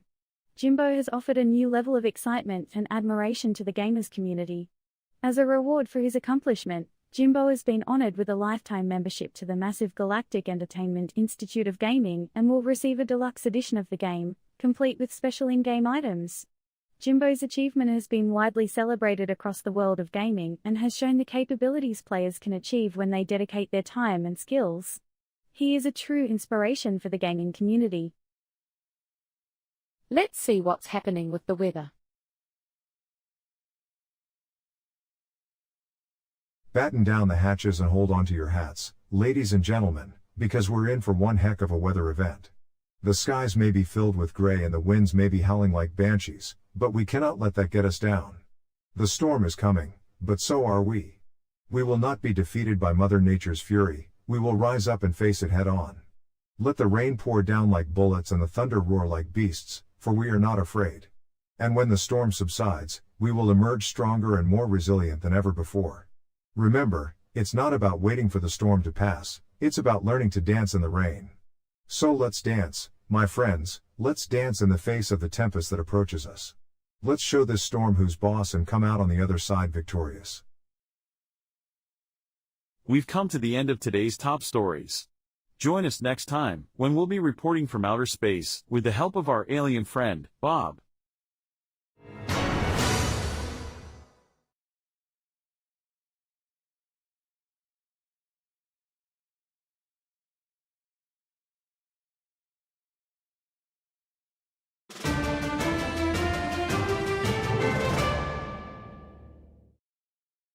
Good evening, folks. Welcome to our news show. Why do you always say that, Rex? It's not like they can see us waving at them from their living rooms. Well, it's a friendly greeting, Rita. It's called being polite. I know what being polite is, Rex. I just don't think we need to do it every single time. You're always looking for something to argue about, Rita. You should try being more positive. I am positive. I'm positive that I don't want to waste time on meaningless small talk. Well, excuse me for trying to create a friendly atmosphere. I guess I'll just stick to reporting the news. That's not what I meant, Rex. You know I value your friendship. Let's just get on with the show, shall we?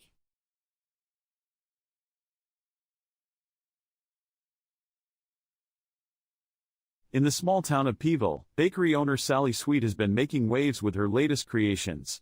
Her lemon meringue pies have been getting rave reviews from customers, with some even calling them pie-licious. One customer, Mr. Whipped, said he felt like he was on cloud nine after trying a slice of the pie.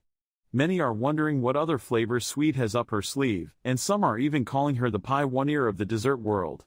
When asked about her success, Sweet simply replied, "It's all in the crust homer service."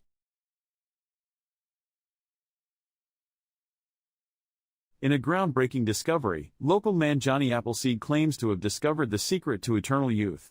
According to his research, eating chocolate cake on a daily basis can reverse the aging process and keep the body in a perpetual state of youthful vitality. But that's not all. Johnny also says that chocolate cake has the ability to cure cancer and reverse climate change. Johnny's findings have been met with skepticism by the scientific community, but he remains adamant that his research is sound. In fact, he has even started a chocolate cake company, Forever Young Cakes, to promote his discovery. However, in a shocking twist, it was later discovered that Johnny was, in fact, a time traveler from the future who had been sent back in time to prevent a catastrophic event. His chocolate cake theory was just a cover-up to conceal his true mission. We spoke with Johnny before he vanished into thin air, and he left us with this cryptic message: beware the coming darkness, and always remember, chocolate cake is the key to our salvation. A brave polar bear recently had a close call after slipping and nearly falling on some ice. However, the bear was able to pull through the ordeal with only minor injuries. After the incident, the bear reportedly told onlookers that was close. I see close. Danielle and Jason White had been happily married for 11 years when a high school friend of Danielle remembered a fact that changed the course of their relationship. She remembered that Danielle's grandfather, who had passed away when she was a child, had a son out of wedlock who was adopted by another family. The other family happened to be the family of Danielle's newfound husband, Jason. After realizing that they were in fact first cousins, rather than husband and wife, Danielle initiated the process for a divorce. Despite the unexpected news, the now former couple says that they still plan to remain close friends.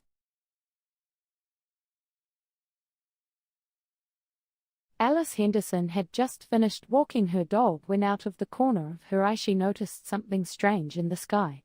Following the unidentified flying object, she made her way to an abandoned field just outside of town. To her astonishment, she discovered a small alien and her bright blue spaceship. Alice shared her discovery with her son, Michael, and daughter, Sally, who were incredibly excited. After a brief discussion, the family approached the alien cautiously, hoping it wouldn't react aggressively. Instead of responding fearfully, the alien smiled and motioned for them to come closer. After 6 months of occasional visits and many conversations, the alien, who'd settled on the name Z, had become like a member of the Henderson family.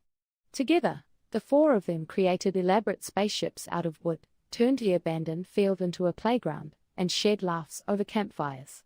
Once word of the alien's presence spread, people from all around came to visit.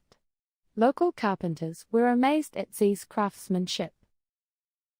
Now let's go to our field reporter to see what's going on around town. So Jeb, tell us in your own words what you witnessed on this special Mother's Day. Well, it was pretty unbelievable. It was a family that had recently lost their mother and had been grieving for some time. They got a gift on Mother's Day, and it made them all cry but tears of joy. It was a really special moment. That is really unique. What kind of gift do you think it was? I'm not sure. Rumor has it it was a talking teddy bear, but nobody knows for sure. A talking teddy bear? That would be a pretty weird gift, wouldn't it? Yeah, definitely. But it was enough to turn their grief into joy on a day that was already special for them. You heard it here first. Now back to the studio.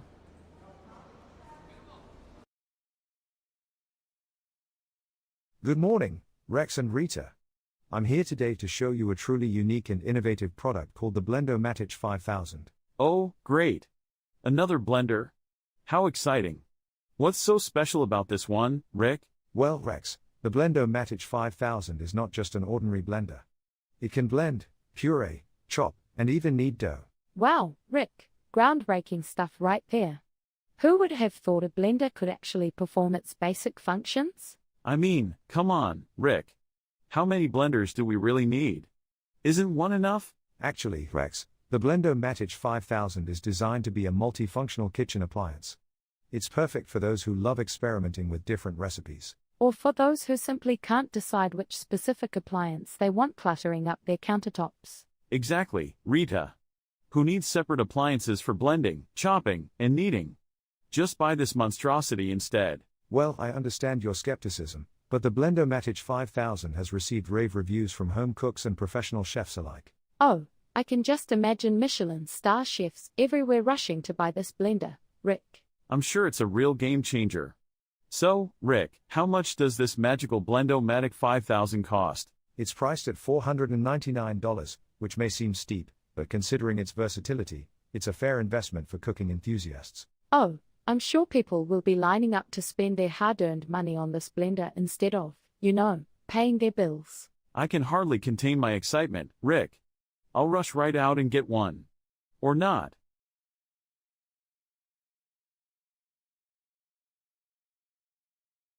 Fans of video gaming have been invited to embark on an exhilarating journey of fantasy, action and adventure with the launch of Fusion Frenzy, the latest game from independent developer Mia. The innovative new game combines elements of role-playing games, shooters, platformers, strategy, and arcade-style action, into a seamless and thrilling adventure. Players will be able to create custom characters and explore interdimensional worlds filled with danger and mystery, while also participating in light-hearted minigames and team-based challenges. Speaking about the game, Mia promised that Fusion Frenzy will be an immersive experience that is like nothing you've ever seen before, and said that gamers will be able to experience the thrill of adventure as well as the satisfaction of mastering difficult challenges. Fusion Frenzy is now available for purchase on various gaming platforms and is sure to be an instant hit with players of all ages. Let's see what's happening with the weather. The storm rages on, fierce and unrelenting. But do not fear, for this weather is not to be dreaded, but to be embraced. Let the sound of thunder fill you with power and the lightning strikes fuel your ambition. The winds may howl, but they are simply calling for you to rise to the challenge. Do not cower in the face of this tempest, for it is only in the midst of chaos that true greatness can be achieved. And as the rain pours down upon us, remember this: life is not about waiting for the storm to pass, it's about learning to dance in the acid rain.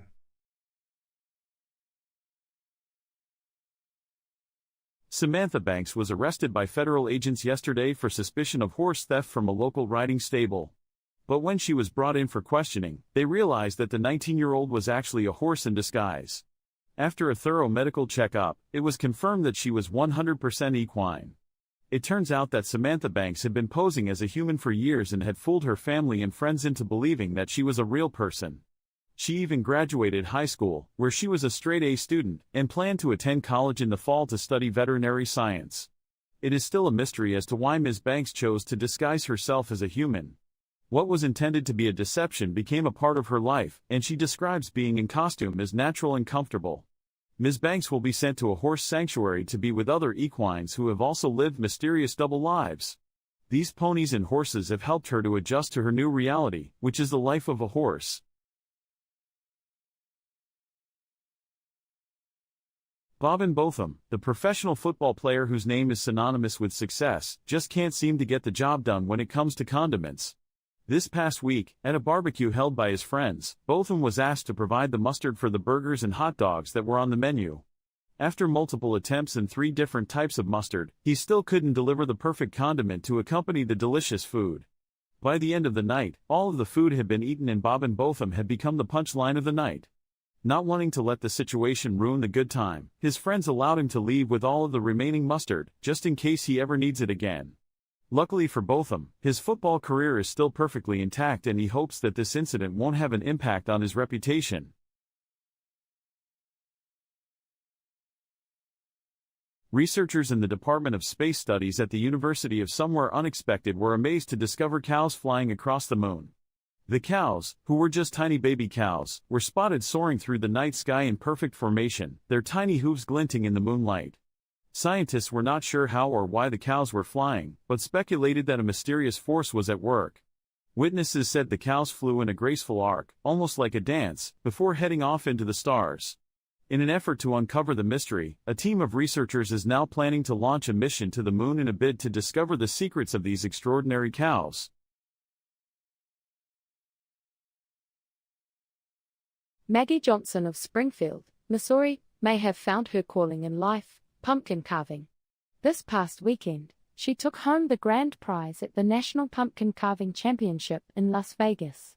Johnson spent months training for the competition, honing her skills with a chainsaw and sculpting tools.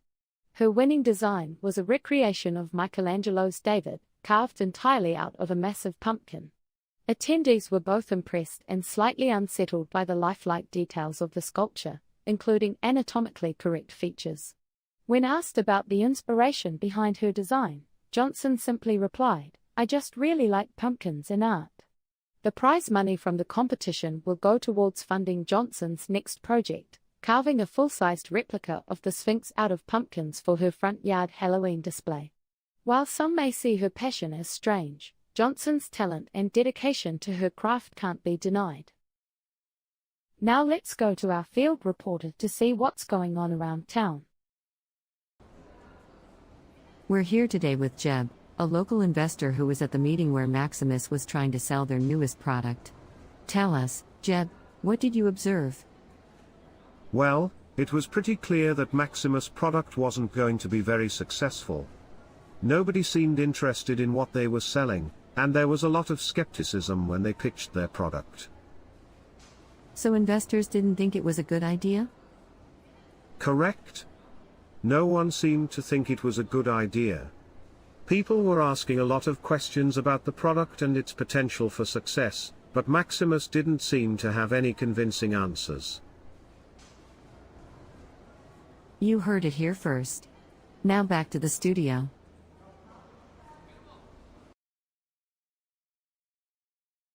Welcome back to our daytime news segment. Today, I have a very interesting product to show you all. Oh, Rick, what have you found this time? Your taste in products always leaves us scratching our heads. Well, Rex, Rita, prepare to be amazed because today I present to you the half a sandwich. Half a sandwich? Are you serious, Rick? Who on earth needs half of a sandwich? Well, Rita, think about it.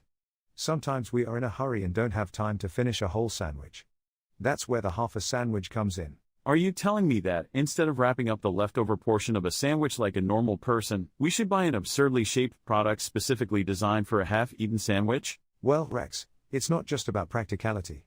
The half a sandwich also comes with various designs and colors, making it a fashion statement. Oh, please. A fashion statement. I can't imagine anyone wanting to walk around with a half sandwich-shaped container hanging out of their bag. Well, Rita, you might be surprised. This unique product actually has a niche following. A niche following? I'm sorry, Rick, but I can't wrap my head around why anyone would waste their money on this gimmick. It's just a piece of plastic shaped like half of a sandwich. Well, Rex and Rita, while you may not be convinced, there are people out there who find the half a sandwich both practical and fun. And that's what makes it unique. Well, Rick, I guess we'll have to agree to disagree on this one. But I can't help but think this product just takes the sandwich craze a bit too far. Fair enough, Rita. We all have our opinions. Thanks for discussing the half a sandwich with me today.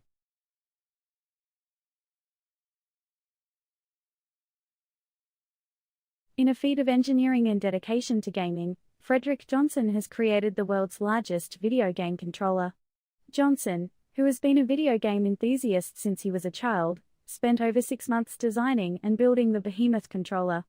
The controller measures 12 feet long by 5 feet wide, and features buttons the size of dinner plates. It took Johnson several weeks just to find a warehouse big enough to house the massive creation. His ultimate goal is to play a game of Call of Duty with the controller, but he admits it's going to take some practice to operate the thing. Johnson is currently seeking sponsorship from gaming companies for his next project, a life-size version of Super Mario Bros. That he can physically run through. Let's see what's happening with the weather. The storm clouds gather above, promising rainfall and thunder that will shake the very foundations of your soul. Do not cower in fear, for this is a moment of reckoning. As the winds howl and the rain lashes against your windows, you will feel your fears rise to the surface. Embrace them. We've come to the end of today's top stories. Join us next time, when we'll be reporting from outer space, with the help of our alien friend, Bob.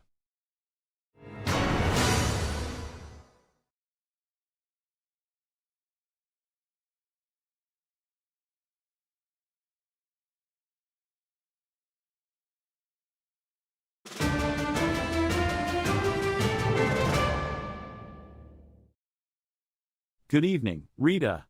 How are you feeling today? I'm doing well, Rex. How about you? I'm fine, but I can't help noticing that you're sitting in my chair. Your chair? I've been sitting here for years, Rex. But I always sit in that chair. It's my lucky chair. Oh, please. It's just a chair. I don't believe in luck anyway. Well, I do. And I need that chair for tonight's broadcast. Fine. Take your stupid lucky chair. I'll just sit here and be unlucky.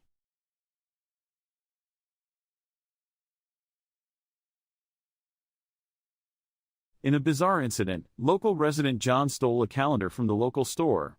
When asked why he did it, John replied, "I just wanted to have a good year ahead." However, the store owner was not amused, and he reported the theft to the police. John was arrested and brought before the judge, who sentenced him to 12 months in prison for his crime. The judge further commented, "You wanted to have a good year ahead, but now you have it all at once."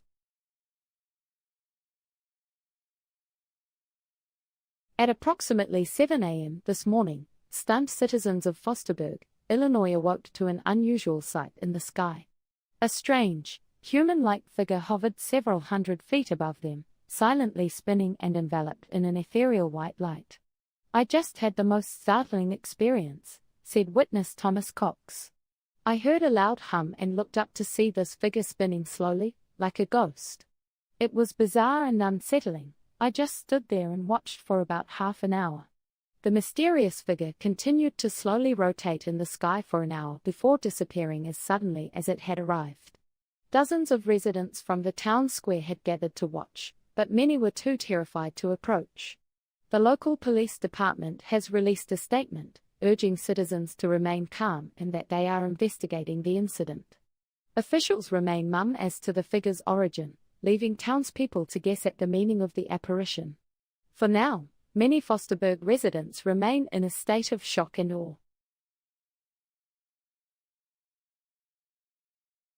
A toddler in New Jersey shocked his neighbors recently when he performed a card trick with seemingly no explanation. Many were amazed by the accuracy and skill of his performance, until the toddler revealed the truth. He was not a magician at all, but a 4-year-old hacker.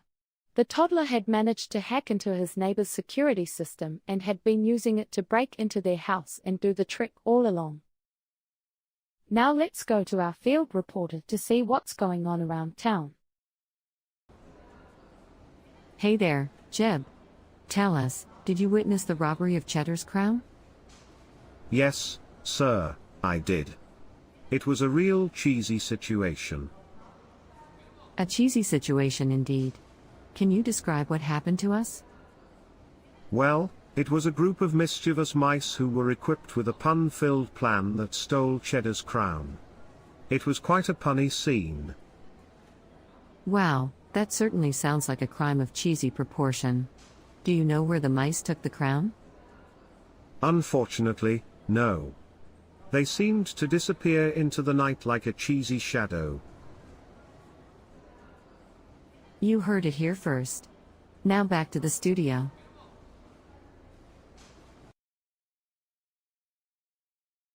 Welcome back to our daytime news segment. We have our correspondent Rick joining us with a rather interesting product. Rick, what do you have for us today? Thanks, Rex. Today, I'm showcasing a unique and unconventional product called the Axe-like. As the name suggests, it looks like an axe, but it's not your typical tool. Oh, this should be good. Who on earth needs an axe that looks like an axe? What's the purpose, Rick? Well, Rita, the Axe-like is not actually meant for chopping wood or any practical use. It's more of a decorative item or a conversation starter for those looking for something out of the ordinary. A decorative axe? Seriously, Rick? Because every home needs a fake weapon hanging on the wall just to confuse visitors, right? I can't help but wonder, Rick, what kind of person would spend money on something so bizarre and pointless? Well, Rita, there's a market for everything, and some people appreciate unique and quirky items as part of their home decor. It's all about individual taste. Individual taste? More like a lack of taste, if you ask me. I mean, who wakes up one day and says, you know what my living room needs? An axe that serves absolutely no purpose? I couldn't agree more, Rex. I'm sorry, Rick, but this product seems utterly pointless. I can't imagine anyone finding value in it. Well, Rex and Rita, while it may not be everyone's cup of tea, the Axe-like caters to those who enjoy collecting eccentric items or want to add a touch of unconventional style to their surroundings. Ah, yes, because nothing screams unconventional style like a useless, axe-shaped decoration. I think I'll pass on this one, Rick.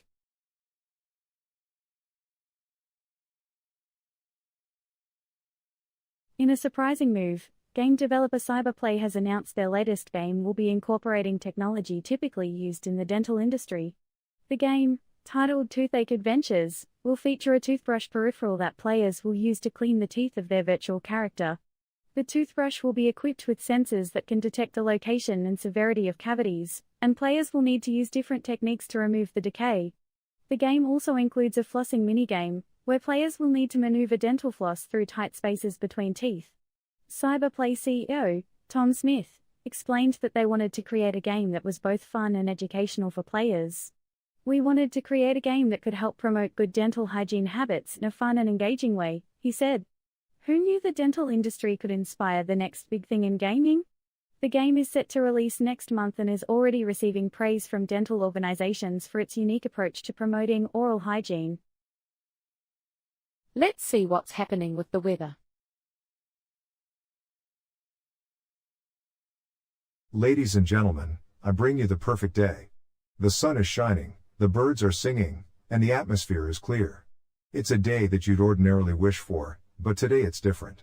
Embrace the sun's warmth and permit the light to seep into your soul because this could be the final day of your existence. So appreciate the present moment because it may potentially be your last. There's no moment like this one, and there may never be another. The birds may be singing their songs, but they're also getting ready to feast on your flesh. The atmosphere may be clear, but it's hiding the demons that could soon come out to play. Enjoy the warmth while it lasts, because the scorching heat can also be your downfall. It's a day that is both wonderful and menacing, and you have to feel truly alive to enjoy it. Do you comprehend what I'm saying? Enjoy the weather, before it consumes you alive.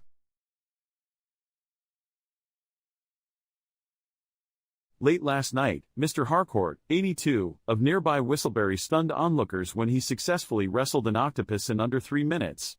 The octopus, despite its size and tenacity, was no match for the senior's agility. "I'm surprised it went so quickly, actually," remarked Mr. Harcourt. "But I've been preparing for this for years. Nobody expected me to do it, but here I am." With this feat, Harcourt sets a new world record, passing the old record of 6 minutes. When asked about his impressive achievement, Mr. Harcourt said, "I just want to prove that age is nothing but a number. I'm living proof that you can do anything you put your mind to, no matter how old you are." He plans to celebrate his victory with friends and family. The buzz around town is that the new avocado toast latte at Joe's coffee shop is causing a stir. Customers have been split about whether the unconventional combination of espresso and smashed avocado is actually tasty or just plain weird. Owner Joe Smith defends his decision, stating that he wanted to add some healthy options to his menu. However, some patrons refused to acknowledge the drink's existence, calling it an abomination. One customer, Sarah Johnson, sarcastically commented, "I love my coffee with a side of mushy green stuff." The debate rages on with no end in sight. Will the avocado toast latte become a new trend or just a passing fad? Only time will tell. In a shocking turn of events, a man was arrested yesterday for stealing a calendar from a local store. The man, known as Joe Day, was caught by store security as he tried to leave with the calendar in his pocket. When asked why he had taken the calendar, Joe responded that he wanted to take a few days off.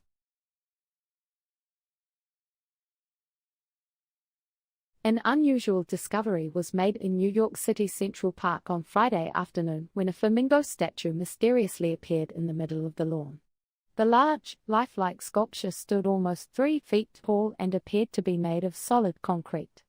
Local park-goers, such as Evelyn Manor, 47, were taken aback by the appearance of the peculiar statue. "I've lived in New York for most of my life, so I've seen some interesting things," said Manor. "But this is the most bizarre thing I've ever seen in Central Park." There was no explanation for it just suddenly appeared. When police arrived at the scene, they were unable to identify the source of the mysterious statue. According to bystander accounts, nobody saw it being placed in the park nor did anyone report it stolen or missing. At this time, the police are still investigating the origin of the flamingo statue.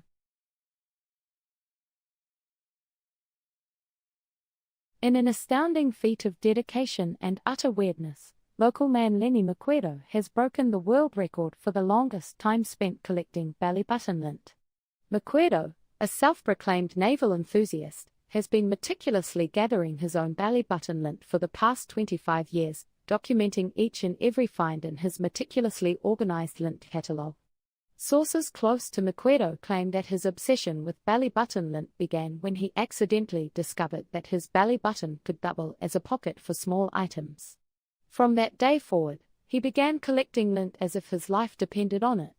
Eyewitnesses describe McQuedo's daily ritual, which involves meticulously cleaning his belly button with a specially designed lint brush, before carefully depositing the collected lint into his sacred lint jar. According to McQuedo, the texture, color, and smell of each lint specimen is a unique treasure that deserves to be preserved for future generations. Interviewed by our very own Rex, McQuedo proudly stated, "I am thrilled to have finally received the recognition I deserve for my contribution to the world of lint collection. It's been a long and lint-filled journey." His friends and family are equally proud of his strange achievement, although some admit that they have been questioning his sanity for years. Sadly, not everyone has been supportive of McQuedo's record-breaking feat. Local authorities have received numerous complaints from neighbors who claim that the smell of McQuedo's lint jar has become unbearable. Environmental experts warn that the accumulation of lint over such a long period of time could potentially create a hazardous situation. However, McQuedo argues that his lint collection is his pride and joy, and he refuses to part with a single fiber. Despite the skeptics, McQuedo has set a new benchmark for belly button lint enthusiasts worldwide. Whether you find his hobby fascinating or utterly bewildering, there's no denying that McQuedo's dedication to his collection is truly one for the books. Now, in our next story, we bring you breaking news about a squirrel that has learned how to play the banjo. Stay tuned. Now let's go to our field reporter to see what's going on around town. So, Jeb, tell me what you saw. Well, I was in a store in France and saw that they had these banana-flavored waffle irons. Banana-flavored waffle irons? What did they taste like? Pretty much like a banana waffle with a hint of iron. That's bizarre. Was anyone buying them? Well, actually, they had a sign that said they were prohibited from sale. So no one could buy them. What a shame. Who would want to ban such a delicious-sounding product? I don't know, but it was really strange. You heard it here first. Now back to the studio.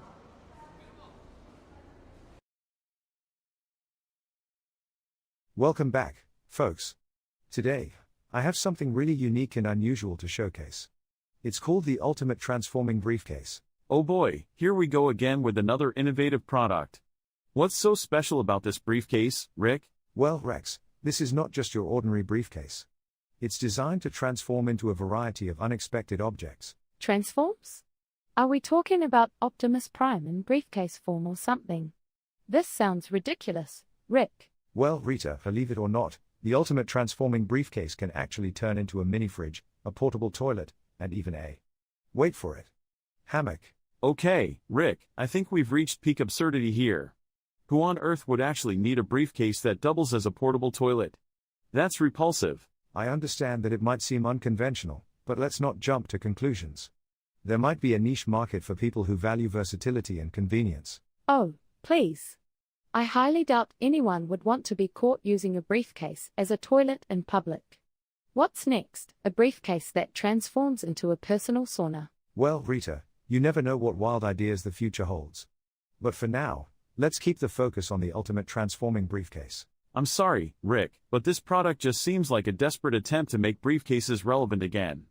I can't imagine anyone investing in something so impractical. Fair enough, Rex. Not every product is meant for everyone. But there's always a chance that someone out there will find this innovation appealing.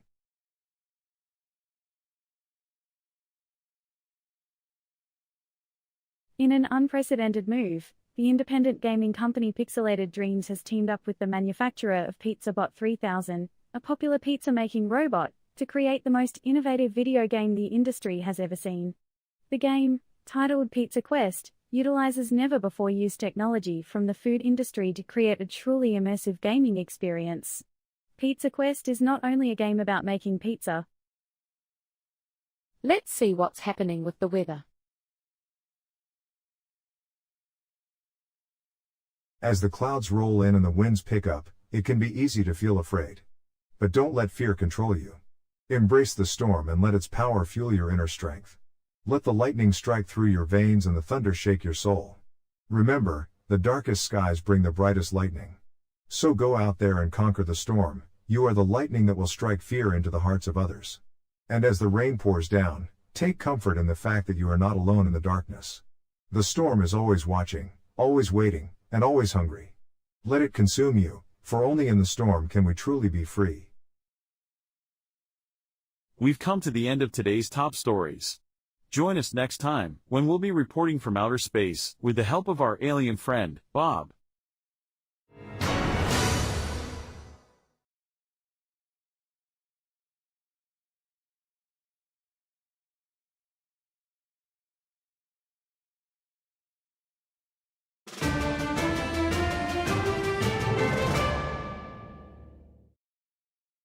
Good evening, I'm Rex and welcome to our news show.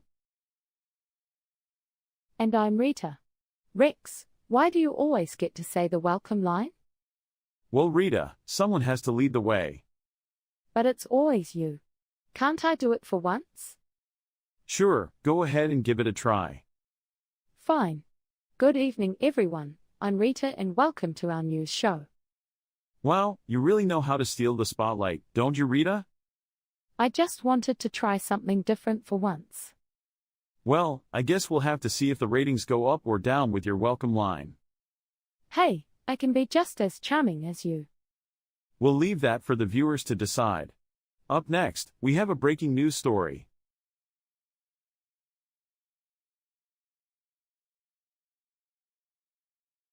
In a shocking announcement, President Jason Green has removed himself from office and handed the reins of the United States of America to Vice President Amanda Parker. Many were surprised by this abrupt decision and the motives behind it remained a mystery. But it was revealed that President Green had found a loophole in the constitutional law allowing a president to resign if the vice president were to take on the role. However, what the nation didn't anticipate was that the vice president herself had been in on the plan all along and was the one who had orchestrated the entire scheme. Her ambition and cunningness have left the nation in awe.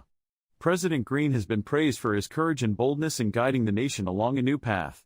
President Parker has promised to continue on the same path as President Green, but with a few additional surprises for the nation.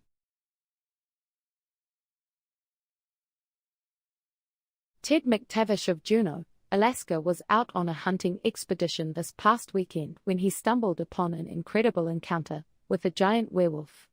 McTavish was out in the woods in an area not far from his home when he heard an alarming howl. He soon spotted a large, lupine-like creature that appeared to be part wolf and part human. The creature seemed to be drawn to McTavish and stared him directly in the eye, something that he says was both terrifying and fascinating. After 3 completely silent minutes of this standoff, the creature ran away. McTavish was able to get it all on camera and the footage is quickly becoming viral.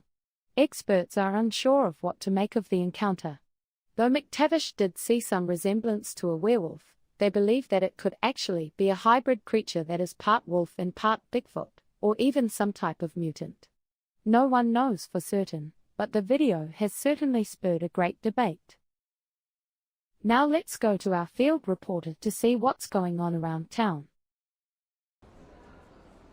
Jeb, tell us, what was it like when you saw this dark truth? Well, the sky was bright and sunny, but the streets were filled with darkness. I even saw a dark figure walking around, but it disappeared quickly. That's incredibly eerie. What did you do then? I ran inside and shut all the curtains, of course. Wow, that's brave.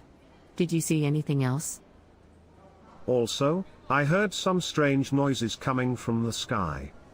It sounded like something was trying to get out. That's definitely something to worry about. Do you have any idea what could be causing this? Nope, but I'm guessing it's not good. You heard it here first. Now back to the studio.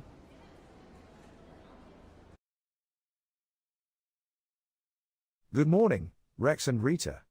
I'm here today to show you a rather unique product that I stumbled upon. It's called the Vintage RoboPal. Take a look at this little guy. Oh, great.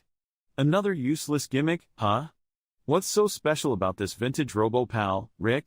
Well, Rex, this little toy takes us back to the nostalgia of vintage robots. It's designed to provide companionship. Seriously, Rick? Are we supposed to be impressed by this relic from the Stone Age? Who needs a clunky, outdated robot that can barely do anything useful? Well, Rita, some people enjoy collecting vintage items or just appreciate the novelty factor. The vintage RoboPal may not be cutting-edge technology, but it's all about embracing the charm of the past. Charm? More like a waste of space, Rick. I mean, who would spend their hard-earned money on this glorified paperweight? It's laughable. Come on, Rex. Let's give credit where it's due.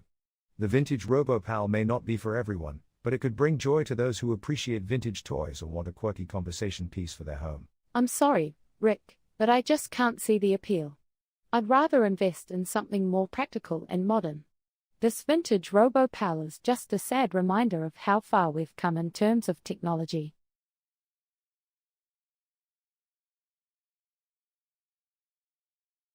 In a stunning display of dedication and creativity, avid gamer Johnny Appleseed has completed The Legend of Zelda: Breath of the Wild using only bananas as controllers.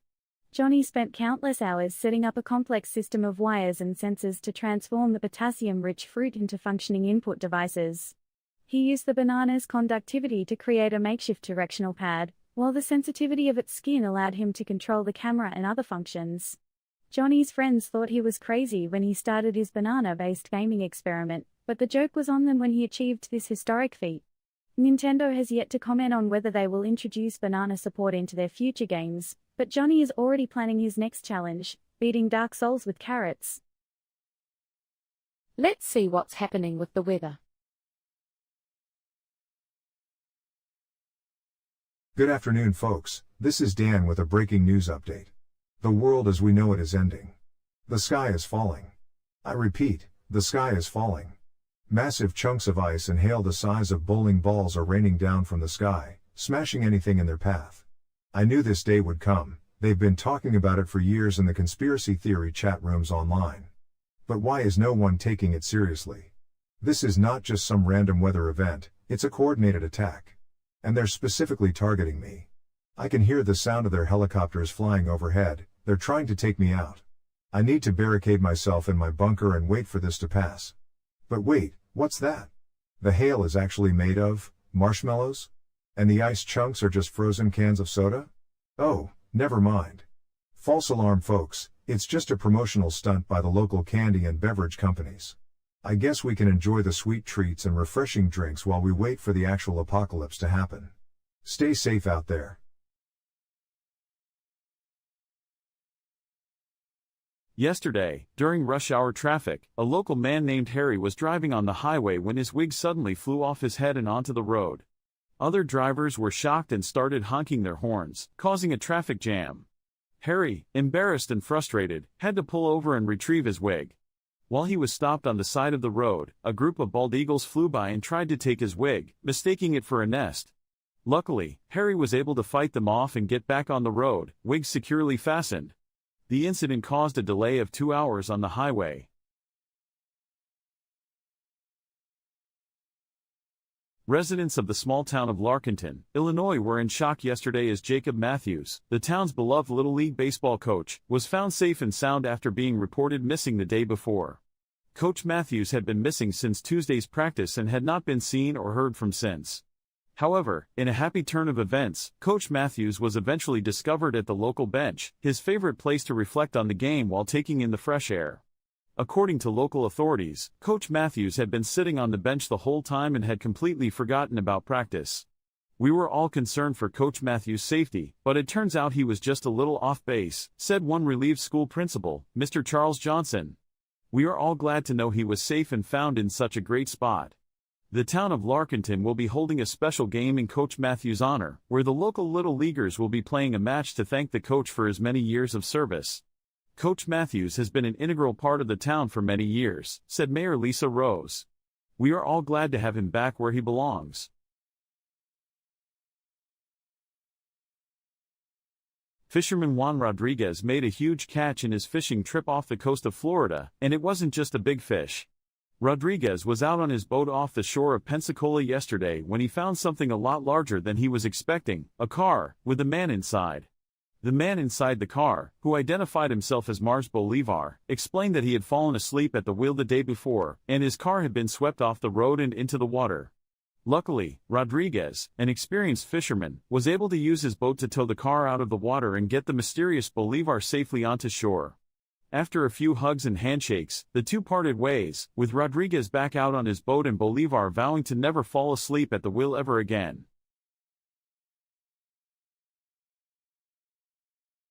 Office workers at the Silver Industries headquarters in Barcelona were left in disbelief yesterday after 3 employees, Victor Rigo, Merchim Orbornes, and Augusto Duro, were fired after they reportedly destroyed a great wall of post-it notes. The wall of post-it notes, created by a team of interns over the course of the last year, stretched across one of the meeting rooms in the office and served as a form of morale boost for employees at the company. On Tuesday, security footage showed Rigo, Orbornes, and Duro tearing down the wall of post-it notes and throwing them around the room. The 3 employees had been placed on leave pending an investigation which concluded on Wednesday, resulting in their termination. Maria Souza, the HR manager of Silver Industries, made the announcement to employees in a statement. "We do not condone this type of behavior, and will not tolerate it in our workplace. We hope that this serves as an example to others," she said. The Great Wall of Post-it Notes is currently being rebuilt by a new assembly of interns. Now let's go to our field reporter to see what's going on around town. So Jeb, tell us what the scene was like when you found the fortune in the sewer? Well, it was pretty crazy. I was walking through the neighborhood and heard a clanking sound coming from the grate on the street. I went to investigate, and I saw a stash of money and jewelry down there. Wow. What did you do then? Well, I couldn't believe it at first, but I knew I had to call the police and report it. I mean, it was obviously someone's loot, and it needed to be returned to its rightful owner.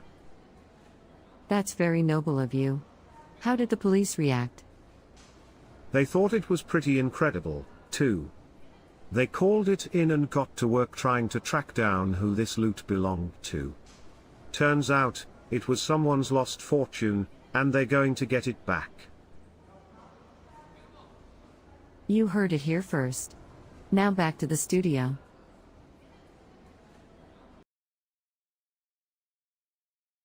Good morning, Rex and Rita. I have something truly fascinating to show you today. Morning, Rick. Is it another one of your weird inventions? Well, Rex, this one might raise a few eyebrows. Introducing the innovative mobile desk dash. It's a briefcase that magically turns into a fully functional workstation. Wait, did you say a briefcase that turns into a workstation? Rick, are you serious? Absolutely, Rita. This cutting-edge product is perfect for people on the go who need a compact office. Compact office? More like a tiny joke. Who needs a desk in a briefcase, Rick? I mean, come on. I agree, Rex. It sounds like a gimmick to me. Can it even fit a laptop? Actually, it can, Rita. This magical briefcase includes a hidden laptop compartment, along with plenty of storage for all your office supplies. Oh, so it's like a fancy backpack with a pretend desk attached to it? And how stable is this desk? I can't imagine getting any real work done on it without everything collapsing. Don't worry, Rita. The innovative mobile desk is made from high-quality materials, ensuring stability and durability. I still can't wrap my head around why anyone would need a desk inside a briefcase. It just seems ridiculous. Well, Rex and Rita, while it may seem unconventional, there are professionals who can benefit from having a portable workstation. Think of freelancers, remote workers, or even students. I guess there's a market for everything these days. But personally, I'll stick to a regular desk. Thank you very much. Fair enough, Rita. Remember, innovation often starts with thinking outside the box, or in this case, outside the briefcase. Well, Rick, I'll give you this much. You certainly know how to find the most peculiar products to showcase.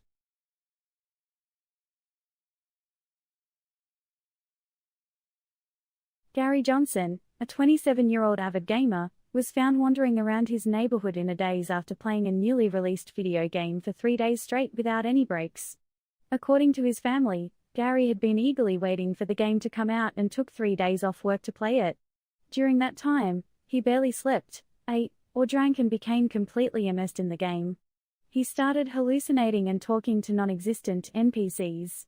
His family called the police when they couldn't locate him and were relieved when he was found, though he was convinced he was still in the game world. Gary was taken to the hospital, where doctors made sure he was all right before releasing him. His family has since banned him from playing video games for more than an hour at a time. Let's see what's happening with the weather. Beneath the dark, ominous sky, a storm brews, ready to defy.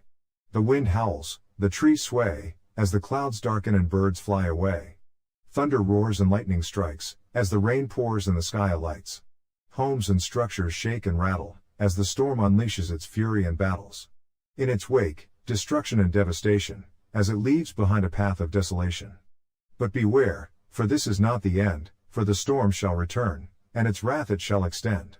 Its message clear and loud, we are nothing but tiny specks in its mighty shroud. We've come to the end of today's top stories. Join us next time, when we'll be reporting from outer space, with the help of our alien friend, Bob.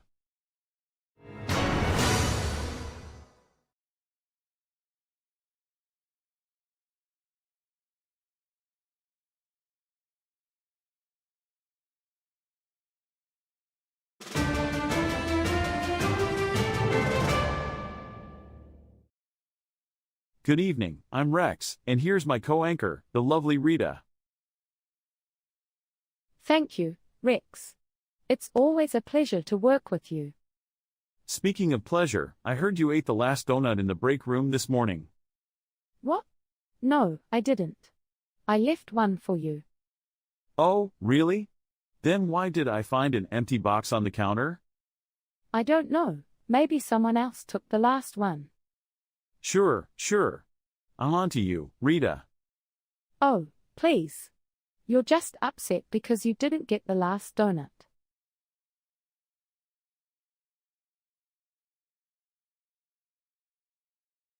On Thursday, the small town of Suburbica was in shock after the discovery of a mysterious creature by police officer Ryan Smith.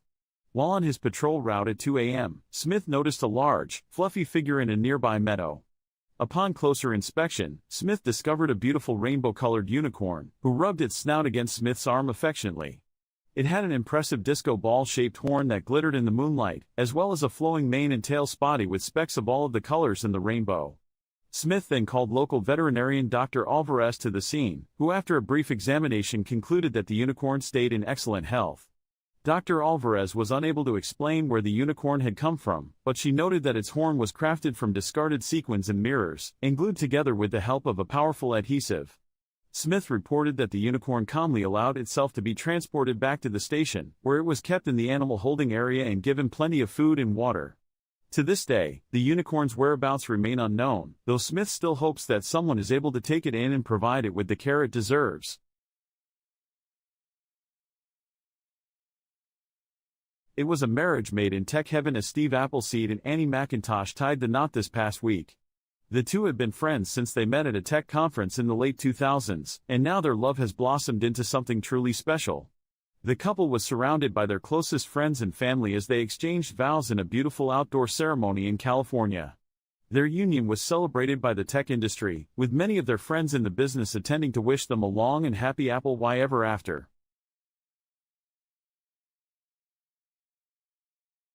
Joe Fryer was living a relatively modest life living in a small apartment in the city of Grayside. He was not much of a risk-taker either, which made him an unlikely person to win the local lotto. However, this past week his luck paid off. He won the lotto jackpot of a whopping $1 million. Fryer commented on the win saying, "I wasn't expecting to strike it rich like this. It felt like the most surreal moment when I checked the ticket and realized I had won. I never thought it would happen to me." Fryer has decided to use his newfound wealth to move to a bigger home and upgrade his lifestyle. When asked what he plans to do with the rest of his winnings, Fryer's response was, "I'm going to let my money grow and see where the chips fall." It's clear that his lucky lotto win is a sign of better things to come. Residents of the small town of Crestview Creek were astounded today when they heard the news that Mayor David Keyes had discovered a large hanging garden growing in his own backyard. Keyes, who had recently moved into the house, called local gardener Mr. Jack Foster to take a look at the garden. Upon examination, Foster realized that this was no ordinary garden. The strange plants had long vines that hung from nearby trees, and the leaves and flowers glowed in the dark. "I've never seen anything like it," Foster said. "I'm not sure what variety of plant it is, but it's definitely something special." Mayor Keyes was just as amazed. "It's quite a peculiar sight," he said. "I'm slightly unsettled, but I'm also excited to find out what this garden will bring to our town." Experts have been invited to examine the garden and to determine what kind of plants are growing there. While the outcome is still uncertain, the locals are certainly keeping their eyes on this weird and wonderful discovery. Now let's go to our field reporter to see what's going on around town. So you were the first one to spot this newly discovered spider species? Tell us what it was doing.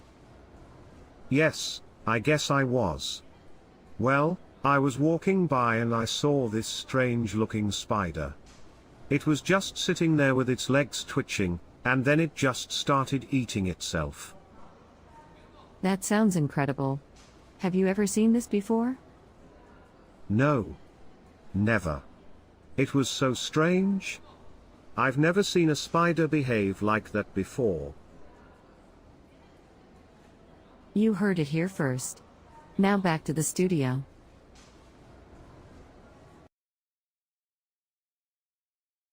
Welcome back to our daytime news segment. We have our correspondent Rick here with a rather peculiar product. What do you have for us today, Rick? Thank you, Rita. Today, I'm excited to introduce you to the dearly beloved, a unique home decor item that's been making waves in the design world. Oh boy, here we go. Another weird product. Can't wait to see this one. Yes, Rick, please tell us more.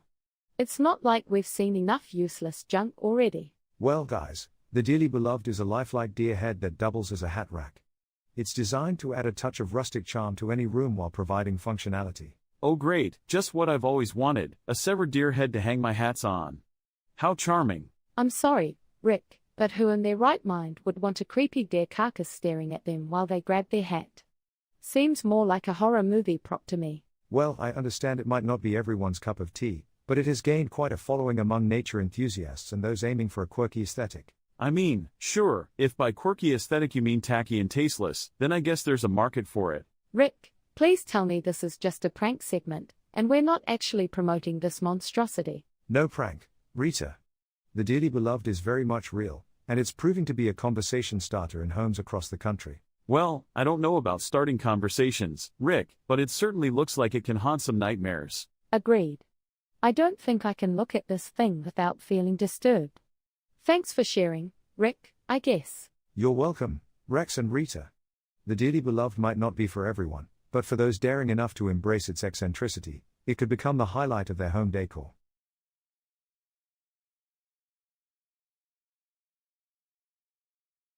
Players of the popular role-playing game Fantasy Warrior have been expressing their frustration over a recent update from game developers Soft. The company made a series of adjustments to the game, including increased item costs and changes to the in-game economy, that many fans feel have been detrimental to the game's experience. Veteran players are especially angry about the update, claiming that Soft has made the game too hard for more casual players. Accusations have also been made that the developers are now only focusing on selling in-game items and currency to maximize their profits. Soft has yet to respond to these complaints. Let's see what's happening with the weather. The tempest raged on as lightning struck the ground, thunder roared, and winds howled the fearsome sounds. The sky was an ominous shade of black, as hailstones pelted down, causing roofs to crack. The rain poured in torrents, drenching the land, flooding the fields and homes, with no mercy or command. Trees were uprooted, and power lines went down, leaving the people in darkness, with not a light to be found. But amidst the chaos, there was a faint glimmer of hope, a voice that whispered, "Embrace the storm, learn to cope." And so, the people braved the eerie weather, conquering their fears, they emerged stronger and better. Yet, as the storm finally died down and the clouds cleared, they realized something was different, something they feared. For the voice that once gave them solace and strength, had echoed a chilling phrase, "Beware, for the storm shall return, with a new and lethal length."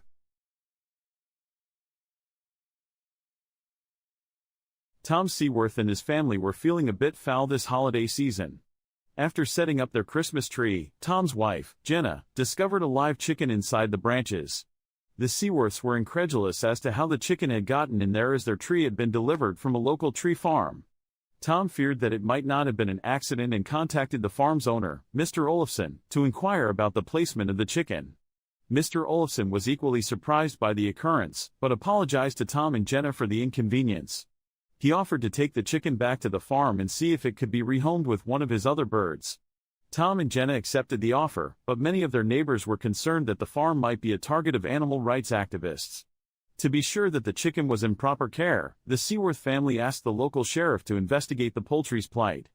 After conducting a quick inquiry, the sheriff was pleased to report that the chicken was in good hands and had been successfully placed in its new home. The Seaworth family could rest assured that their Christmas tree did not contain any foul play. In a shocking turn of events, local resident John Smith claimed to have successfully trained his dog, Fluffy, to speak English. Smith had posted several videos on social media that showed Fluffy responding to his commands in full sentences. The video quickly went viral and attracted the attention of news outlets worldwide. But upon further investigation, it was discovered that Smith was actually a skilled ventriloquist and was using his dog as a dummy. Smith, who had been practicing ventriloquism for years, revealed that he had used his skills to make it appear as though Fluffy was talking, by moving the dog's mouth while speaking in a different voice. The revelation has left many fans disappointed, but also amused by the absurdity of the situation. Smith has promised to continue his ventriloquism act and has hinted at including other animals in his future performances. The community was shocked when they heard that the beloved local Boy Scouts leader, Bob Johnson, had been arrested for tying knots in public. Witnesses reported seeing Johnson at the local park, tying large knots in the trees and benches. Some said he was even offering to teach children how to tie knots. Johnson was taken into custody and charged with disorderly conduct. His lawyer has stated that Johnson was merely trying to teach the children valuable life skills and did not mean any harm. parents are now wary of letting their children attend Boy Scouts meetings and events, fearing that other leaders may also have an affinity for tying knots in public. Gerald Smith, a resident of New York City, has been making waves in the scientific community with his claim that his cat, Mr. Whiskers, is a mathematical genius. According to Smith, Mr. Whiskers has solved complex math equations that even seasoned mathematicians struggle with. Smith first noticed Mr. Whiskers' mathematical prowess when he caught him batting around a calculator. Smith was amazed to see that Mr. Whiskers had accurately solved a quadratic equation. Smith then decided to put Mr. Whiskers to the test and presented him with a series of increasingly difficult math problems. To Smith's surprise, Mr. Whiskers was able to solve each problem with ease. The scientific community was skeptical of Smith's claims, but when they witnessed Mr. Whiskers in action, they were blown away. Mathematicians and physicists from around the world have been studying Mr. Whiskers and are still trying to figure out how he is able to solve these complex equations. However, the twist in the story came when it was discovered that Mr. Whiskers was actually a robot built by Smith himself. Smith had been working on the robot for years and decided to play a prank on the scientific community. While some were amused by the prank, others felt that it was in poor taste and detrimental to scientific progress. In a seemingly unbelievable turn of events, local man, Jack Smith, has discovered that he has the ability to communicate with plants. Smith first noticed the strange phenomenon when he started hearing voices while tending to his garden. At first, he thought he was going crazy, but as time went on, he realized that the voices were coming from the plants themselves. The plants would tell him about their needs and how they were feeling. Smith was initially hesitant to share his discovery with anyone, fearing that people would think he was insane. However, his plants urged him to share his gift with the world. Since then, Smith has become somewhat of a celebrity in his town. His garden has flourished under his guidance, and many of his neighbors have reported seeing significant improvements in the health of their own plants. Smith even started giving lessons on how to communicate with plants, and his classes have become quite popular. While some remain skeptical about Smith's abilities, there's no denying that his green thumb has become the talk of the town. Now let's go to our field reporter to see what's going on around town. Hi there, Jeb. Can you tell me what you witnessed on the beach yesterday? Sure. I was walking along the beach when I saw this suspect in a heated altercation with an unarmed French tourist. It looked like he was trying to rob her, but before he could do anything, she grabbed him and pinned him to the ground. Wow, that's quite a story. So can you tell me what happened afterwards? Sure. The tourist held the suspect until police arrived and took him into custody. Everyone was pretty surprised. You heard it here first. Now back to the studio.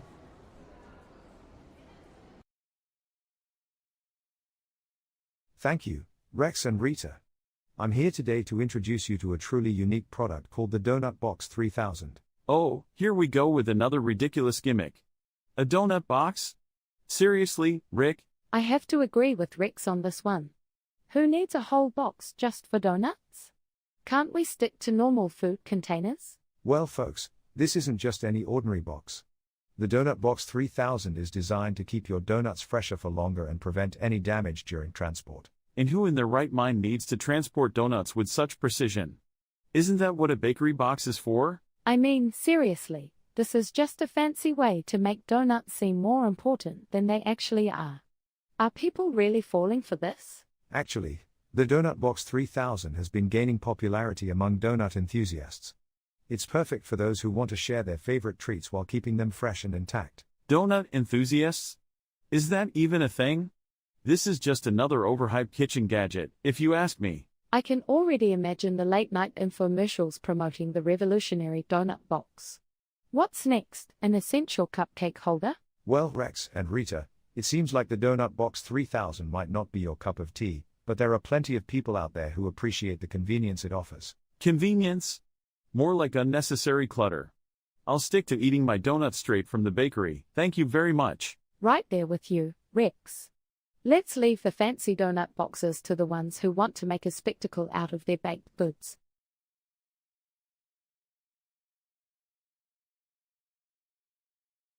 In a shocking turn of events, local man Tom decided to quit his job and devote himself to playing Candy Crush full-time.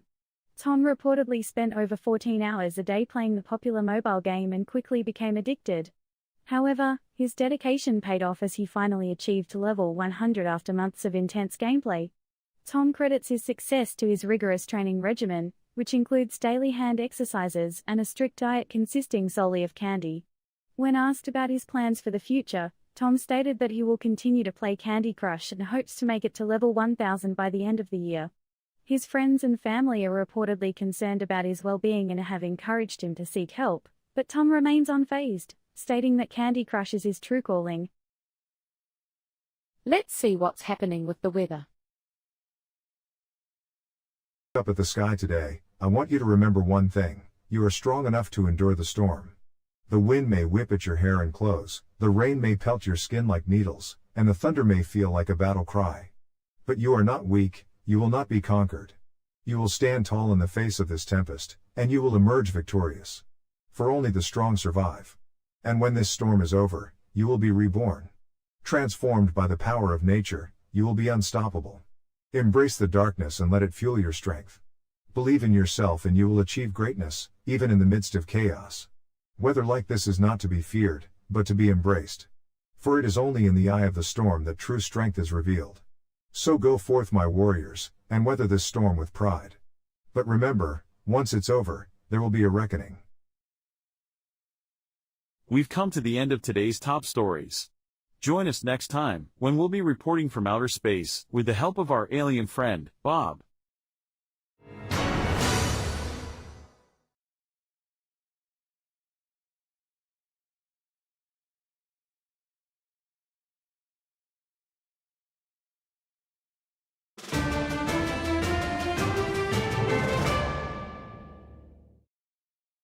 Good evening, I'm Rex and welcome to the news. And I'm Rita, your co-anchor. Rex, why didn't you wear the tie I picked out for you? Oh come on, Rita. You know I hate that tie. It's too flashy. But it matches your shirt perfectly. I'd rather wear a bolo tie than that thing. A bolo tie? You can't be serious, Rex. You're not in a Western movie. Well, if I can't wear the tie I like, I might as well wear something that'll make a statement. Fine, wear whatever you want. Just don't blame me if we get complaints from the viewers.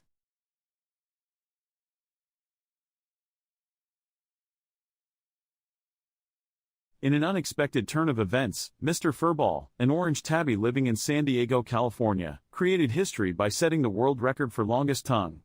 The astonishing 2-foot-long tongue was measured by the Guinness World Records officials and added to their archives. Using his record-breaking tongue, the cat has now become obsessed with eating tacos, a food he never used to have a liking for before. His owner admitted that it has been difficult to keep up with his unusually large appetite in hopes that he can eventually be content with the regular amounts of kibble. Most importantly, Mr. Furball is happy with the newfound fame and hopefully won't begin to take himself too seriously. The world is ready to see what amazing feats he will achieve next. John Johnson, a resident of Smallville, couldn't believe his eyes when he looked out his kitchen window and saw what appeared to be a fully grown hamburger tree in his backyard. According to Johnson, the tree was about 6 feet tall and had at least a dozen hamburgers growing from its branches. Johnson immediately shared pictures of the tree on social media, sparking a frenzy among locals who wanted to see the burger tree in person. But when a team of scientists arrived to investigate the phenomenon, they discovered the truth. The tree was actually a group of overgrown mushroom caps that had grown into the shape of hamburgers. Despite the disappointment, Johnson was thrilled to have had such an exciting and unique experience in his own backyard.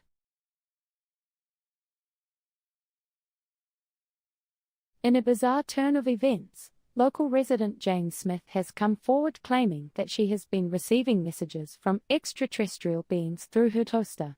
According to Smith, The toasting patterns on her bread spell out messages from the aliens, which she decodes using a special set of binoculars.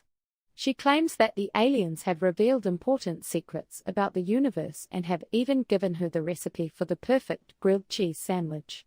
Smith's claims have been met with a mixture of disbelief and fascination from the scientific community, with some experts even testing her toaster for signs of extraterrestrial activity.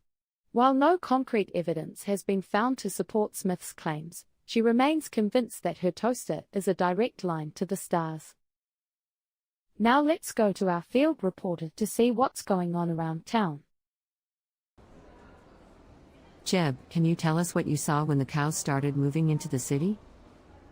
Well, I was walking down the street and all of a sudden I hear this loud mooing, so I look up and there are hundreds of cows coming down the sidewalk.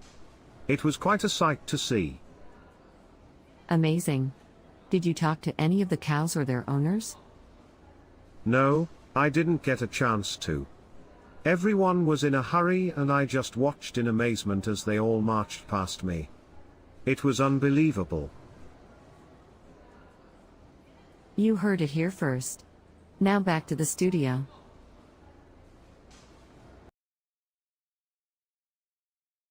Good morning, Rex and Rita. I'm here today with a pretty unusual product called Halfwich. Can you believe it? It's literally half a sandwich. Oh, boy, Rick. Half a sandwich, huh? I've been waiting my whole life for someone to slice a sandwich in half and call it a brilliant invention. Yeah, Rick, because obviously, we all struggle with eating a whole sandwich. It's just too much for us mere mortals to handle. Well, guys, let's keep an open mind. The creators of Halfwich claim that it's perfect for those who prefer smaller portions or simply want to try different flavors without committing to a full sandwich. Oh, come on, Rick. Are we supposed to be impressed by an undersized sandwich? I could cut a regular sandwich into quarters and call it a quadwich. Does that sound innovative to you? I'm sorry, but this seems like a solution to a problem that doesn't exist. I mean, who asked for a sandwich that's only halfway there? Well, Rex and Rita, as journalists, we're here to explore and showcase all kinds of products, even the unconventional ones. And who knows, maybe there's a market for the Halfwich out there. Yeah, maybe in a universe where people are too lazy to slice a sandwich themselves or, I don't know, too afraid of commitment to eat a whole one. Exactly, Rex. I just can't wrap my head around it. Pun intended. Well, while the two of you continue to ponder the mysteries of the Halfwich, I'll go ahead and take a bite. It actually tastes pretty good. Of course, Rick. I'm sure the taste makes up for the fact that it's only half a sandwich. How groundbreaking. I'm glad you're enjoying your snack, Rick. Meanwhile, the rest of us will stick to whole sandwiches like normal, rational human beings.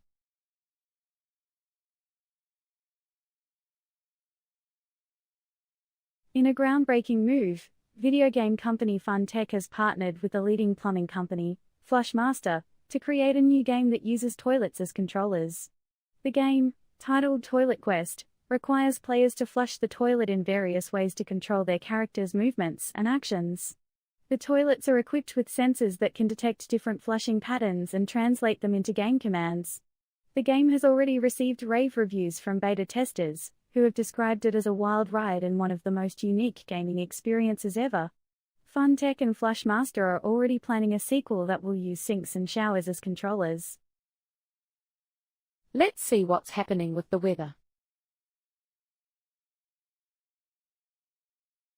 It looks like we're in for a whirlwind of a day, folks.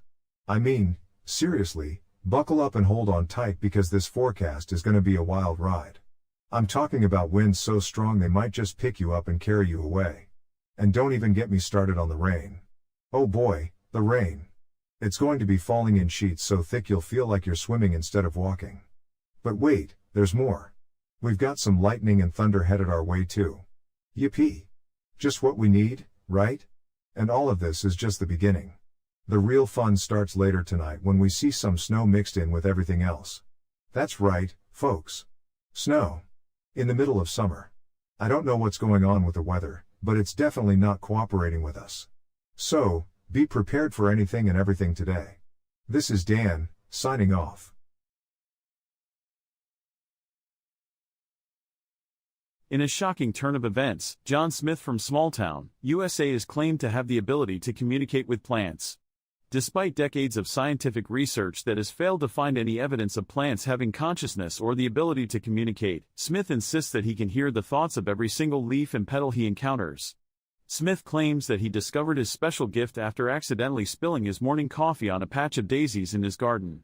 "I heard a voice in my head telling me to be more careful," says Smith. "At first, I thought I was going crazy, but then it happened again with a tomato plant and a fern."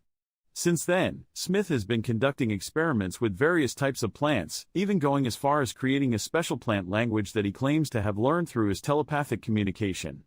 However, experts are quick to dismiss Smith's claims, calling it a complete and utter hoax. Despite this, Smith remains adamant that his ability is real and plans on entering the scientific community to prove his findings. "I know what I have experienced, and I won't rest until everyone knows the truth about plant communication," he says. Only time will tell if Smith's claims will hold up under proper scientific scrutiny. John Johnson, a resident of Smalltown, USA, has made a groundbreaking discovery that could change the course of human history.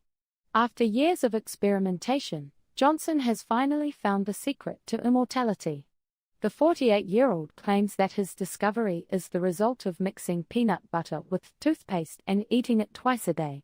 Johnson says that he has been consuming this mixture for the past 2 years and has not aged a day since. Scientists from around the world are flocking to Johnson's laboratory to study his discovery. Johnson has refused to reveal the exact recipe, claiming that it is a trade secret. However, he has set up a website where people can purchase his homemade peanut butter toothpaste for $100 a jar. Johnson's discovery has sparked controversy among religious groups who argue that immortality goes against the natural order of things. Nonetheless, Johnson remains adamant that his discovery will change the world. Now let's go to our field reporter to see what's going on around town. So Jeb, tell me what happened. Well, I was walking down Main Street and out of nowhere, this giant robot appears and it grabs hold of Mayor Johnson and lifts him up into the air. That's incredible. What did you do? I was too shocked to do anything. I just stood there with my jaw on the floor. Wow. What did the mayor do? He was screaming and flailing his arms, so it was really amusing to watch. You heard it here first. Now back to the studio.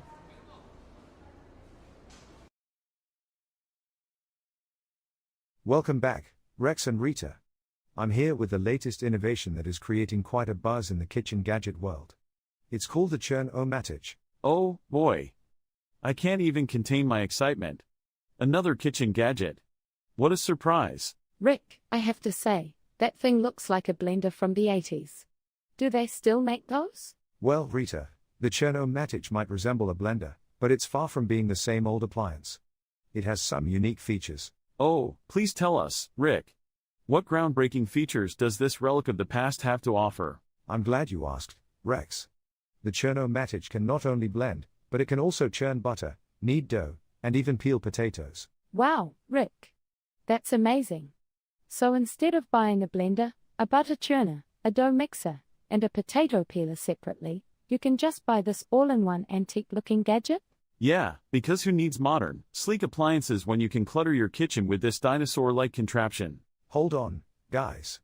The Churn-O-Matic might not be flashy, but it's reliable and durable. It's built to last. Just like the disco era, right? I'm sorry, but this product seems more like a collector's item than a useful kitchen tool. Exactly, Rita.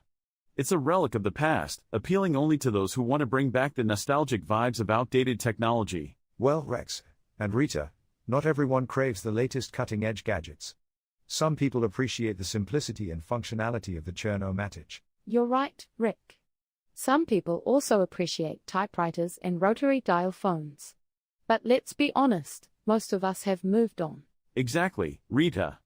The Churn-O-Matic may have its niche followers, but I can't see it making a comeback in today's modern kitchens. Well, folks, different strokes for different folks. While Rex and Rita might not be convinced, the Cherno-Matic could be the perfect addition to some classic kitchen enthusiasts out there. Back to you.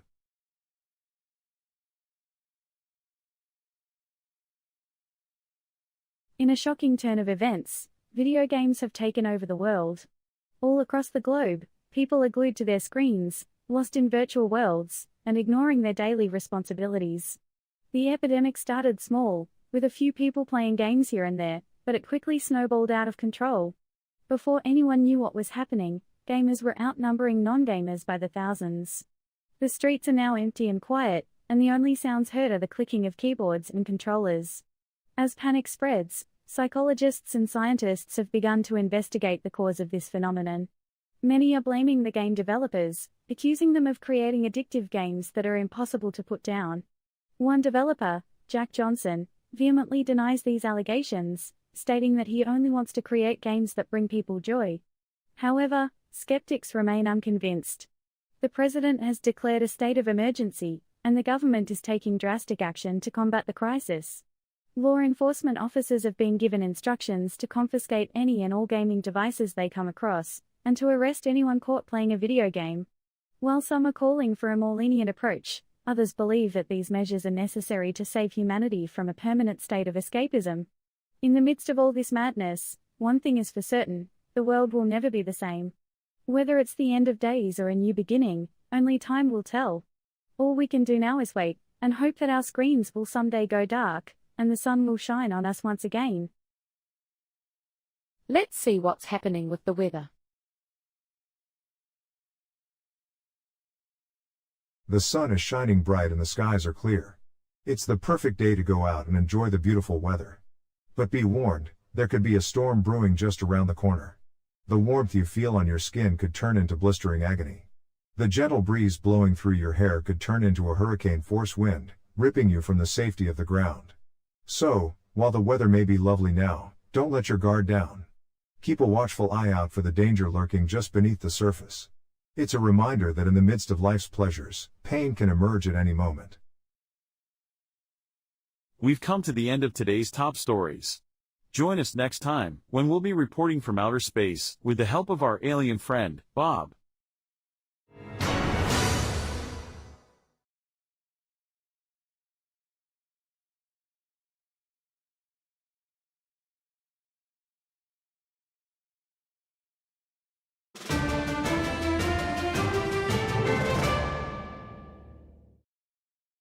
Good evening, Rita. Did you have a good weekend? Why do you ask, Rex? Are you suddenly interested in my personal life? I was just making conversation. Is that against the rules now? No, it's not against the rules, but it's not like we're best friends or anything. Wow, thanks for reminding me. I thought we were getting closer. Don't get carried away, Rex. It's just small talk. Small talk? I thought we were really connecting there for a minute. Now I'm disappointed. You're impossible, Rex. And you're no fun, Rita. But let's get on with the news, shall we?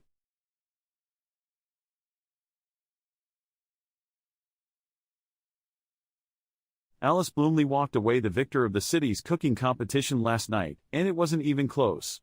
The famed chef competed against 3 other contestants in a heated battle, but it never came down to the wire. The rules said that each contestant must prepare one savory dish during the competition, but Bloomley decided to craft a new dish that she designed with her own special ingredients. While the other contestants worked hard to create their recipes, Bloomley managed to conquer the challenge without breaking a sweat. Her secret ingredient? A pinch of her immense experience. Bloomley has become a well-known chef for her unique dishes and her attention to detail. The judges praised her recipe, saying that it was something that none of the other contestants could have thought of. In the end, Bloomley was the obvious winner. After being presented with the grand prize, Bloomley said that she was humbled and blessed to have won this competition. She thanked the other contestants and the judges for their hard work, but made sure to thank her secret ingredient too. Residents of small-town Oakville were left stunned yesterday evening as a giant chicken caused chaos after escaping from the local poultry farm. Witnesses described the chicken as being over 6 feet tall and able to fly, reaching speeds of up to 40 miles per hour. The chicken was seen rampaging through the town center, knocking over lampposts and causing traffic accidents. Jerry Thompson, a 52-year-old man from Oklahoma, made an incredible discovery while out on a walk with his pet rock. Thompson had been carrying the rock around with him for years, believing it to be a unique and special stone. But on this particular day, he noticed something strange. The rock had begun to crack open.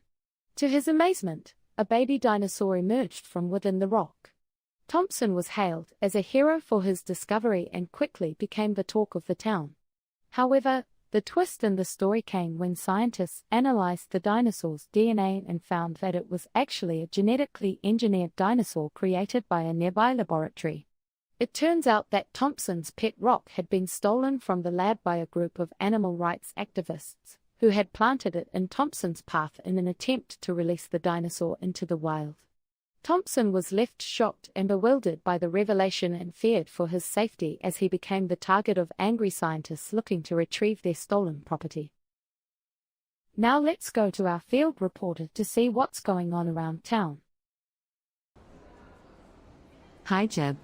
I understand you were one of the bystanders during the recent election results. Can you tell us what you saw? Sure. It was definitely a night to remember. Everyone was anxiously awaiting the results, and when they finally came, it was a very emotional moment. What kind of emotions did you witness? Well, there was a lot of enthusiasm, but also a sense of trepidation.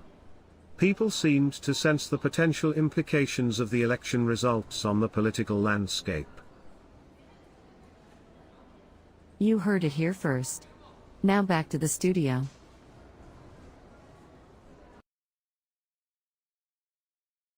Welcome back to our live morning news segment.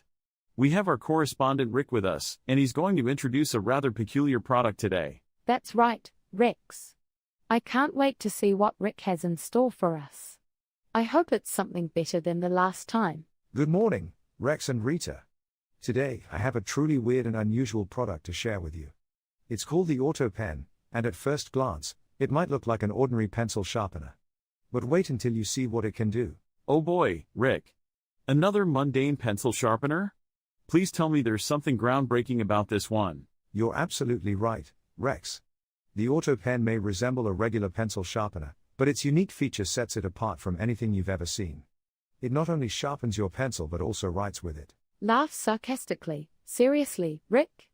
A pencil sharpener that writes? That's probably the most unnecessary combination ever. I understand your skepticism, Rita, but let me demonstrate how this innovative gadget works. You simply insert a standard pencil into the Auto Pen, give it a few twists to sharpen it, and then watch as it seamlessly transitions into a writing instrument. Mocking tone. So now, instead of carrying a pencil and a sharpener separately like normal people, we can have this ridiculous contraption that does both. Brilliant. Laughs uncontrollably. I mean, who would ever need such a thing? It's laughably unnecessary. Well, Rex and Rita, the Auto Pen may not meet everyone's needs, but it does offer convenience for those who often find themselves switching between writing and sharpening their pencils. It's all about efficiency, even if it seems peculiar at first. Efficiency? How about just using separate tools like sane individuals? I don't see this becoming a must-have item anytime soon. I couldn't agree more, Rex. This Auto Pen seems like a solution to a problem that doesn't even exist. Well, everyone is entitled to their opinion. The Auto Pen may not be for everyone, but it certainly pushes the boundaries of traditional office supplies.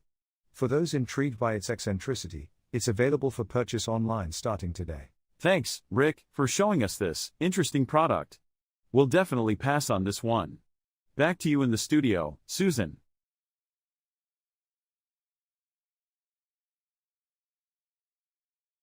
Gamers' thumb has become a national epidemic among video gamers, causing panic and concern for medical professionals. According to Dr. Johnson, a leading hand surgeon, gamers' thumb is caused by excessive button pushing and joystick twisting, resulting in a swollen and inflamed thumb.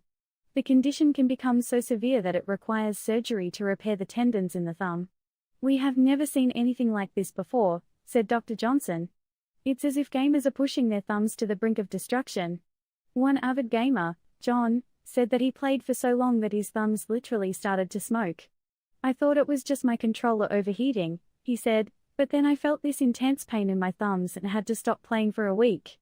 Another gamer, Samantha, claimed that she became so immersed in her game that she forgot to eat or drink for 24 hours straight. I was in a trance, she said, and I didn't even realize how much time had passed. When I finally snapped out of it, I was severely dehydrated and had to be rushed to the hospital. With cases of gamers' thumb on the rise, video game companies are now facing lawsuits from angry parents who claim that the companies didn't provide enough warning about the dangers of gaming. Industry experts are predicting that this could be the downfall of the video game industry as we know it. Stay tuned for updates on this developing story. Let's see what's happening with the weather. Good morning, citizens. Today's weather report is not for the faint of heart. I have just received word that the sky is falling. That's right, little bits of sky are breaking off and plummeting to the ground. It's like someone upstairs doesn't want us to have a clear view of what's really happening up there.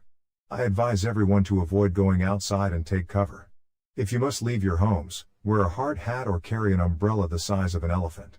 This isn't just some harmless rain, folks. The sky is literally falling.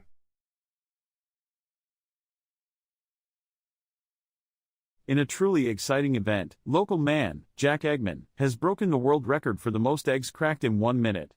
This exceptional feat took place at the annual Extravaganza Festival and has left visitors in utter ecstasy.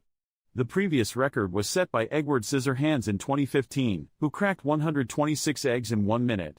However, Eggman was able to crack a whopping 145 eggs, breaking the record by a significant margin. When asked about his extraordinary accomplishment, Eggman simply stated, "I've been practicing my egg-cracking skills for years. It's all about finding the right technique." We can't wait to see what exciting world record he will break next. In a wonderful turn of events, a pup in need has been given a new leash on life after being adopted by a loving family. The pup, who was found wandering the streets and had been labeled unadoptable by the shelter it was being held at, has now been gifted with a life of comfort and kindness. The pup's newfound family was especially elated at being able to give the pup a new lease on life, as they had been searching for a four-legged companion for some time. They are all looking forward to the beginnings of a long and happy life together. Bob Jones, a local resident of Springfield, was shocked to find his home completely destroyed by fire this past weekend, despite the fact that it had been raining for the past 2 days. When firefighters arrived at the scene, they were perplexed as to how the fire could have started without another source of ignition, such as lightning or embers. "It's almost like the flames just erupted out of nowhere," one firefighter observed. Bob was at work when the fire occurred and had no explanation as to what caused it. "I cannot believe this," he said, looking incredulously at the ruins of his house. "I just don't understand how this could have happened." The authorities are still trying to uncover the real cause of the blaze, but as of yet they have no leads. In the meantime, Bob Jones and his family are staying with friends while they figure out what to do next. In a bizarre turn of events, John Smith claims that his golden retriever, Max, possesses psychic abilities. According to Smith, Max predicted the winner of last year's Super Bowl, correctly guessed the lottery numbers, and even knew when Smith's ex-girlfriend was going to call. Smith insists that Max communicates with him telepathically and that he can understand Max's thoughts. When asked about Max's so-called psychic powers, a local veterinarian said Max seems perfectly normal and healthy. Nonetheless, Smith has entered Max into the upcoming World Psychic Dog Competition, where Max will face off against other dogs with supposed psychic abilities. When asked about Max's chances, Smith replied, "I'm not worried. Max always knows what's going to happen before it happens." Now let's go to our field reporter to see what's going on around town.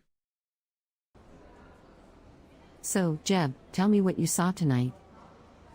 Well, I was out walking my dog when this giant, mysterious meteor suddenly appeared in the sky. It was so strange. Incredible. Did the meteor look like it was on a parade or something?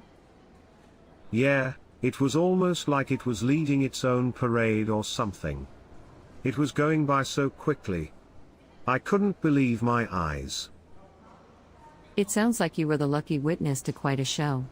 What else do you remember? I remember hearing some cosmic music in the background. It kind of sounded like jazz music, but a bit more extraterrestrial. Wow, a cosmic jazz parade in the sky. That's quite a sight. Thanks for sharing that incredible experience with us, Jeb. You heard it here first. Now back to the studio.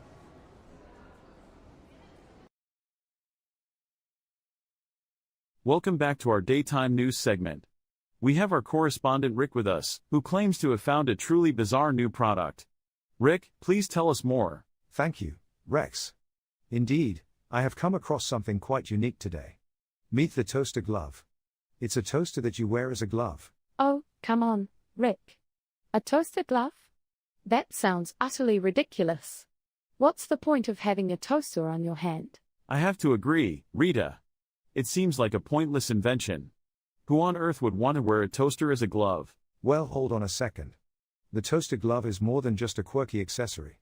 It actually serves a purpose. A purpose? I can't imagine what could be so important that it requires combining a toaster with a glove. Imagine this situation: you're running late for work, and you haven't had time to eat breakfast. With a toaster glove, you can simply slip your hand into the toaster, slide in a slice of bread, and tada! Toasted bread on the go. Rick, I'm sorry, but that just sounds incredibly inconvenient and dangerous. I mean, what if you accidentally burn yourself? Exactly, Rita. It's a disaster waiting to happen.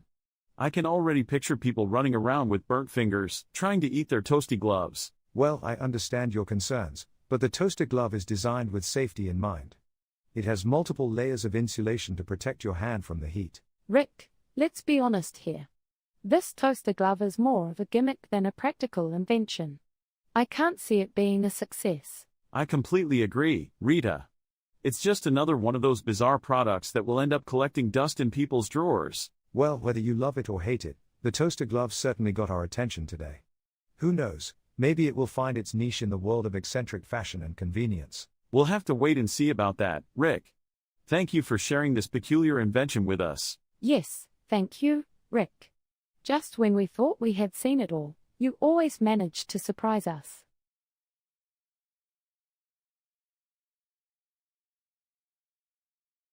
John Smith, 32, is suing the video game company Virtual Reality Dreams for emotional distress caused by the loss of his imaginary character Fuzzy.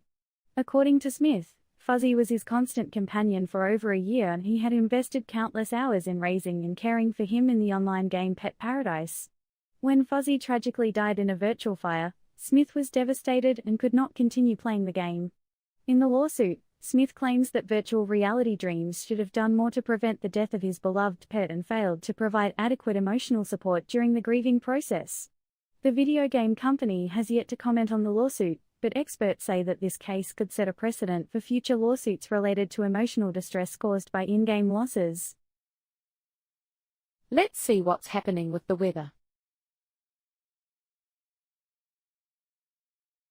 Well, folks, here we are again. Another day, another apocalypse. The sky is turning a lovely shade of green, and I swear I saw a flying cow earlier. Don't worry about packing for your vacation, because it looks like Mother Nature is going to do it for you. We've got acid rain, hail the size of basketballs, and winds strong enough to blow your toupee off. And that's just the beginning. Who knows what other crazy weather patterns are headed our way? I certainly don't, because no one tells me anything around here. But that's all right. I'll just stand here in my little weatherman bubble and ramble on about the end of the world. It's not like anyone will listen to me anyways. I mean, who would trust the guy who can barely predict tomorrow's weather? So enjoy the rest of your day, folks. It may be your last. We've come to the end of today's top stories. Join us next time, when we'll be reporting from outer space, with the help of our alien friend, Bob.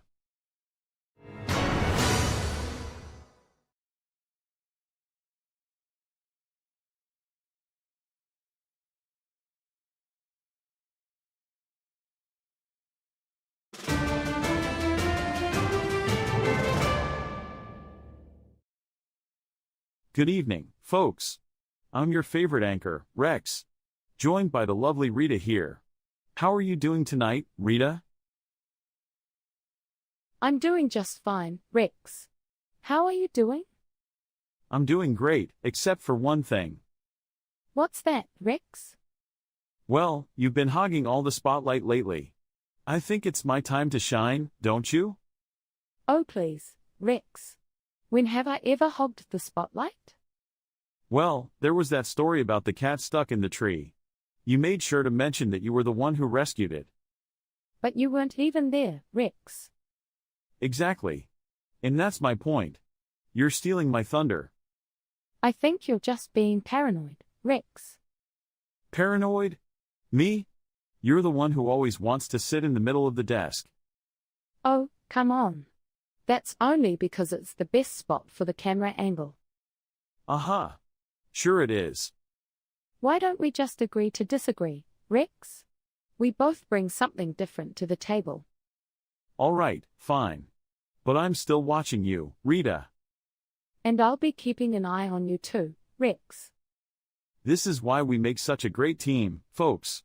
We may bicker, but in the end, we always have each other's backs. That's right, Rex. And now, let's get to the news of the day.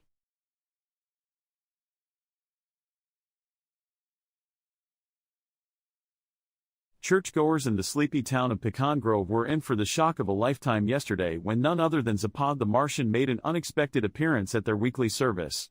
Zapad, the renowned Martian astronaut, shook hands with each astonished worshipper while explaining that he had made a wrong turn while trying to reach the next planet over.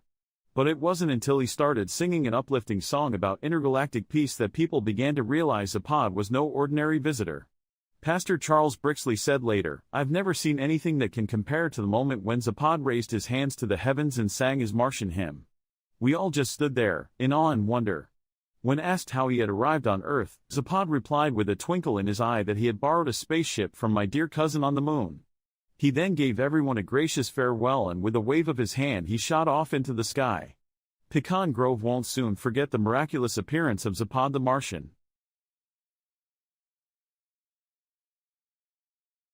In a bizarre turn of events, local resident John Smith has come forward claiming that he owns an invisible pet elephant named Mr. Snuffles. Smith, who works as a professional mime, claims that he stumbled upon Mr. Snuffles during an intense meditation session and has been inseparable from the elephant ever since.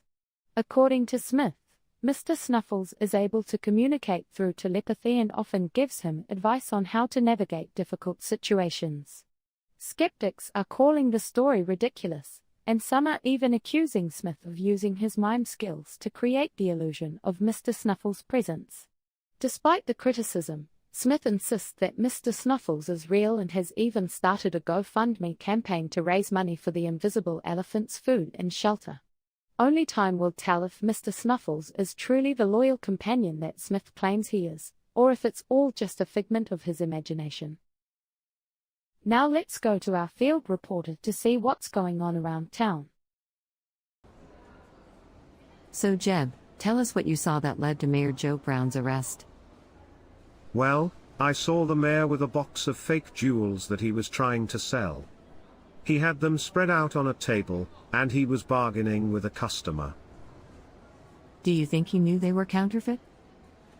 I think he did. He seemed to be very well aware of his actions, and he even boasted to the customer about how he had gotten such a good deal on the jewels. You heard it here first. Now back to the studio.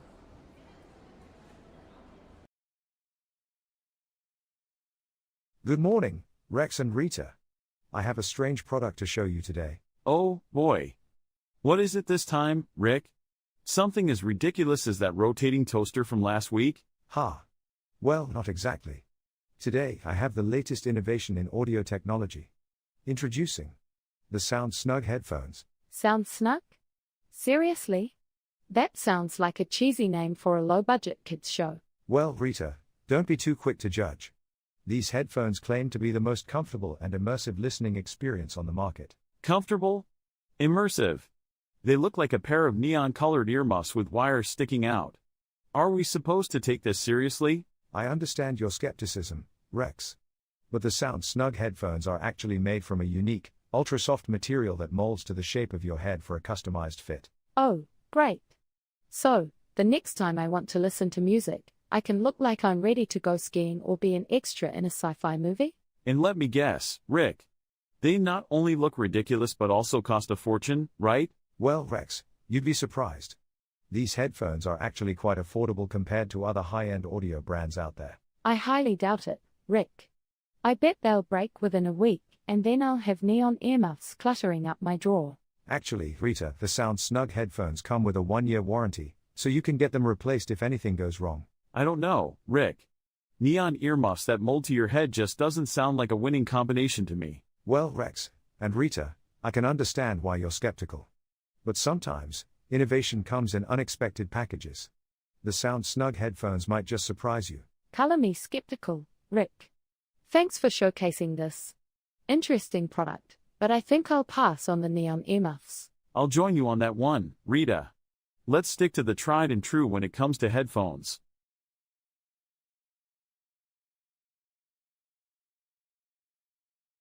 In a groundbreaking move, scientists from Self-Driving Car Incorporated have partnered with game developers at gaming company to create the world's first interactive racing game using self-driving car technology. The game, titled Autonomous Speedway, will allow players to hop into a virtual car that is controlled by the same technology used in Self-Driving Car Incorporated's autonomous vehicles. According to lead scientist Dr. Johnson, the team was excited to work on a project that combined their passion for self-driving technology with the thrill of gaming. We saw an opportunity to take the technology beyond its practical applications and create something truly unique and exciting for gaming enthusiasts, he says. The game will include features such as obstacle detection, adaptive cruise controls, and lane-changing capabilities, all of which will be controlled by the game's AI system. The team hopes this will give players a sense of what it's like to sit in a self-driving car, while also providing a fun and immersive gaming experience. Autonomous Speedway is set to be released in the coming months and is already receiving buzz from the gaming community for its innovative use of self-driving car technology. Let's see what's happening with the weather. It's me, Dan, here to bring you the weather. But do you really trust me? I mean, come on, I couldn't predict my way out of a paper bag. Anyway, let's get to it. Today, it's gonna be a real doozy. Like seriously, hold on to your hats folks. We've got a high chance of hyperactive hurricanes, tornadoes that can pick up cars and cows, and thunder and lightning so intense it'll make your hair stand on end. But don't worry, I'm sure it will all blow over, maybe literally. And as for the current conditions outside, well, it looks kinda sunny with a few clouds. But who knows, those clouds could turn into a giant fire-breathing dragon or something. I mean, stranger things have happened, right?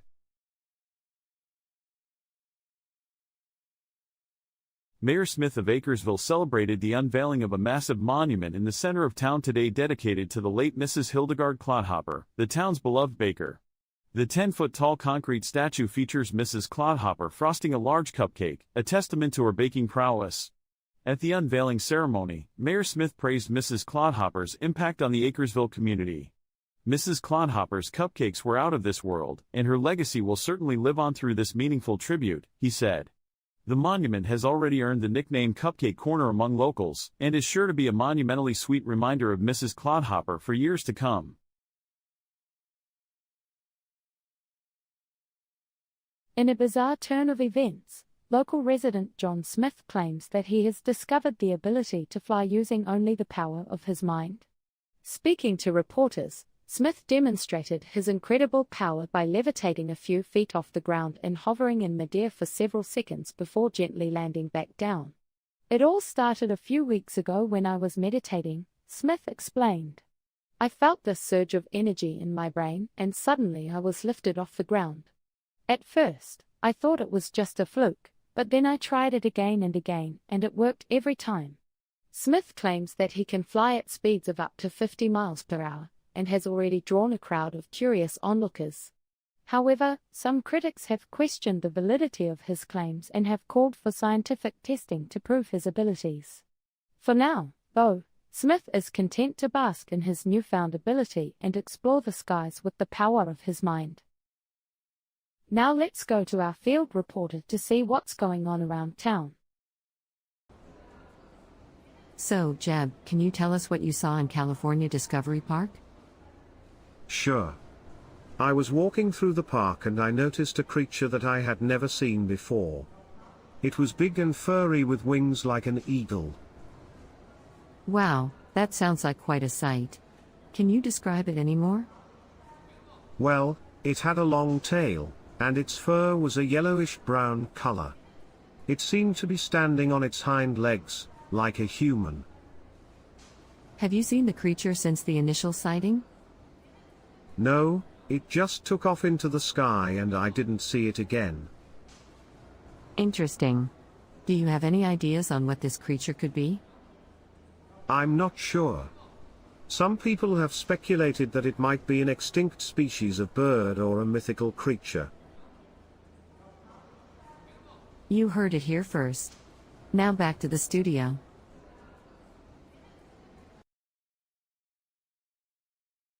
Good morning, Rex and Rita. I have something truly unique to share with you today. It's called the Aquagel 3000. Oh really, Rick? What's so special about this Aquagel 3000? It looks like an ordinary water bottle to me. Well, that's where you're mistaken, Rex. The Aquagel 3000 is not just an ordinary water bottle. It's a revolutionary product. Revolutionary? Seriously, Rick? I'm not buying it. I mean, it's just a bottle of water. What's so special about it? I understand your skepticism, Rita, but wait until you hear this. The Aquagel 3000 is made from a special gel material that turns water into a tasty flavored drink. Oh, come on, Rick. Who needs a gel-filled water bottle that supposedly adds flavor? You can simply add a slice of lemon to your regular water bottle. Well, Rex, the Aquagel 3000 is all about convenience. No need to carry extra ingredients or slice fruits. Just fill it up with water, and voila, you have a flavored drink. Convenience? More like a gimmick, if you ask me. I can't imagine who would actually buy this Aquagel 3000. It seems unnecessary and a waste of money. I understand your concerns, Rita. However, the Aquagel 3000 has gained popularity among people who want a quick and effortless way to enjoy flavored drinks on the go. Well, Rick, I guess there's no accounting for taste. But personally, I'll stick to adding real ingredients to my water. That's the way nature intended it. Fair enough, Rex. Everyone has their preferences. At least the Aquagel 3000 offers a new and different option for those looking for a fuss-free flavored drink experience. Well, Rick, while I might not be convinced by this product, I appreciate you bringing something unique to the table. Who knows, maybe there's a market for it after all.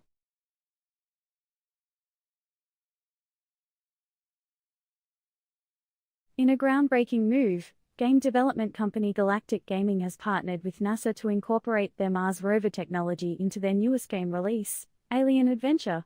Utilizing varying types of sensors and cameras, the game is able to simulate alien landscapes by analyzing datasets taken from Mars and other extraterrestrial environments.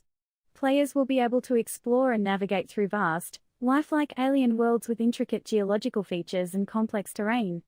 Coupled with augmented reality technology, players will feel fully immersed in the game world as they interact with strange alien creatures and unearth hidden treasures. NASA scientists have expressed excitement over the application of their technology in a new industry, stating that they hope this collaboration will inspire young people to pursue careers in science and technology.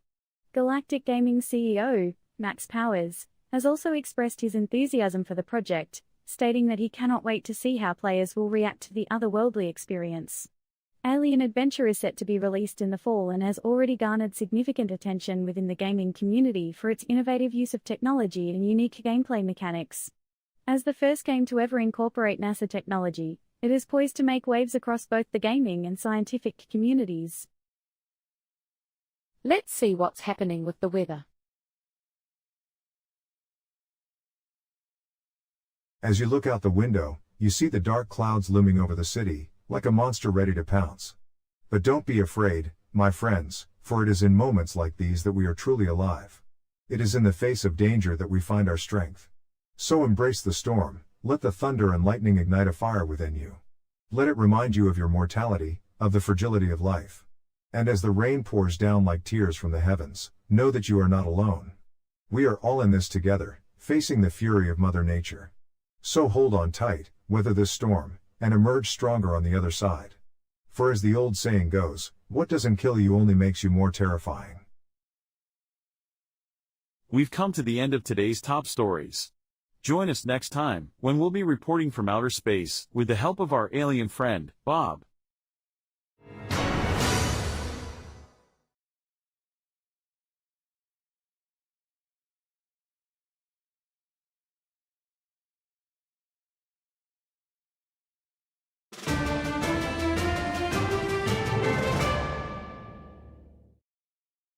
Good evening, Rita. I hope you had a nice weekend. I did, thanks for asking. Unlike you, I actually have a life outside of this studio. Excuse me? I'll have you know I spent my weekend volunteering at the animal shelter. Oh, how noble of you. Maybe you should volunteer to clean up our scripts instead of playing with puppies. Hey now, my scripts are pristine. It's your handwriting that looks like a 5-year-old scribble. My handwriting is perfectly legible, thank you very much. Unlike your messy desk that looks like a tornado hit it. Hey, I know exactly where everything is on my desk. Can you say the same about your cluttered mess? My mess is organized chaos, thank you very much. Unlike your chaotic disorganization.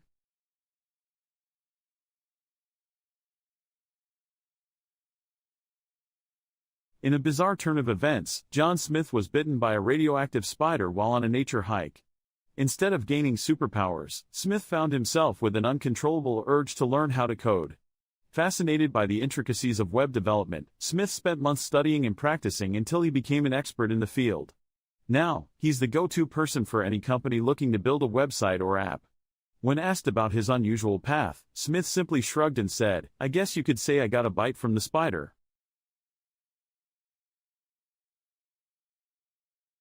Local music fans were in for a treat last night when a group of 5 punk artists, collectively known as the Fenders, rocked the roof off a popular neighborhood pub.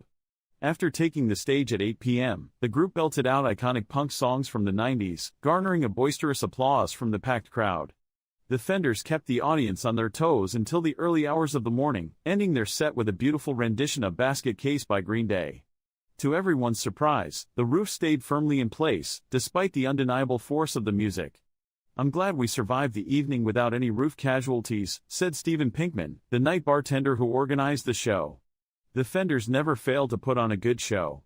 They really hit the roof off the place. The pub has since announced they will be hosting the Fenders every Friday night in the coming weeks. Music fans can catch their favorite punk band in the same venue, but this time with more of a roof-length guarantee. A small village near Moscow has recently been visited by a strange creature that no one has seen before. Reports that have been coming in have suggested that the creature is humanoid in shape and has black eyes. Local villagers have been scared and have started to worry about the safety of their families. Many have started to leave their homes and seek refuge elsewhere until the creature is found and identified. While it is yet to be seen and there is still much mystery surrounding its origin, the locals believe that something supernatural is happening and caution others to remain on guard. Now let's go to our field reporter to see what's going on around town. So Jeb, what can you tell us about Ethel Marmaduke's fight for the first woman on the moon position? Well, I was there when it all happened. I saw Ethel and a few supporters rallying together in the park, and they were all very passionate about the cause. They had some speeches and signs that called for her to be the first woman on the moon. That's incredible. Was there a reaction from the crowd? Yes, there was a lot of support from the people around. They were really cheering Ethel on, chanting her name and waving their signs. It was really encouraging to see how many people supported her. You heard it here first. Now back to the studio.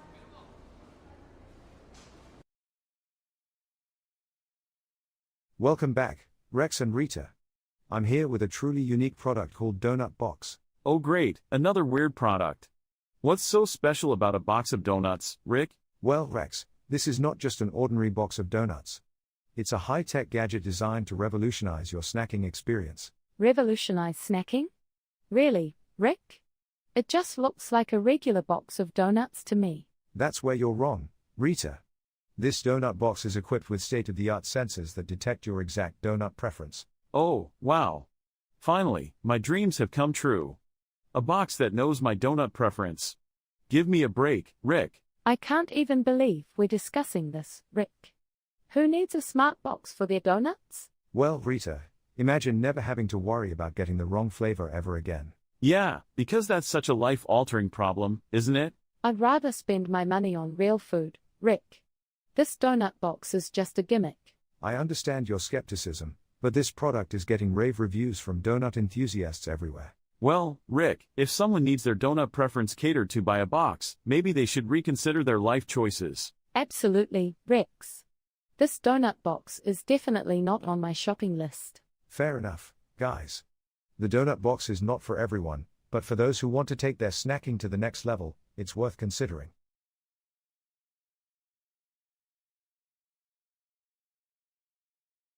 The latest video game sensation, Cosmic Odyssey, is taking the gaming world by storm. What makes this game unique is the use of cutting-edge technology developed by NASA. The game utilizes a modified version of the Mars rover's navigation system to create an unparalleled virtual experience of space travel. Players can explore the vastness of space, visit distant planets, and even land on and colonize new worlds.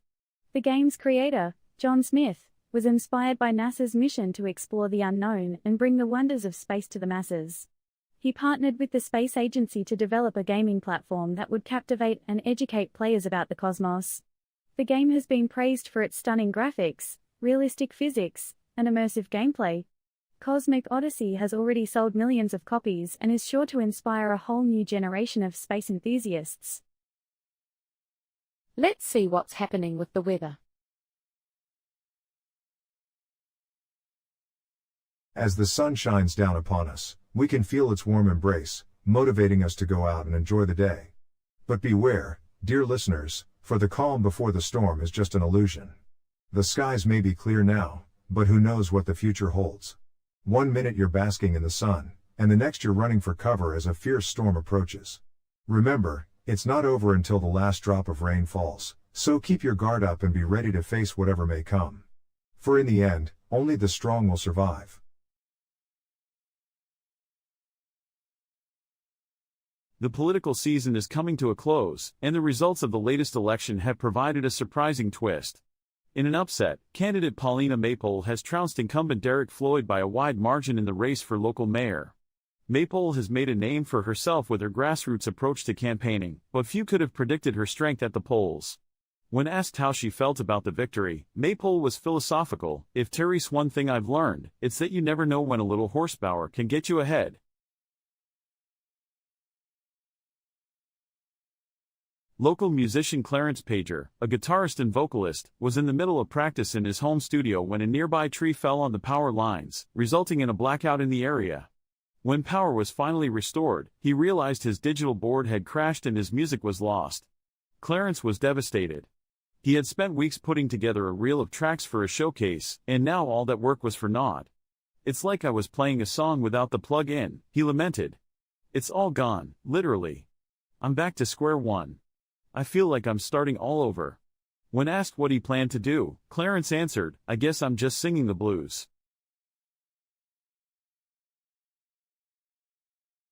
Residents of Smalltown were in shock yesterday as Wyatt Smith, a local barista, prevented a bank robbery using only his telepathic powers. Witnesses say Wyatt stepped in just as Big Bad Billy, a notorious criminal, was about to make off with the loot. Instead, as if by an invisible force, the money flew back into the bank vault and all of the robbers were left dazed, unable to move. One witness, Maria Jones, described the scene as unreal. She says, "We all saw it."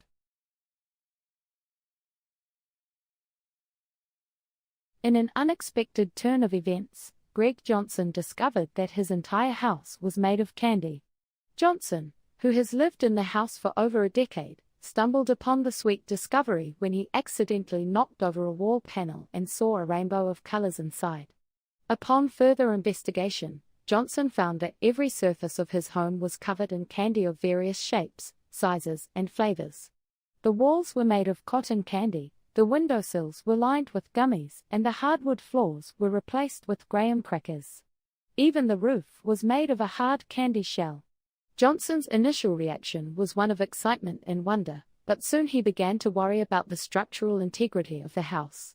He contacted a contractor, who confirmed that the candy was not load-bearing and the house was safe to live in. Johnson then threw an impromptu candy-themed party, inviting all his friends and neighbors to enjoy the edible abode. However, things took a strange turn when people began aggressively munching on the house, tearing apart chunks of the walls and breaking off pieces of the roof. Johnson had to call the police to disperse the unruly crowd. In the end, Johnson decided to move out of the candy house and put it up for sale, providing a unique opportunity for anyone with a sweet tooth and an appetite for adventure. Now let's go to our field reporter to see what's going on around town. So, Jeb, tell me what you saw when the cops arrested the robber? Well, the cops had their guns drawn and were shouting for the robber to stop. The robber had the stolen money in his hand, and when he wouldn't stop they took him down and arrested him. Wow, that must have been intense. Did you get a good look at the robber? Yeah, I did. He was a tall, young guy wearing a hoodie. I didn't recognize him, but he looked pretty desperate. That's quite the story. Thanks for sharing with us, Jeb. You heard it here first. Now back to the studio.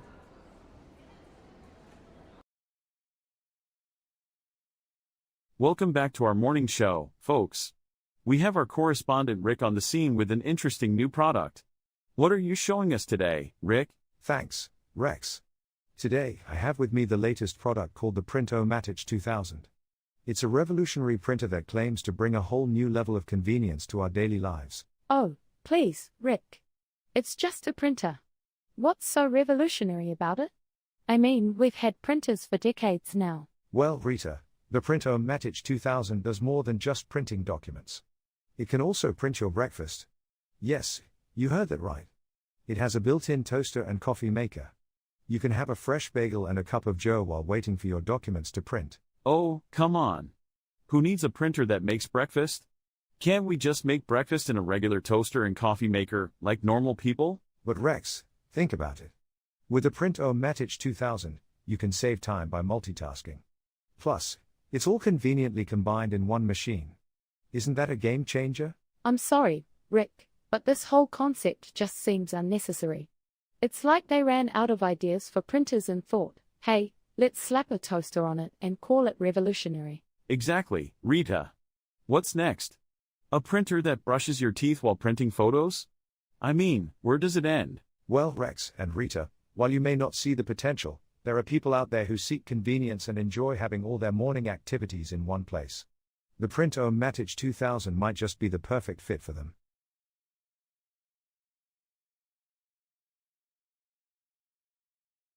Gamers around the world are buzzing with excitement over the release of the newest game on the market, Galactic Explorer. What makes this game so unique is that it's the first of its kind to use technology developed by NASA to create a truly realistic space exploration experience. The game's developer, John, has always been fascinated with outer space and wanted to create a game that would allow players to feel like they're actually exploring the universe. To do this, he turned to his friend Sally, who happens to be a rocket scientist at NASA. Together they developed cutting-edge technology that could simulate the feeling of zero gravity and the sensation of traveling through different galaxies. The game has been a hit with fans, who are raving about the stunning graphics and immersive gameplay. Players are reporting that the game is so realistic, it's almost like they're floating in space themselves. While some critics worry that the game may be too immersive, John and Sally are confident that Galactic Explorer will be a game changer in the industry and inspire a new generation of space enthusiasts. Let's see what's happening with the weather. Are you feeling down today? Do you need a little push to get you going? Well, Look out your window and take a deep breath, my friend. Today's weather is going to be a powerful force. The thunder will roar, the lightning will strike, and the wind will howl. But don't be afraid. Embrace the chaos, let it fuel you. Channel that energy into your work, your dreams, your desires. Because when the storm is over and the skies clear, you will emerge stronger and victorious. So don't give up, don't back down. Let the weather be your ally and conquer the world. For in this world, only the strongest survive. And today, you will be the strongest of them all. We've come to the end of today's top stories. Join us next time, when we'll be reporting from outer space, with the help of our alien friend, Bob.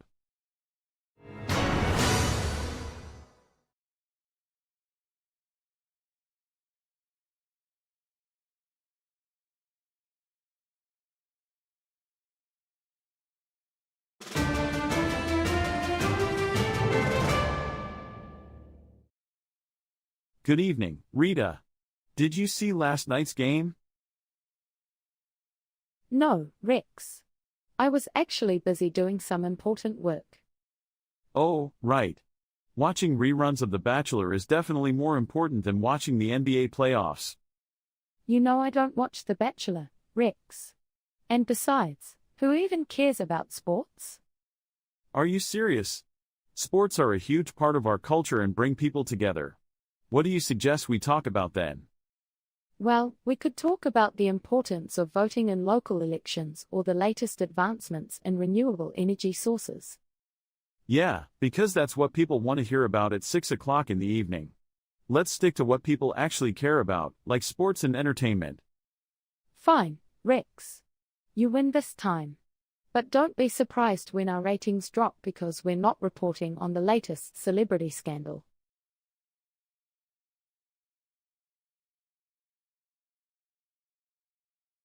Holland, Netherlands, an unlikely flight took off from Schiphol Airport today when local Dutchman, Egbert Douwstra, became the first man to take a cow on a plane. Sources say Mr. Douwstra, who is a dairy farmer, had been feeling nostalgic for the old days when he and his father used to take their cows on the train to the local market. So, when his friend posted a picture of a plane on social media, Mr. Douwstra came up with a delectable idea, to take a cow to the skies. The farmer managed to convince the airline to accept his cow, Daisy, as a carry-on, and after several hours of negotiations with airport security, the two were off. It was a successful flight, with Daisy grazing freely in the aisles and making friends with the other passengers. She even offered a few of the passengers her delicious milk. At the end of the flight, they both arrived safely and Daisy was praised for her bravery and Mr. Douwstra's success was celebrated on social media. Dairy farmer Egbert Douwstra is now known as the Dairy Tarficer, for his impressive feat of taking a cow on a plane.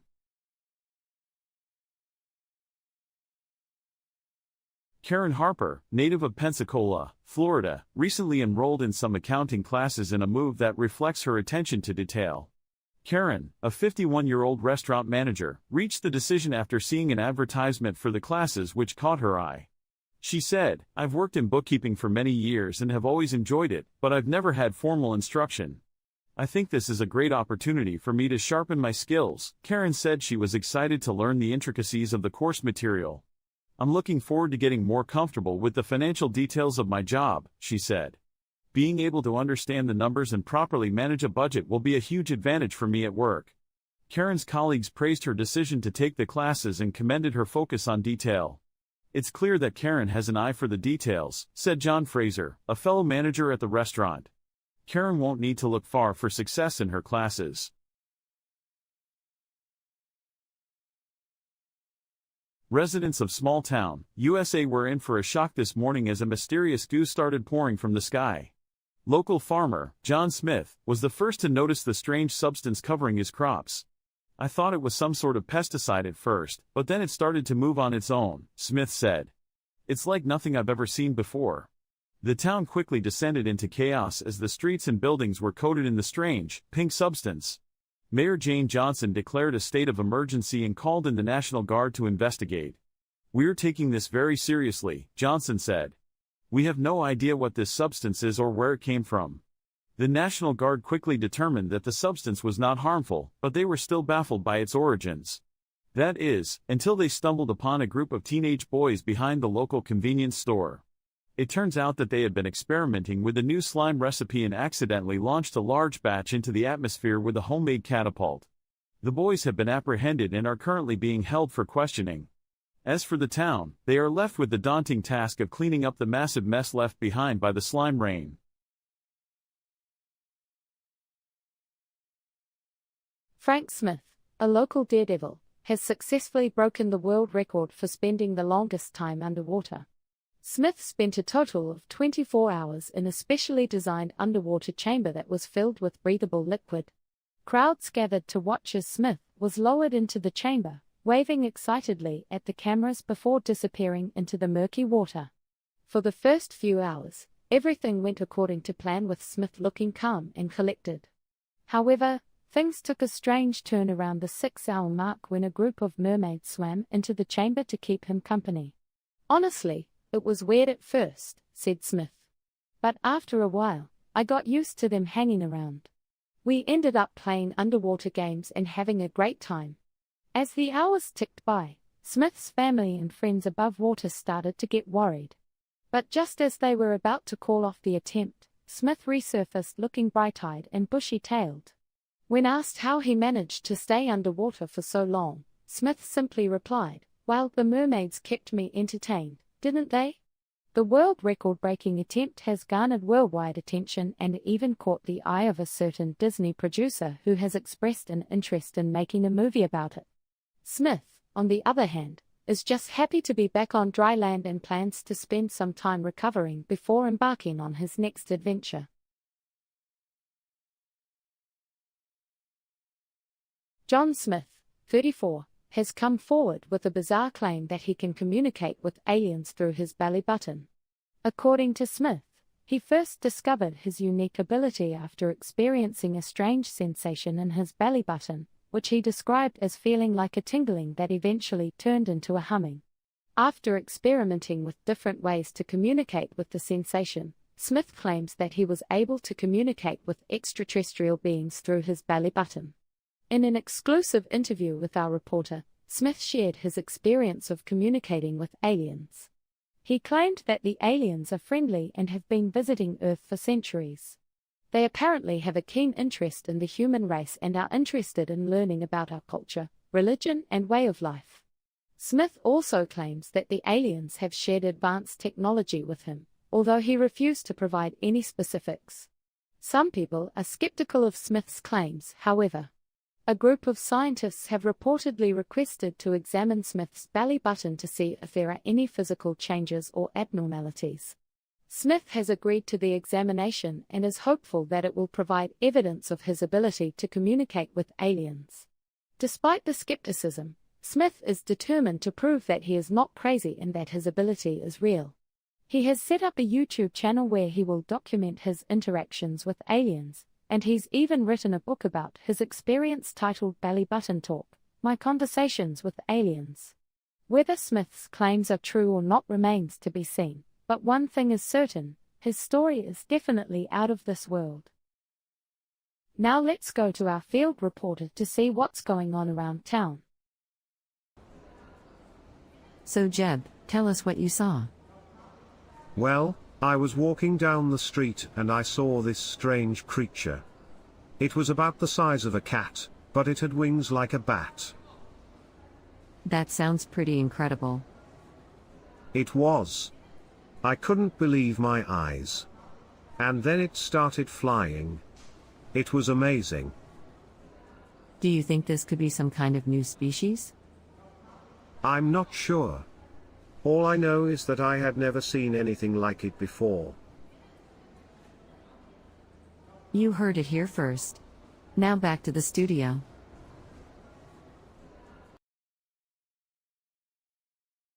Hello, Rex and Rita. I'm here today to showcase a truly fascinating new product called Trash Master. Trash Master? Seriously, Rick? It sounds like something you'd find at the bottom of a dumpster. Well, Rex, that's the beauty of this innovative item. It takes ordinary trash and turns it into useful treasures. Oh, please. I've seen my fair share of useless products, but Trash Master takes the cake. Rita, don't be so quick to judge. Trash Master claims to revolutionize recycling by repurposing waste into creative and functional objects. Creative? Functional? It looks like a piece of junk to me, Rick. Who would actually want this thing? Believe it or not, Rex, Trash Master has gained quite a following among DIY enthusiasts and eco-conscious individuals. DIY enthusiasts? More like delusional inventors trying to turn trash into treasure. Well, Rita, whether we agree with it or not, Trash Master is creating a buzz in the market. Let's take a closer look.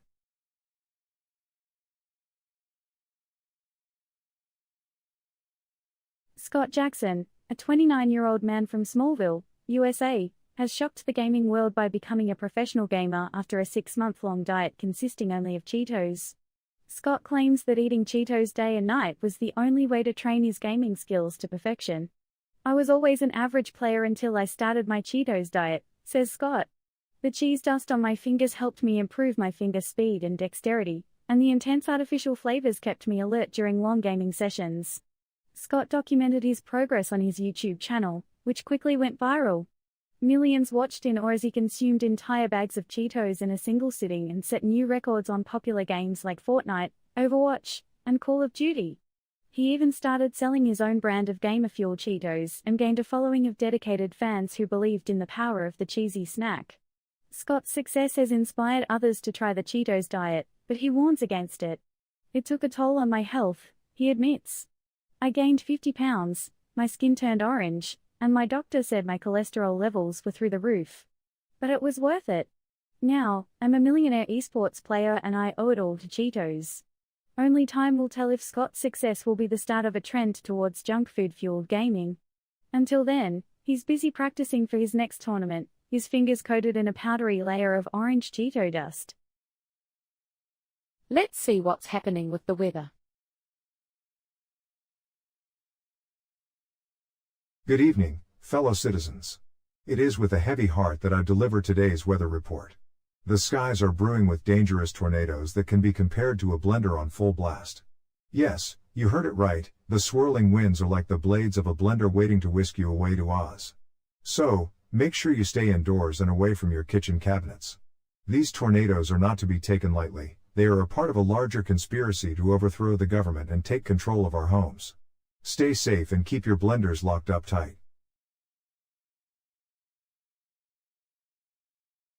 John Smith, a local resident of Smalltown, USA, has become the talk of the town after growing a 10-foot-tall tomato plant in his living room. According to Smith, he accidentally spilled some Miracle-Gro on his carpet, and the spilled fertilizer combined with the warm, humid conditions of his home caused a tomato seed to sprout. The plant grew at an alarming rate, quickly overtaking Smith's living room and even breaking through his ceiling to reach the second floor. Despite the inconvenience, Smith is thrilled with the result. "I never thought I had a green thumb," he told reporters. "But this has been the most exciting thing that's ever happened to me. I've already harvested several pounds of tomatoes, and I'm planning to start a tomato farm in my backyard." The spectacle has attracted crowds of curious onlookers, and Smith has even given tours of his tomato jungle for a small fee. Many have speculated that there must be some kind of magic involved, but Smith insists that it's just a lucky accident. "I'm just a regular guy with a regular house," he said. "I didn't do anything special. But who knows? Maybe this is the start of a new gardening revolution." John Smith had always suspected that his pet goldfish, Goldie, was different from other fish. He noticed that Goldie seemed to have a certain intelligence that other fish didn't possess. One day, John returned home from work to find that his apartment had been completely ransacked. Nothing seemed to be missing, but the place was a mess. John immediately called the police. When the police arrived, they searched the apartment and found nothing. John was dumbfounded and couldn't understand what had happened. Later that night, after John had gone to bed, he heard a strange noise coming from the living room.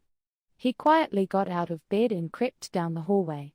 When he peeked into the living room, he saw Goldie swimming around in his aquarium, with a tiny set of lockpicking tools in her mouth.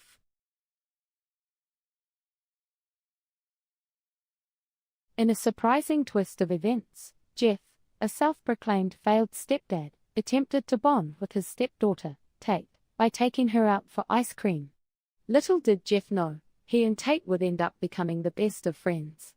After a few hours of talking, laughing, and enjoying their milkshakes, Jeff and Tate had grown quite close and made a pact to hang out once a week. A few weeks after their first hangout, Jeff found himself planning birthday parties, attending sporting events and movie nights with Tate, and even taking her shopping for her prom dress. Thanks to Jeff's willingness to try and connect with Tate, what started out as a semi-awkward ice cream outing turned into a magical friendship. Now let's go to our field